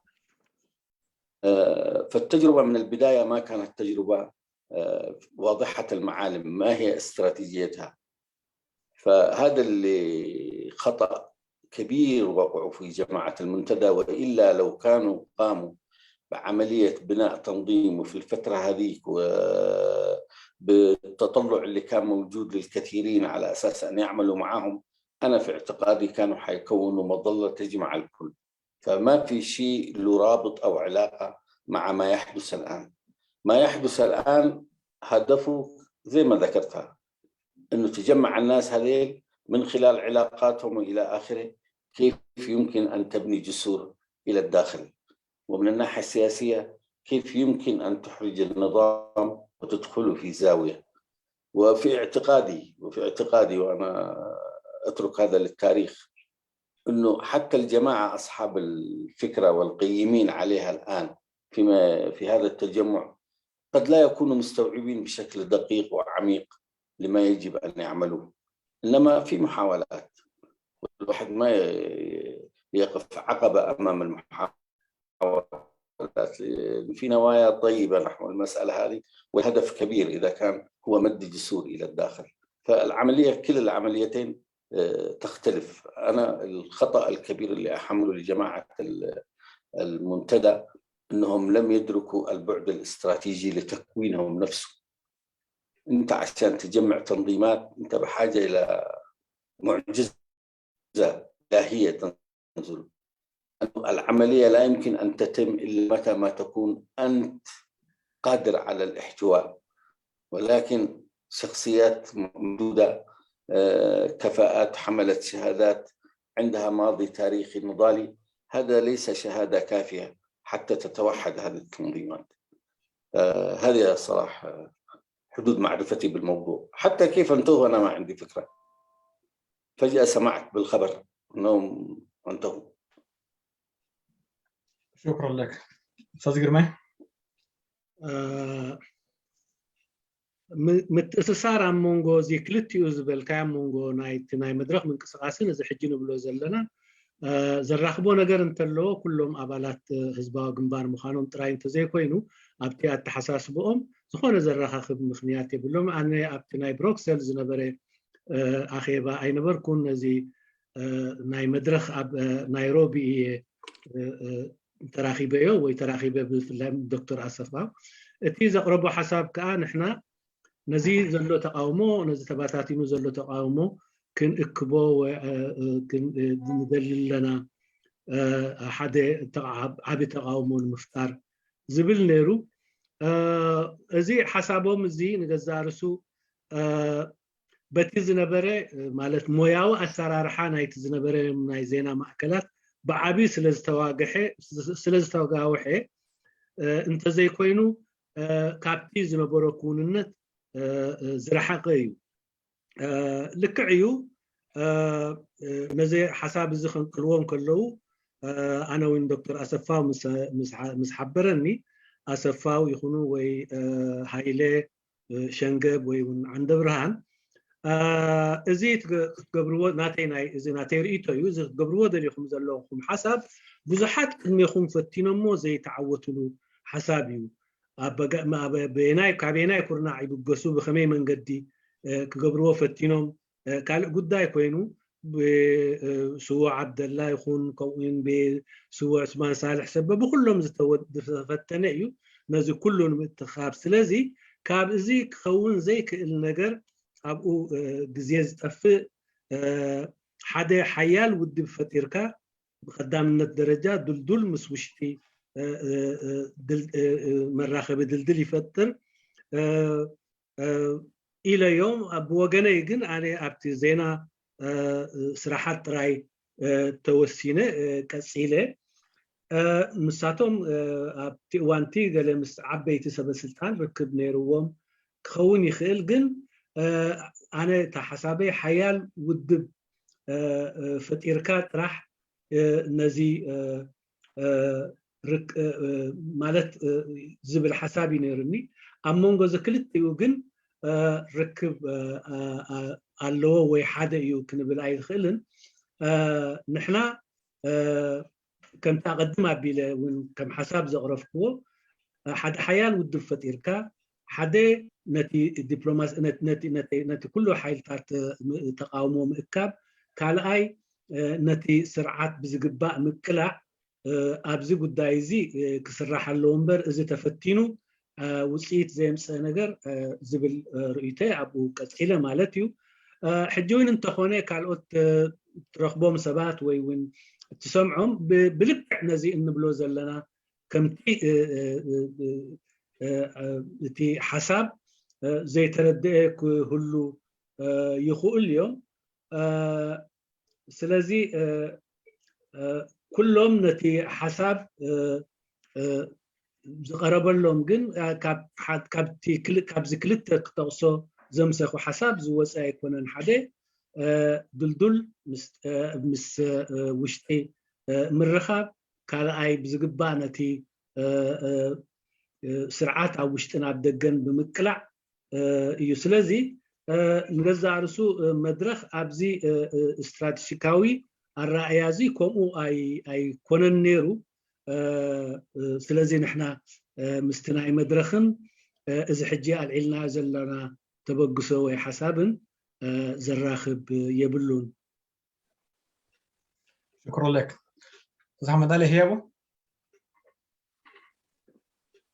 الو الو مرحبا مسموع مسموع تفضل اوكي اولا كما يمسكم نزوم عدالوتي نايزي مدرخ قدامنت مسغانا يفصحكم كم دما نحاونا ايانا تغازالي احمد قيسي أنا تحتو حاسبة زنبركو دارجا مبزحتهم يوم حاسيتهم قلنا عين تايب عينس وتتأنكي يوتي زي فلتنا يزلنا خويني سمعنا أنا مخنياتو أنا عاي تتأنكي أبتي نقحات نايتي إفتراوي يزور له خويني سمعني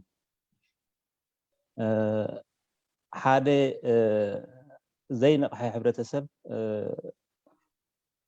كتبوا وين نايب حق أصنعامي مخنياتو تتقوموا أصبقوا سر زي الرأي مالتي نايس العصر خام جمرتان حرينات زجبروز نبر زخوان تجاذا لايك مس كله أبوون بديون تمرميري زودبنير ودمنيو أبو خابيو أديو خابيا بزي تمزجبي تعيش مسخيدنير سلزي زي أبعد نظر له نقولنا أتي تجاذا لاي نحزب أبو مباريخون تجاذا لاي نتجاذا لحرة إرترا وبحافظ حزب إرترا ما نو أتحزبهم أجي نحنا قداينا كلنا حزب أبو مبار نكون تجاذا لحرة نكون قداي وأبتي انتاشم نياتو السرعة زي تقدم سرحة نبرنا قد ما إذا جميركم مازر لكم أبكن دي حزب أبو مبار تبل قدامي نقد نزي دخماتات نحنا كمي كنا خنا اليوم زلنا تخابو كن مهر يقبعنا أبز من واحد تزخون قال أي نجر كم تي بزحات زبرو إني إرتراوي بحافشو خون أنت زخون أنا وين بخوم يزبل مالتشو حتى الزريخ وعد انتايا زوم أب عد زرلو أب وش زرلو إرترا زرلو سي قالونا اليوم نحنا نتآمن لهم نقل مغنياتو كمت سرعات كم جمرتا زحازو وتم نعوز دليوت راح أبتي قندي بوتاز قمت أمير مالتي سلازي قالونا اليوم نحنا تأمامنا كابزي زلنا يخوصنا زغلو زي من البات حتنا تيا مالتي شكرا لك يفضل أستاذ قرمين أولاً المشكلة هي أنه نحن طبعاً سبب المشكلة الرئيسية قد لا نكون توسلنا إليها. المشكلة في نظري هي وعي الإريتريين. فالنظام في إريتريا طبعا لم يترك سواء كانت أعضاء الجبهة الشعبية أو الجبهة يعني جعلهم ضحية، ويعني وقد يكون أشركهم في مسائل كثيرة.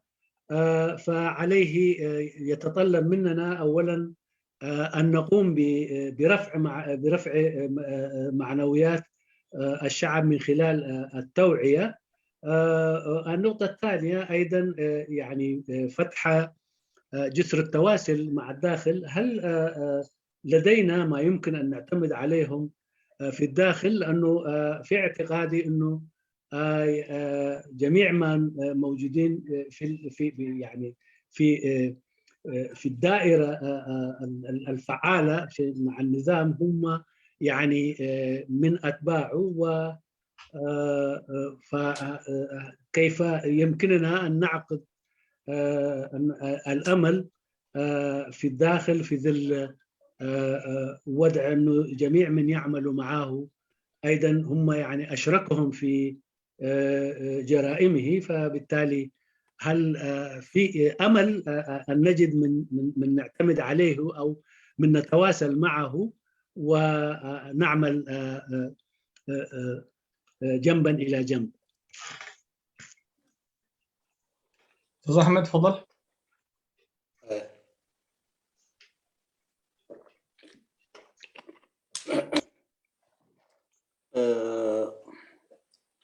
إذن كتب له كات قامي جن بزحات زحمة له ماجوريتي كافتي أكايدانا يتسرعت أكل غيبنا في حفشاوي قناتات بخمي جيرنا أنا نقوم لومي منسترات نعم دؤززم درجة حدا خلت له أبتي أعدي زل عد هالو تبال كاب فيهم هجراوي أقول قلت دمصوم سبعة هالو تي عندي بوسيشن كأ قص بقصف بمروت آت سبعة خافتيهم هجراوي أقول قلت يزتكو دلو زين جزار أصو حدا عبي حمامي فترون تيهم تجادلتي نزين جراتي حامز ميزكاس انفلتريت تقبل قدميو زحممو وحداتها يكونون بدحريو دمنصو وحداتها يكونون التكايدا بمسرتو قطريو الله بجكات يوم قندي أكبابي سيازلو مع الفيليبوس مع اليماني مع الجلي كلهم بشماتهم فلوتو زيهم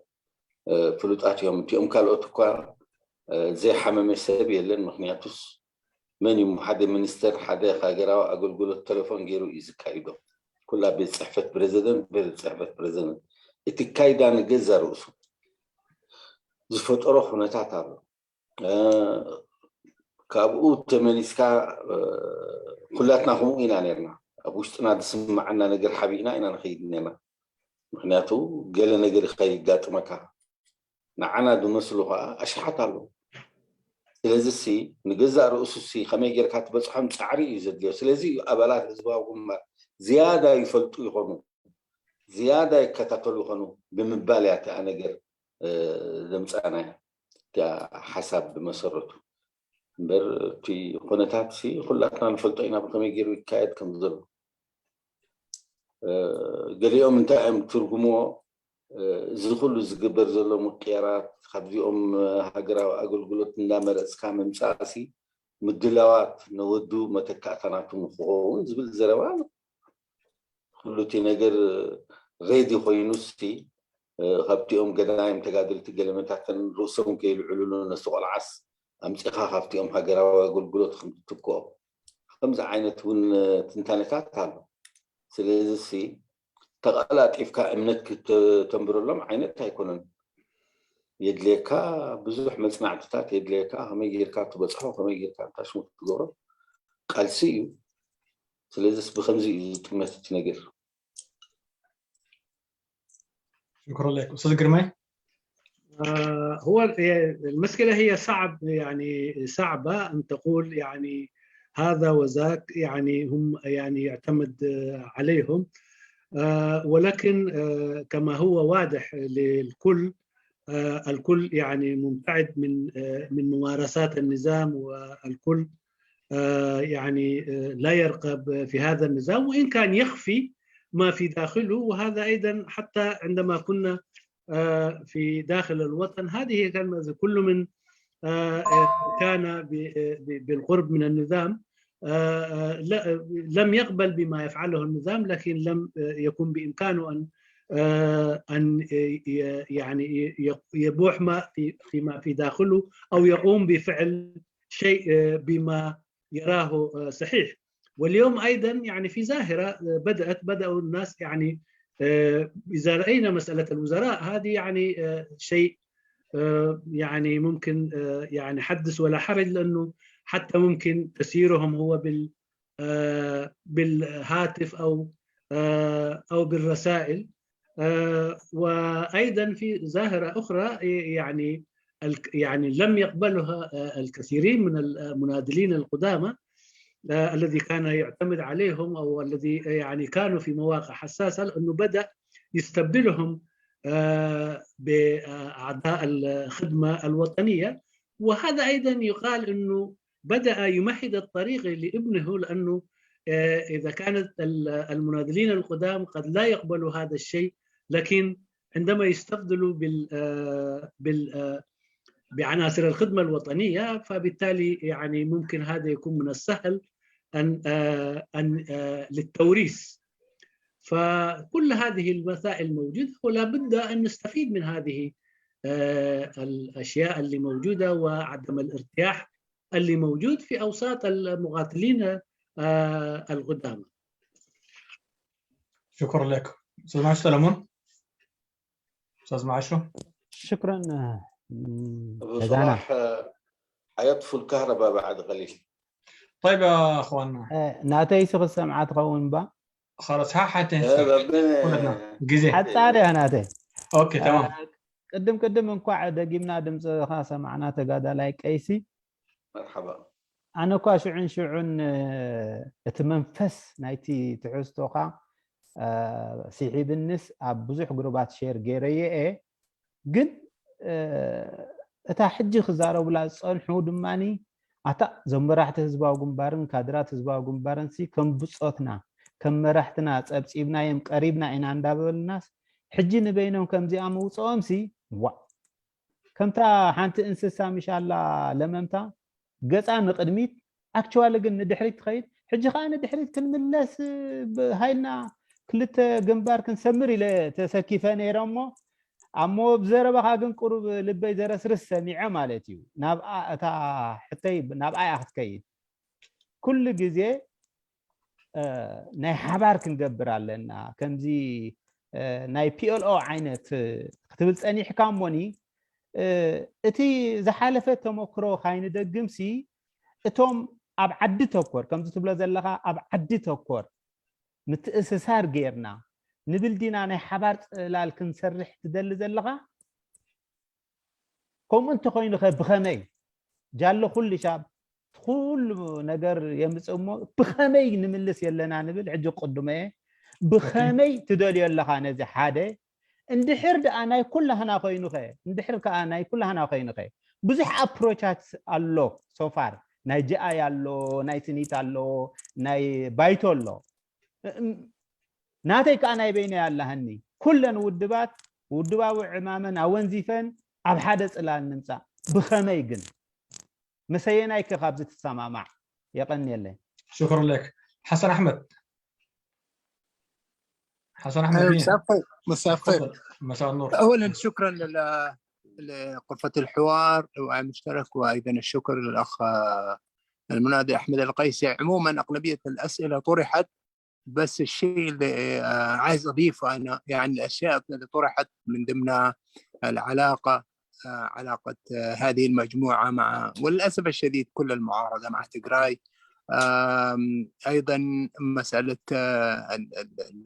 مدرخ يعني عينه من العينات اللي نحن نشوفها حاليا.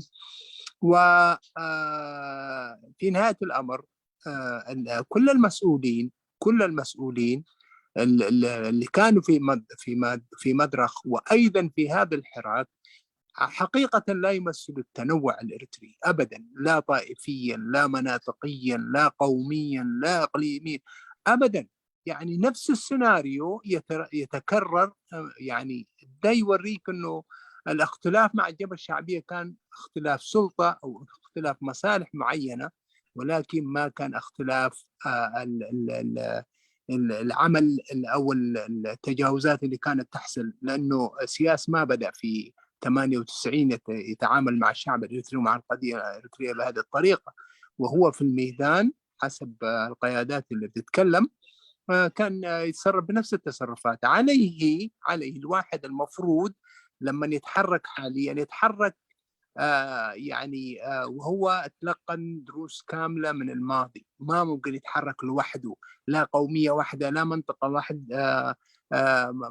واحدة، لا إقليم لا طائفة واحدة المفروض، ولا تنازيم واحدة. وبرضه فشل المعارضة تولد سميه السؤال فبذلك أنا أعتقد كيف تكرر نفس الشيء، ما في تنوع وأنتم بتعتقدوا أن كون نجاح. وأيضا الكوادر اللي قاعدين تتكلموا عنها كوادر تخرجت من ساوى وعقول لا تختلف عن عقول النظام، وأيضا عداءهم لما يجري في إثيوبيا حاضر وفي تجراي بالذات. فبذلك كيف أنتم قاعدين تفكروا أنه ممكن تنجزوا النجاح؟ شكرا لك سمية، شكرا لك. ناخذ إن شاء الله من جابر وأبو بكر مع بعض. أستاذ غيسي بلا سجل الأسئلة بالله إذا فزيلة. ما سجلت، خليني أنا أجاوب سؤال. طيب جاوب سؤالين سريع. عشو بتاع سمية. عشو زويل كايوسي أفتناي مودة ينتي إن حطتاتي. إذن نبقصو دلنا كم حدا مسارحي قالسي نزي سرعات نموداي دزامد يبلو مستأخل أي حسب دمت أخوة. سلزيس من البات يكأل دوخون بأبالات حزباهم بار خن بس حلو نخيل نتي عنده حقوق ينمودلو نتي سرعات ياتي أعلامه بلو تكالي خمتي أزبل كوانا يقوم يدوغمو يدلو خط الزربة أفتي أخل أي حسب. أنا مثلا إنه كلهم بحنسب نخط طرنفهم نزين ودبات محبرات بتعمل جزيلا صبوا ويل من زلوا خوين يسمع عنن تأحنت تكال independent خوينومس جين زقبلوا مرحنة حدا ترنافه من البات بقربا كم أبنت كتكون تخيل كم زي أمنا بالستينيانس BLO نسوخا ملس تكبار نزوخونتات زقاتهم دلو بزوان زي وقت تلعلس حما غنر إسلا زغلنا زماغوت نزو إرتراس كسعني أموداتا بينو زخون عينة ودب نزي أنا قل خمالي زخ الكونيس معنا سلازي زين ودبات بدنبي تقاوم زلواس حدا نقريف ترى حدا مرحنت مسناتا اندبندنت كل حدا ناتوري إيتو حيزوس تاشموجين أمود أتاخم ما قلت له زخ نهزب إرترا جيل حمار نناتو لاونت نناتو قالسي نناتو قدمت هالدهاسي انت هاللوس خميجركا مبدها سلازي استفالالية تعمامسي أزي استفالالية إذا رئيتو زقربو زلوهو خم رئيتو كان ملكعون كوسيدي خيلي لو من حزب الأساس فحفح ولا حزبي وسلازسي خميجركا ولا بدرجة مرحنة كم تطعنوا فم كبار مني ما قلت له أبزع علم زي ما قلت سبيل مليشيات تكون أنت آخر عايز تدخل صدر. تمام تفضل. والله ما عرفت السؤال لكن حسميه بيتكلم على عدم التنوع. التنوع والخلاف يمكن في السلطة الرئيسية يعني. يمكن نحن نختلف في الرؤية في هذه المسألة. تجاربنا كلها السياسية أثبتت حاجة واحدة، إنك تجيب من كل قبيلة أو كل قومية مرحلة أو قيادة، هذا لا يعني في النهاية وحدة ولا يعني تمثيل. يجب أن نتأكد أن هذه التجارب فشلت فشلا ذريعا، بالعكس خلقت مراكز قوة إلى الآن الشعب الإريتري يعاني منها. ففي تصوري النهج الوطني خلي يجي أي مصيبة يقودني، لكن يقودني بنهج وطني ورؤية صحيحة أنا وراه معه. لم يعد الوقت كافيا حتى تجي تختار إنه قيادتك تجي تأخذ الموزايك الإريتري. هذه مسائل عشنا فيها وشفنا تجارب وشفنا وقرأنا الواقع. هو صحيح يجب أن يكون هناك في تمثيل، لكن التمثيل يكون بالقانون، التمثيل يكون بالحقوق، التمثيل يجب أن يكون بالواجبات. أما من يجي في القيادة، هذه العملية اللي استخدموها من أيام من اسمه ولد أبو ولد مريم إبراهيم سلطان، هذه النظرية أنا ما أعتقد أنها تشتغل بعد كده، وما اشتغلت كمان. يمكن ندخل في تفاصيل طويلة وتاريخ طويل حول هذه المسألة. الآن المسلمين يعتبروا أنفسهم أنه في إجحاف في حقهم في النظام اللي موجود، وكلهم تجرينيا. هل حقيقة يمثل التجرينيا النظام اللي موجود في أسمرة؟ أكثر الناس اللي دفعوا ثمنا من هذا النظام التجريني خلي المسلمين من زمان نقدر نقول. فالقصة بحاجة إلى مراجعة فكرية وسياسية، لا يمكن أن تؤخذ بالشكل القديم اللي استمر لفترة طويلة كصورة من صور إنه والله العظيم الوحدة الوطنية أجت لمجرد إنه في قيادة متنوعة. التنوع كويس، لكن واقعنا مش مأخوذ بهذا الشكل. في ناس يمثلوا مثلا العفر، هل حقيقة يمثلوا العفر؟ بالعكس، العفر يشوفوا في كاريكاري انه هو اللي بهدلهم. نتكلم بصريح العبارة. ابناء مصوع يشوفوا في رمضان محمد نور الله يرحمه بهدلهم. فالقضية في التمثيل هذا أنا ما أعتقد أنه يعكس مفهوم الوحدة الوطنية بصورة صحيحة. هذه مسائل يمكن تدخل في خانة الفكر وخانة السياسة بشكل أكثر تعمقا. يجب أن نقيم تجربتنا بصورة صحيحة. شكرا لك. أستاذ قرمي تفضل. سؤالين كانوا طبعا. نعم. سؤال معشر كان أنا سمعت الطرح الذي طرحته، والحقيقة عندما رأيت العنوان كنت يعني لم أحس بارتياح، لكن عندما سمعت الطرح حتى أنه عملت يعني شير لكل الاتجاهات. وفي البداية طبعا أحب أن أقول أنه كلنا نتحدث أو أيضا تحدثت حول مسألة خلق مظلة واحدة، لكن هو الكيفية هي المشكلة. أنا لو في رأيي أرى أنه تجمد التنظيمات كياناتها وتكون في إطار تنظيم واحد. هذا كان السؤال. بالنسبة للرد كان طبعا نحن يعني الشيء الذي طرحناه هي وسيلة لإزالة المثال فقط لا غير.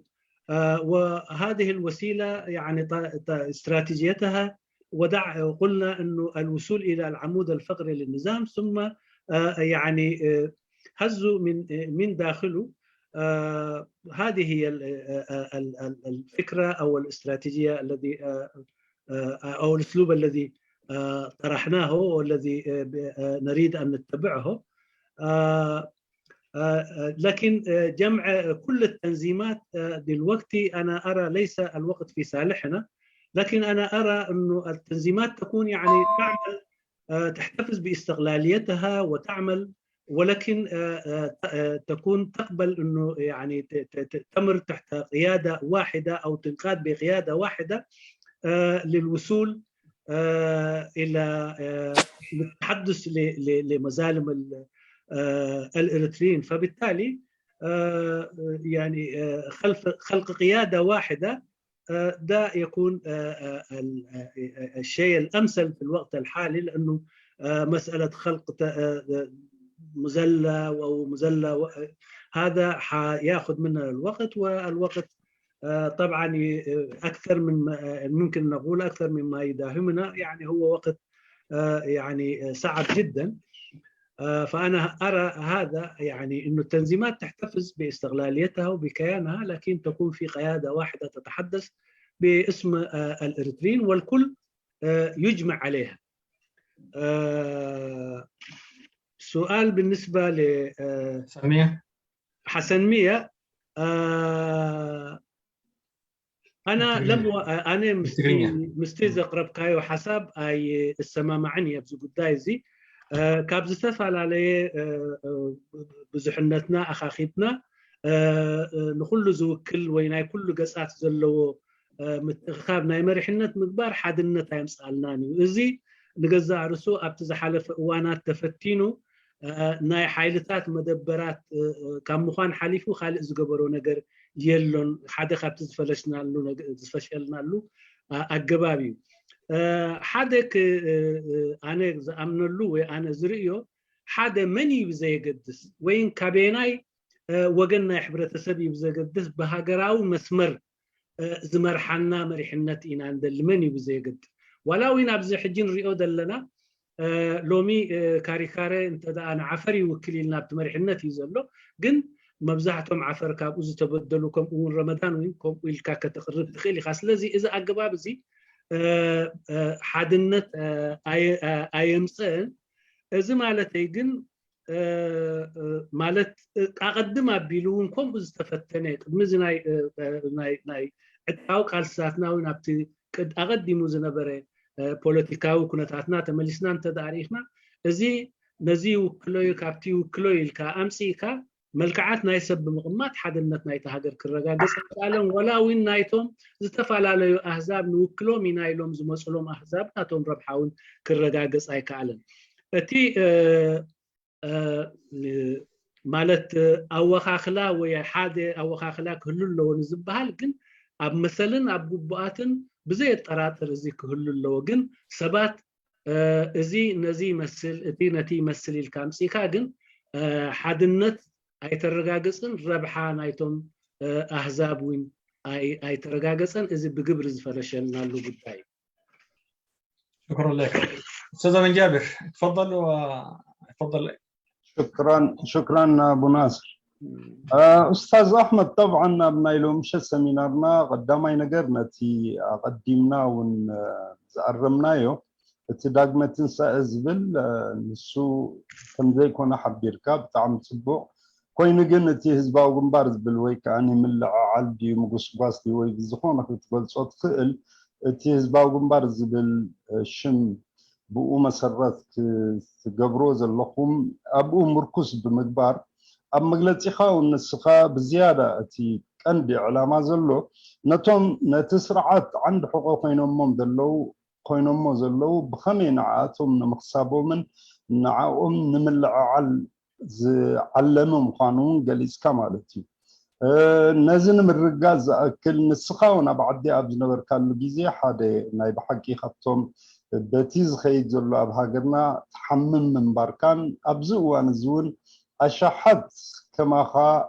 أبتسرعات أو كوينهم من داس روحو جن بزوح الساقيون زحمون كم زلون تمتين كاجليس كنا نزي قبل كله عن انتاي حجي كم زلوا مشت ببزحي كتنتن زمسي ببزوحات زي ورد ريتو نبعلو تهزباو جنبار زبل تساوعي تريفو حضراوي تساوعي نخلو قرب بحزقين نصحونا مقلتي خاجليس كاقا تزلنا يوكونا تاتحجينا إرترا كابنا يزحالف بزقادة درجة أبزخف ناي حدقا كنتات تقلقل كم زلا إرترا إزون حبير كان يركا نبعلو تجيزيو تحجزنا خم زي التيخ جبرز جبوخ يعني أبزحات أرجيزي كمي إرتراويان كمتينا PLO بحنسب كنت نفلون العبي جوباء تجيرو حدا مريحنتهم حدا أكلنا عنا زو كلن بأنا بالزارمي ክንገብር ከም ዘለና እውን ሓደ ኣገዳስነት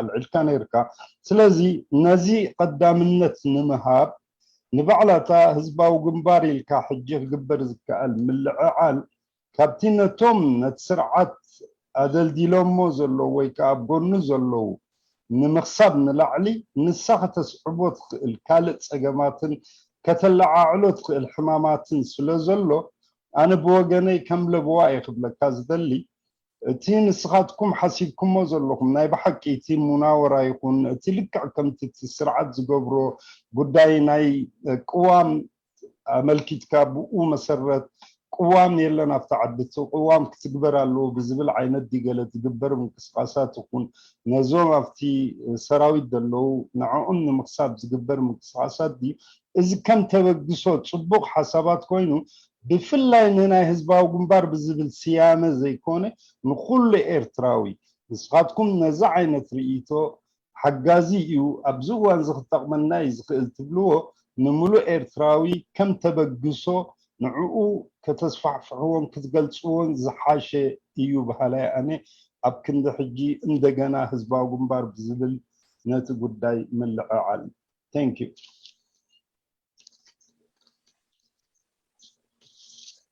ኣነስ ነዚ ኣናትካ ርእይቶ ነቲኦም ኣዳለውቲ ዝበሃሉ ከቕርባ መግመት ክገብሩ ንገዛ ርእሰይሲ ኣነ ብዙሕ ዝተማሃርኮ ነገር ኣሎ ማለት ገሊኡስ ይፅበየ ነይረ ግን ዝተማሃርኮ ካብዚ ኣኼባ ብዙሕ ነገራት ኣሎ እቲ ኣፀገም ኣበይ እያ ትመፅእ ዘላ ኣነ ነዚ ኩሉ ነርክበሉ ኮይኑ ይስማዓኒ በዚ ኩነታት ንሪኦ ዘለና ሕጂ ከም ቀዳምነት ትሰርዖ ብዚ እዋን ኣነ እዚኣ ከመይ ጌርካ ትጥርንፍ ናይቲእን ውድባት ኣብ ሓደ መልክዕ ጉባኤ ተገይሩስ ሓደ መርሕነት ክፍጠር ሞር ኣገዳሲት ኮይና ትስማዓኒ ብዚ እዋን ካብቲ ናይ ኣባላት ህዝባዊ ግንባር ገለመታት ዝበሃል ግን በሪህልና ኣሎ እቲ ኩሉ ኩነታት እንታይ ምፀው እዚ ይፈላለየ ግን እቲ ኩነታት ንገዛእ ርእሱ ይቕልጥፍ ኣሎ ዝያዳ ይቕልጥፍ ኣሎ ካብ መጠን ንላዕሊ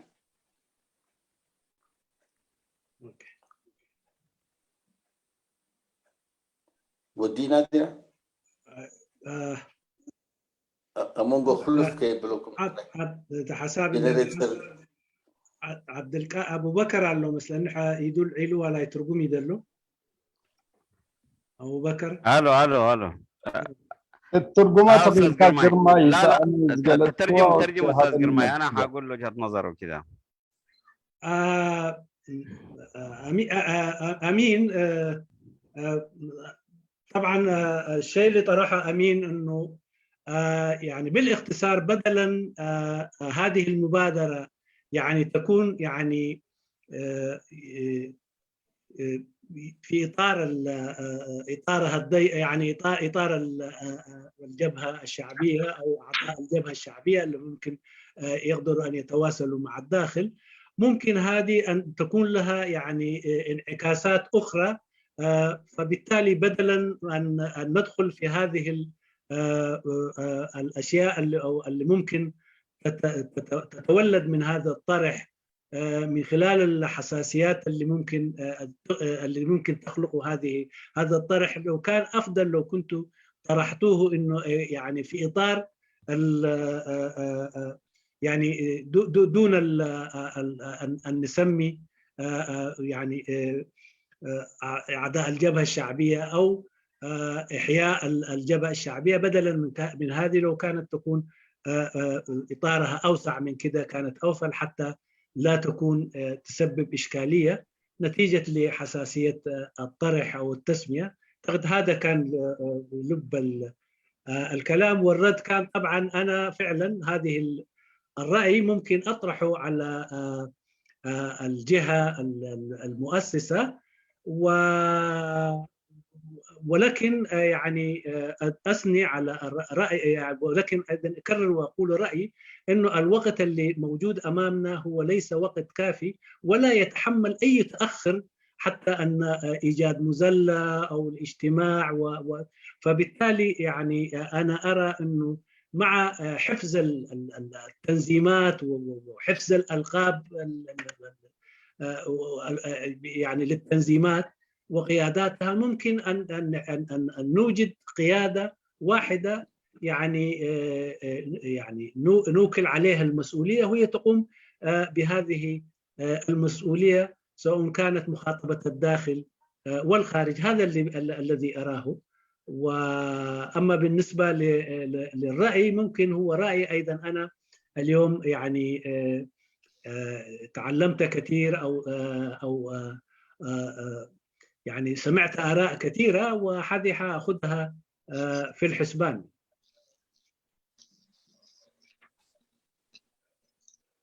أبو بكر اتفضل. أول في البداية أنا مسموع؟ معلش الشبكة اليوم سيئة جدا جدا معي. مسموع كويس أستاذ جابر؟ أيوه أستاذ أمين. في البداية التحية للمناضل أحمد القيسي على هذا الطرح الشجاع والهادف. أنا بالنسبة كمتابع وكعضو للجبهة الشعبية أعتقد أنه هنالك محطات مرت بها الجبهة الشعبية، وخاصة بعد التحرير. بعد التحرير مباشرة كانت هنالك أجندات خفية للسيطرة على التنظيم، والى تحويل التنظيم من قوى سياسيه مناضله كانت تهدف الى بناء دوله اريتريا دستوريا وقانونيا وتجميع الشعب الاريتري، تحولت الى، وخاصه بعد مؤتمر نقفه 95. انا اتذكر انه سنه 1995 تم القاء المنظمات الجماهيرية اللي هي كانت السند الحقيقي في الخارج والداخل للجبهة الشعبية لتحرير اريتريا. تم تحويل هذه في الخارج ودمجها في الداخل في منظمات جديده، اتحاد مرأة، اتحاد شباب، عمال، باوجه واشكال جديده.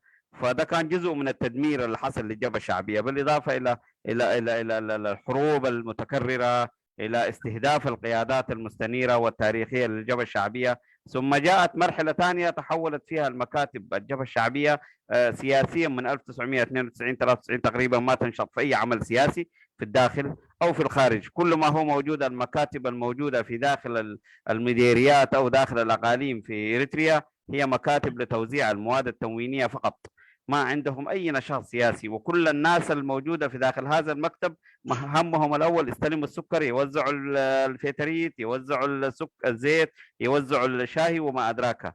انا كنت هناك من سنوات قريبه يعني، وبعرف هذه التفاصيل بدقه. ايضا التنظيم، كوادر التنظيم اللي اتبنت ما قبل التحرير وما بعد التحرير، الكوادر الوسطيه هي الان يا اغلبيه صامته في الداخل او اغلبيه صامته برضه في الخارج موجوده، لانه لم تجد النافذه اللي تقدر تناضل من اجلها وتجد فيها نفسها. انت لما تعمل في اي عمل سياسي يجب ان تجد القوه اللي انت تجد فيها نفسك تناضل من داخلها، والا ما في واحد يضيع زمنه في انه يكون جزء من جروب بتاع واتساب يتبادل فيه الافكار ويشتم فيه ويشتموه، وفي النهايه قضيه شعب معلقه ودوله تنهار ومستقبل وثوره كل بيزرب ادراج الرياح. انا في تقديري انه هنالك قيادات كبيره في داخل الجبهه الشعبيه، سواء كان اغلبيه صامته في الداخل واغلبيه صامته في الخارج، وبالاضافه هنالك المئات من الوطنيين بل بالالاف من الوطنيين الاريتريين اللي هم بيرقبوا في انه ان تكون هنالك نافذه الى الداخل توصلهم الى الداخل او تهيئ لهم الارضيه لمواصله النضال ودعم الشعب الاريتري وحمايه اريتريا وسيادتها. اعتقد انه مثل هذه المبادرات جدياتها تاتي في انه الناس عايز تتحرك بشكل جدي الى الداخل. وانا من الشخصيا تابعت، معلش استاذ امين جابر انا طولت، انا تابعت النداء بتاع الاستاذ احمد القيسي في قناتين رسات وتابعته في صفحات الفيسبوك، واعتقد هي قد تكون محاوله جاده، واذا كان فعلا كتب لها النجاح وتبني لنا اساس وطني سليم لبناء اريتريا المستقبل، وتكون وعاء انه كل الناس تلتف حول برامج وطنيه واضحه، لا جبهه شعبيه لا جبهه لا غيره، وننطلق لحمايه اريتريا وشعبها. وشكرا استاذ احمد القيسي ومساءكم خير. شكرا استاذ ابو بكر. بالمره بس ترجموا بالتقرينيا باختصار ان شاء الله. وانا كنت منفعل والشبكه ايضا ما حتساعدني. انا اتي صوتي واضح استاذ امين؟ يا واضح. انا اتي زبل زلخو هزبا قنبار زبا هلكاب تسعان حادن تي دحري حارنت ህዝባዊ ሰራዊት ኣስመራ ምስ ኣተወ እቲ ህዝባዊ እቲ ናይ ፖለቲካ ምንቅስቃሱ ሸነኹ ተጠው ኢሉ ነይሩ ተጠው ኢሉ እብል እንከለኹ እቲ ሰብ ናብ ምስራት ናይ ሃገር መንግስቲ ንምስራት ስለተጓየ እቶም ቀንዲ ሓለፍቲ ኣብ ህዝባዊ ግንባር ዝነበሩ ኣብ ህዝባዊ ኣብ ፖለቲካ ዝነጥፉ ዝነበሩ ኣብታ ናይ መንግስቲ እዮም ተመዲቦም ካልኦት ከዓ ተደስኪሎም ካልኦት ብካልእ ዓይኒ ይጥምትዎም ይከታተልዎም ይእስርዎም ካብቲ ፅፍሒ ዳርጋ ምድስካል እዩ በፂሕዎም ድሕሪ 95 ኣነ ይዝክረኒ ኣብ ደመስኮስ ነይረ ይሽዑ እቲ ናይ منظمات جماهيرية تبال تم ناي محبر من السياد يكون محبر حماد محبر سرحتنيات أوصائي زنبرو كله تدسكيلو تباهيلو ده حجي أوصائي زبهل حفاش الدبات يلن تباهيلو أوشتي يخم تصرحوا ويا بزخون ناي جاليات أتوا أبو تناطفو تباهيلنا بدحريو جن انتاي سعيبو كينات متيئة كينات دحرو كينات توم من السياد أب 8 زنبرة كادراتات أب 7 زنبرو أب 9 زفريهم كلهم أب كينات يوم أتيوم حزباو جنبار أبيات صفتنا حزباو جنبار تباهل أوش تعدي انتاي يقند سرحهم زي قند سرحهم زي ناي قبله شكر معدال زيت معدال قطف معدال يو كالي أبناء بوليتيكا أين أطفون يوم سرحوا سراح انطلق أنا حزبي كتاتلو كم زي حزبي انتاي بالالو منيو زارم منيو كم ناي سراح سليا يسرحون بر أبيات صفت ني بوليتيكا تنطف يلن ولا اتي فطعما اكل زبهل كاب نوح كاب كلتشح اخيبا زي اي غبرن ولا حزباو جنبار تي هقدف زبهل زلو حزباو جنبار زي كونستوم هقدف زبهل زلو كاب 94 حساب حجي ودبناتهم اخيبا وي غباي سلازي تغبري دارغا اتي سراح زلو توم مبزحتهم تقادلتي توم ماجورتي سقيلهم زلو اوش تعدي يكون ولا ابدقه نعهم من قصقاص زخون نجر يخون بايتاخ أنا هجراوي علامة زفتر نجر كله كل سبز طرنف بحنتي علامانه هجر مدحان هجر مهنات أنت تسريحه طبق يو بالبناتير يتو طرنا فيكم شكرا انك خلصت كمان قبل ما تنقطع اوكي اخر فرصة بعطيك استاذ عثمان بس يا ريت باختصار اهلا شكرا سلام لملو غزا و مرحبا انا مدير ترسني قاشانا حو احمد قيسي انا بقولت في حتتي قد ما كله زي حو احمد قيسي زبلو زول حدش يكون كنت عن 10 سنه جمهوري حو سنه احمد يلو كنت عن 10 سنه مدرسه زي جمهوري 17 نيرهم اما جرش 10 حدا تليفون دحرو حو مسفن حقوس كم مغلي وي كاب تግራይ ملسو كله اخيبات تغيرو ابالتوك بشمناي ابلات حزباو ግንባር ሚቲን ገለ አብታ اب عصو اخيبا ناي بالتوك تاكيبهم كم ابالات حزباو ግንባር ابو اخيبا تخايد نيرو حو احمد قيسي كلتا غزي حدا غزي اب حدر جغانو بالتوك مسيو نزي انا يتنسى حزباو ግንባር تبل بزعبا تزاريبو دحرا الرسات مسيو قد مسلسل سمون اب كلاب هاوس مسيو نيرو نزيعه ادفوكيت كغبر الله مالتي ابال حونا احمد قيسي ابال ناي ودب حدنت اريترا وي اريتراويان ابال مرحنتي ازي تبغسو زكايده زلو بشم ودبدي ويم بش بولكو ايوه 1 2 حو احمد قيس انتايلو 30 ودبات اللوا 30 خا حبوات سليت اللواي زي حجيني مجاز كم زبال وي وستيزاوي قال ديو ميتافوريكال مالتيو وي بناي بحق 30 سليت ودبات يفلتي قد محجي زي ازربا زي عبد الله ادم عبد الرجوان مسين كله زي تعاومو وش سليت اللون هاي دفيلو تزاري الجو انفورميشن انتلهم انقرونا من مخانهم اتليست خبزهم 3 حونا احمد كلتنا انت زنقرنا وين تم زملكتهم ينقر مخنياتو تصاني حكا سليت له يلكا كم زي دي حزبي دنا غير اب نفسه اي تمامنني الوتاوي قداي تساوت كبيدن انت خالخ نقرنا مالتي قال كم تزتردخو انا أحمد قيس زبلو زولو حجتا تايتل نايتا لو متزربنا أنا كرسعي مخنيات السو بهندبت تجارة يتكر كلها عند حرام مسلم بقوم من دساي بلتين سلسلة السنة حونا أبو ناصر تاشم نعوخنا قد فايرة جيم انت يا أخي بالدل يعني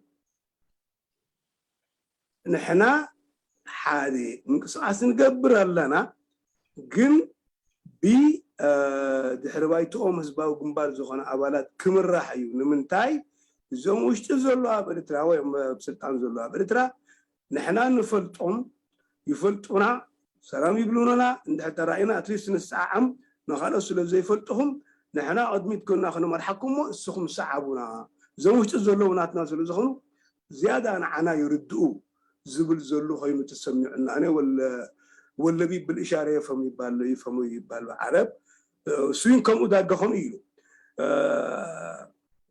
بلوتيشانس كتخونوا لكم أرحكم كتحسبوا لكم كل نجار يكون الزنجر تردوا عليهم نحنا فالت إنا ما رتيجي وش تزولوا نحنا نفالت إنا ناتنا سبات يوم مسانا خسر حيو اليوم الصوم ترى مسانا خونكم كتسرحوا تصبوا إيلو جنزنا جرزي 4 عامات زجبري كم مدرك أنت جمرنا 9 عامات زجبري مال كساب حجي أبحنت خبصه أي كأدم لكن من البعد لوجهه قرص تتوقف اليوم بهندبت كي بتفكم سلزبري قال إني رونقنا بزانك يا أخي الميزان خلينا نلوم مالتي.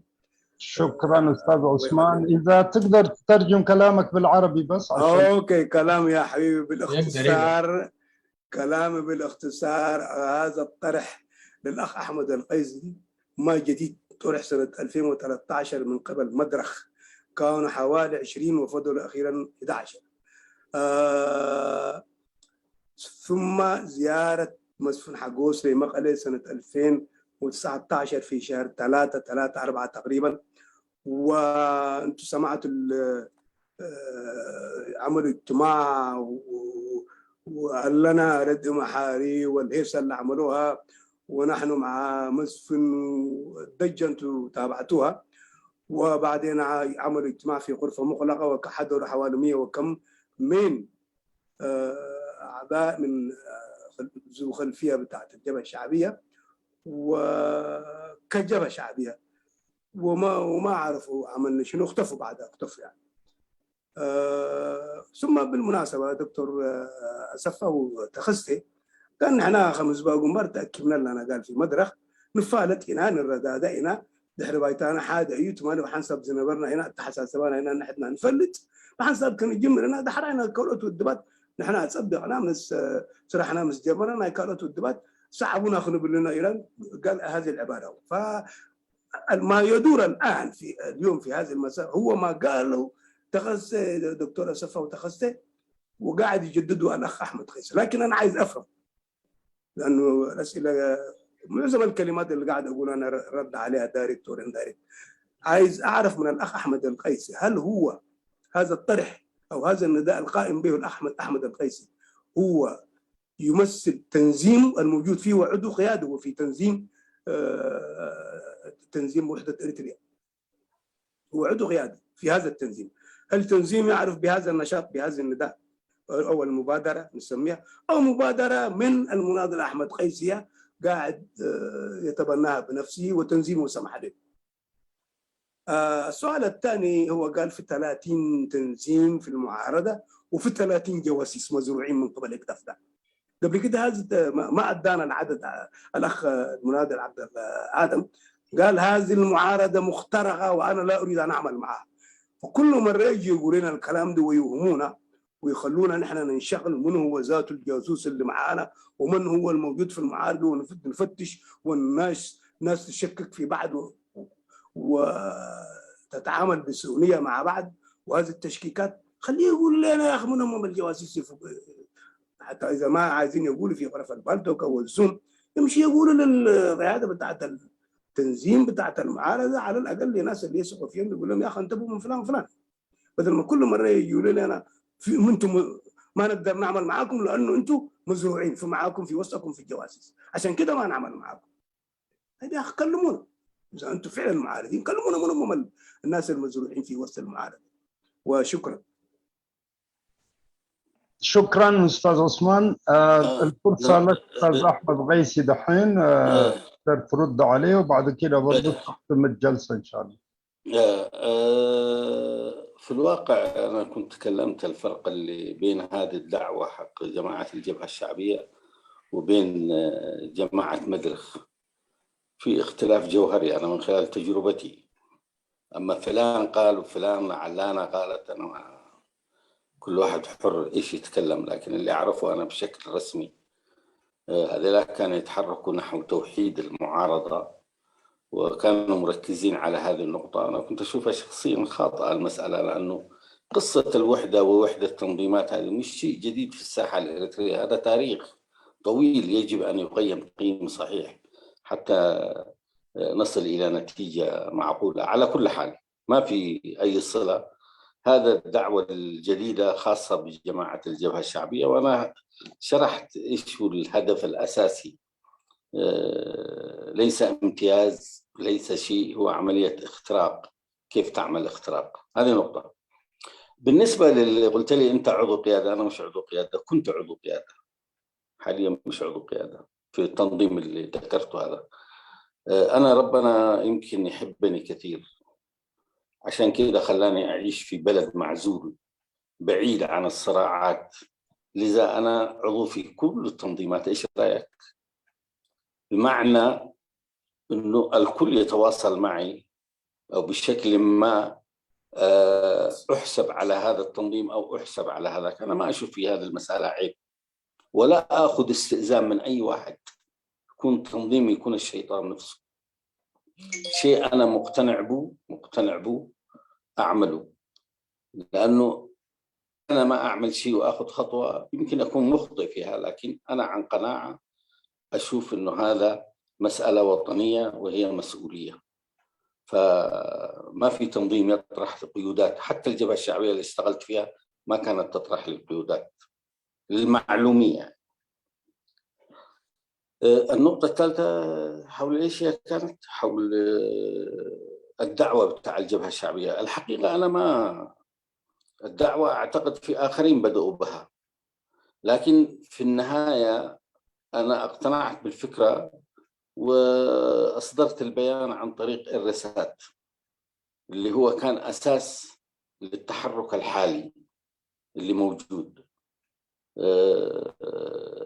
فالقضية هي مبادرة ذاتية مني وحصل فيها تجاوب من بعض الناس، ما أقول لك كل الناس، وهذه هي القصة بالكامل. كان فيما يتعلق بالجواسيس وما الجواسيس، ما في واحد يعرف أسماء بالجواسيس، ما نكون أغبياء إلى هذه الدرجة. هذا نظام سياسي قائم على أسس أمنية، يعرف متى يخترق. هذا كان يخترق مؤسسة منغستو هايلي ماريام، ما تجي تقول لي التنظيمات اللي موجودة. يعني يجب أن أقبل أنه في اختراق بشكل ما، فهذا يجب أن نضعه في الاعتبار. إنما لا عبد الله آدم، لا أنا، لا أي واحد يجي يطرح لك أسماء لأنه ما يعرف. لكن اختراق تشك من خلال بعض التحركات أنه قد تكون مخترقة. بعدين هذه قضية 30 في العلن و30 في السر، مش بمعنى أنه والله 30 في السر قاعدين يعملوا. قد يكون اللي موجودين في شباب منظمين، في شباب منظمين في كل مكان، في شباب منظمين تواصلوا معي. مشيت جيبوتي، بعد ما مشيت جيبوتي تم اغتيالهم لمعلوماتك. فما تخلينا نطلع الدفاتر كاملة. أنا لما أقول إنه والله العظيم في العلن الناس اللي معروفين بتنظيماتهم بقياداتهم، في شباب يأسوا، بالذات اللي كانوا في إسرائيل وإلى آخره، وعملوا تجمعات وبدأوا يتحركوا وما يطلعوا للعلن، عاوزين يعملوا شيء. حتى الناس اللي قابلتهم في القاهرة هم من نفس الصنف، ما في حد يعرف عنهم، لكن يتحركوا. ومن هنا أنا جبت المثل، هل السياسي يعرف من أعداؤه؟ أنا أعتقد القبي هذا ما يعرف. لو نحن قدرنا أن نجمع هذه المعارضات اللي موجودة بتاع الشعب الإريتري، مش تسقط السياسة، حتى حتوصل إلى كينيا تسقط النظام في كينيا. هنا المأساة. فأنا طرحتها من باب إنه في العلن موجودين قد كده، وفي الخفاء اللي يتحركوا كمان في الخفاء، مش لأنهم عملاء، بالعكس وجدوا إنه في هذه المعارضة إنها ما تنفع وإنهم يجب أن يبدأوا من الصفر، موجودين. وأنا من حسن حظي إنه والله العظيم في تواصل، وقلت لك بالمثل، وهذه أصبحت حقيقة معروفة في أوروبا. أنا شباب نظموا أنفسهم وعملوا كل حاجة وجابوا الرسول بتاعتهم وطلبوا مني على أساس إنه أساعدهم في بعض الأشياء، وتحمست رغم الأيام هذه كان قتال شديد في اليمن. تحمست ومشيت إلى جيبوتي. الراجل قابلني بعدها قتلوه، والقتلة يقال إنهم جماعة الويانة، لكن أنا ما أتهم هذا ولا هذا. يعني كانت محسوبة إنه يأخذونا مع بعض، يمكن لأنه بعد سفري أجل. في قصص كثيرة في هذه المسائل لو فتحنا دفاتر. بس قيسي كيف تفهم هذه المسائل؟ والله أنا أعتقد من حسن حظي لأني معزول في المكان هذا، الكل يحاول يتواصل معي. أنا شخصيا أي واحد يتواصل في قضية وطنية يجب أن أتجاوب بأي شكل كانت، ما تقيدني القيود السياسية. أعرف مستوى وعي جيدا وأقرأها بصورة صحيحة. أنا متأكد من القصة هذه. واحد يجي لك في عمل وطني ما حتقول له روح بيتك، لا، أعمل لك أنا انفستيجيشن. عمل وطني عمل وطني. قادر أن تساهم؟ لا أنت عضو في التنظيم ولا شيء، لكن عندك مقدرة أنك تساهم، أساهم طالما أنا مقتنع أنه هذا عمل وطني. الأمور ماشية بهذا الشكل. أنا جبتها ضمن إطار هذا السياق، وفي قصص كثيرة يمكن تيجي ظروف أفضل نحكي فيها. عشان كذا نقول والله الإرادة الإريترية لو توحدت في إرادة واحدة ممكن أن تعمل تاريخ، لكن هذه مأساة وقدر. شكرا جزيلا. شكرا أستاذ أحمد. كده حنختم. إذا عندك كلمة أخيرة تبغى تقولها ولا شيء؟ والله ما عندي غير تحياتي لجميع الأخوة، وإن شاء الله يكون من خلال هذا الحوار خرجنا باستفادة. أنا شخصيا استفدت كثير. النقاش كان جاد ونقاش مسؤول حقيقة. فشكرا جزيلا. شكرا جزيلا. شكرا أستاذ أحمد. نحن بوجنا نايب حكينا مسجنا كانت زغرب كايت حوسته يكون زتوا أمينو ده مشارشة تزاربا أحمد قيسي مترجم كالنادو بنسمع علينا. أوكي أحمد بنفسها بلا ولا؟ دحن أنا أحترم بالأخ. بزعباتي قداميتي حتوسي أبال مرحلنتها أب حدا خافتي إنه دوار سقف شو مهمان تودي باي فلتني.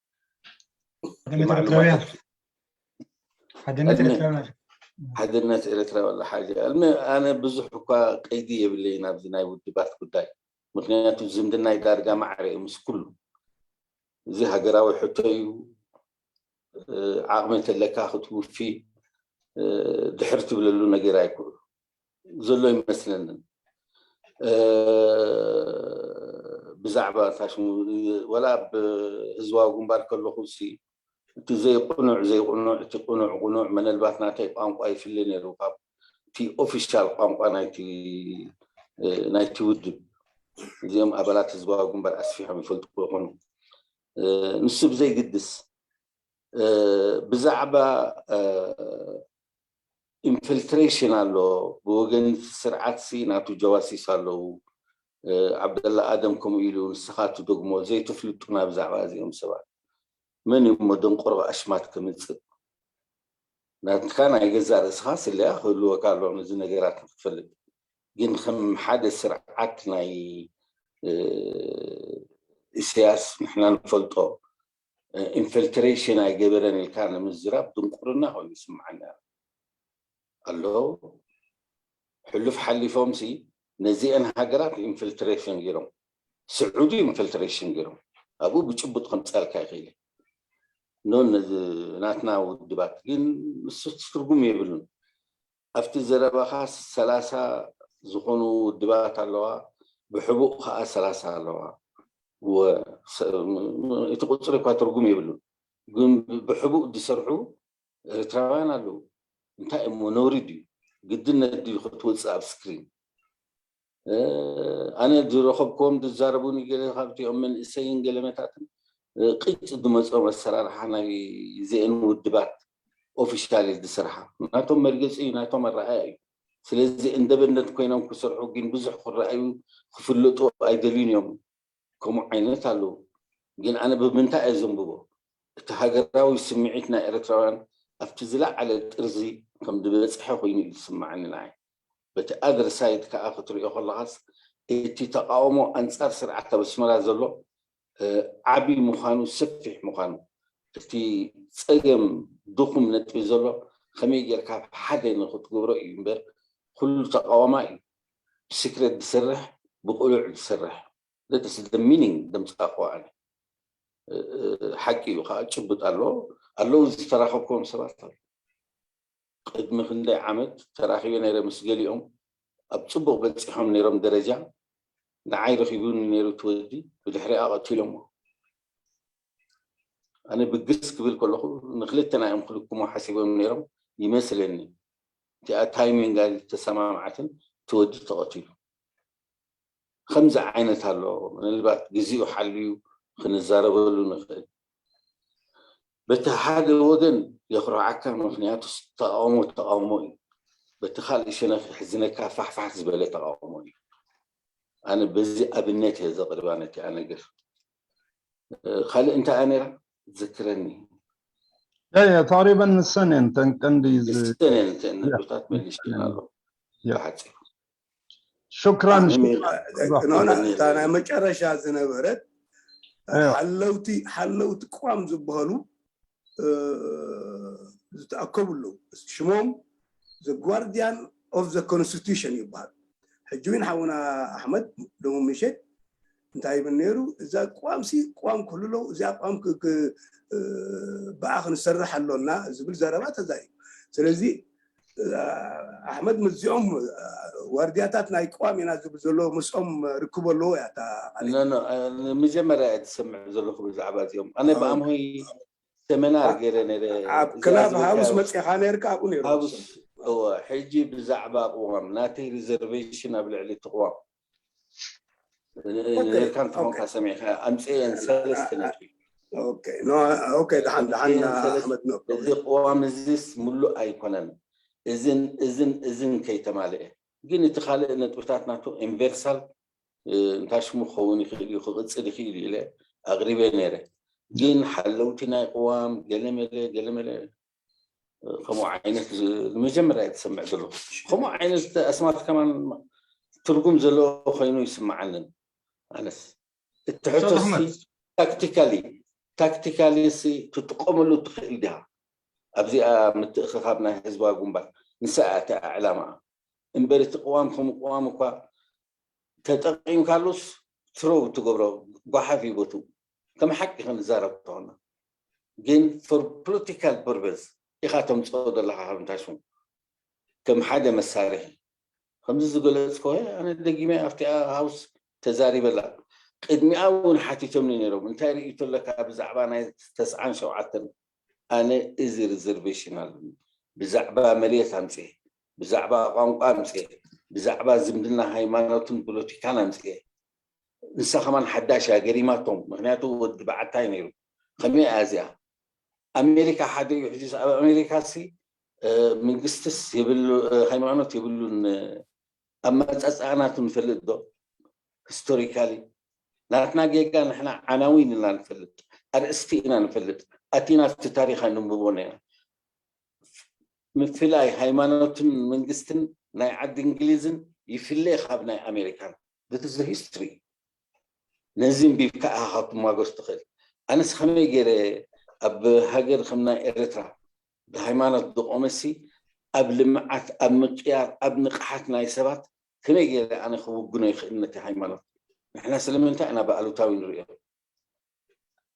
technically خميجي الكات تقوملو that's the point just أنا راتي أخذت نصها خميجي كا تريام سبلوني مليشة 3 مسو 10 حمش اشتغلت يوم السلام 10 حمش اشتغلت يوم خريستيان بخريستيان كا divided كوينو كاثوليك بروتستانت كلهم قاتو يوم اسلام كاشيعه سنه لهم كاتو ازيهم افتح حقتات ابوشت بايتو زحقق سيخ كلهم الله ناي بحق حبرتسب تقبل نيركاتهم كا بخمزي ايات ما قلتها زملش اللي سوى نبر ناتي رؤيتو ناتي امنتي قدم حجي ايرد عن النيرو كم سبي زارب نيري خفل له هيمنو قرع قالو امود اتحنت دسكابر دناقر خمز نبرنا تردياتني كندي مصحفتم بما خمدين مصحفتم مودعتا نحنا سي اب من تاعنا نفرنا من تاع عالم نبرنا سؤال كامل سخاخ هو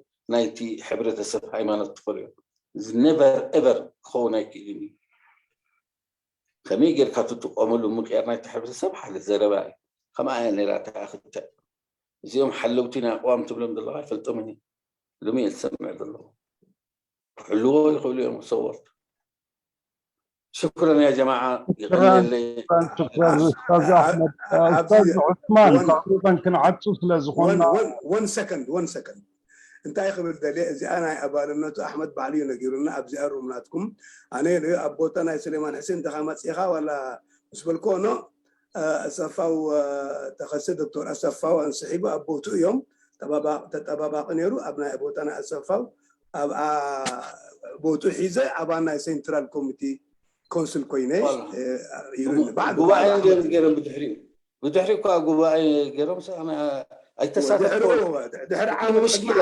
مشكله اجهدنا زين الزارب انت مشكله مع زي مذكرها مثلك قواعي خو غورو خلص يصوعوها صانو اختي لا تخنيا هم جيل غير كاتات بدحري بذكرك سبيلنكو تتس مشكله انا زين ودبات كويس انا يقرمني أنا بوجني 5 كل زوج طبوا زمننا عليه أي كوريني سلزي تزاربني سل جين ربنا يمن فتيرو لي وفتيرو زعدي نعيد ذكرني سبيلنا بيجيكها في المناسبات زي أتحكي سلمن تاي بزي نايب حكي ب5 عينة السرارة سياسة خطوط حلمي خلينا ما تخلينا تجيب مواجع انا يغني لنا ثانك يو فيري ماتش نايب حق تصبوا مش تمسينا نحنا بزح تماهيرنا نسخاون لك عزي حسيبكم زلكم كابزلهم شتك سمع مسخاون بزح نجرات تردي كان فليت كان اللقاء بو مسرت زحاش سبم توزدو تسفان قبر وشكرا لك نويح ساعات حزناك بزي عرفتي شكرا استاذ احمد شكرا جزيلا شكرا يعطيك على خير مع السلامه شكرا استاذ احمد شكرا لك شكرا الله يخليك الله يطول عمرك حبيبي شكرا الله يحفظك اوكي يا جماعه الاستمرار في الدردشه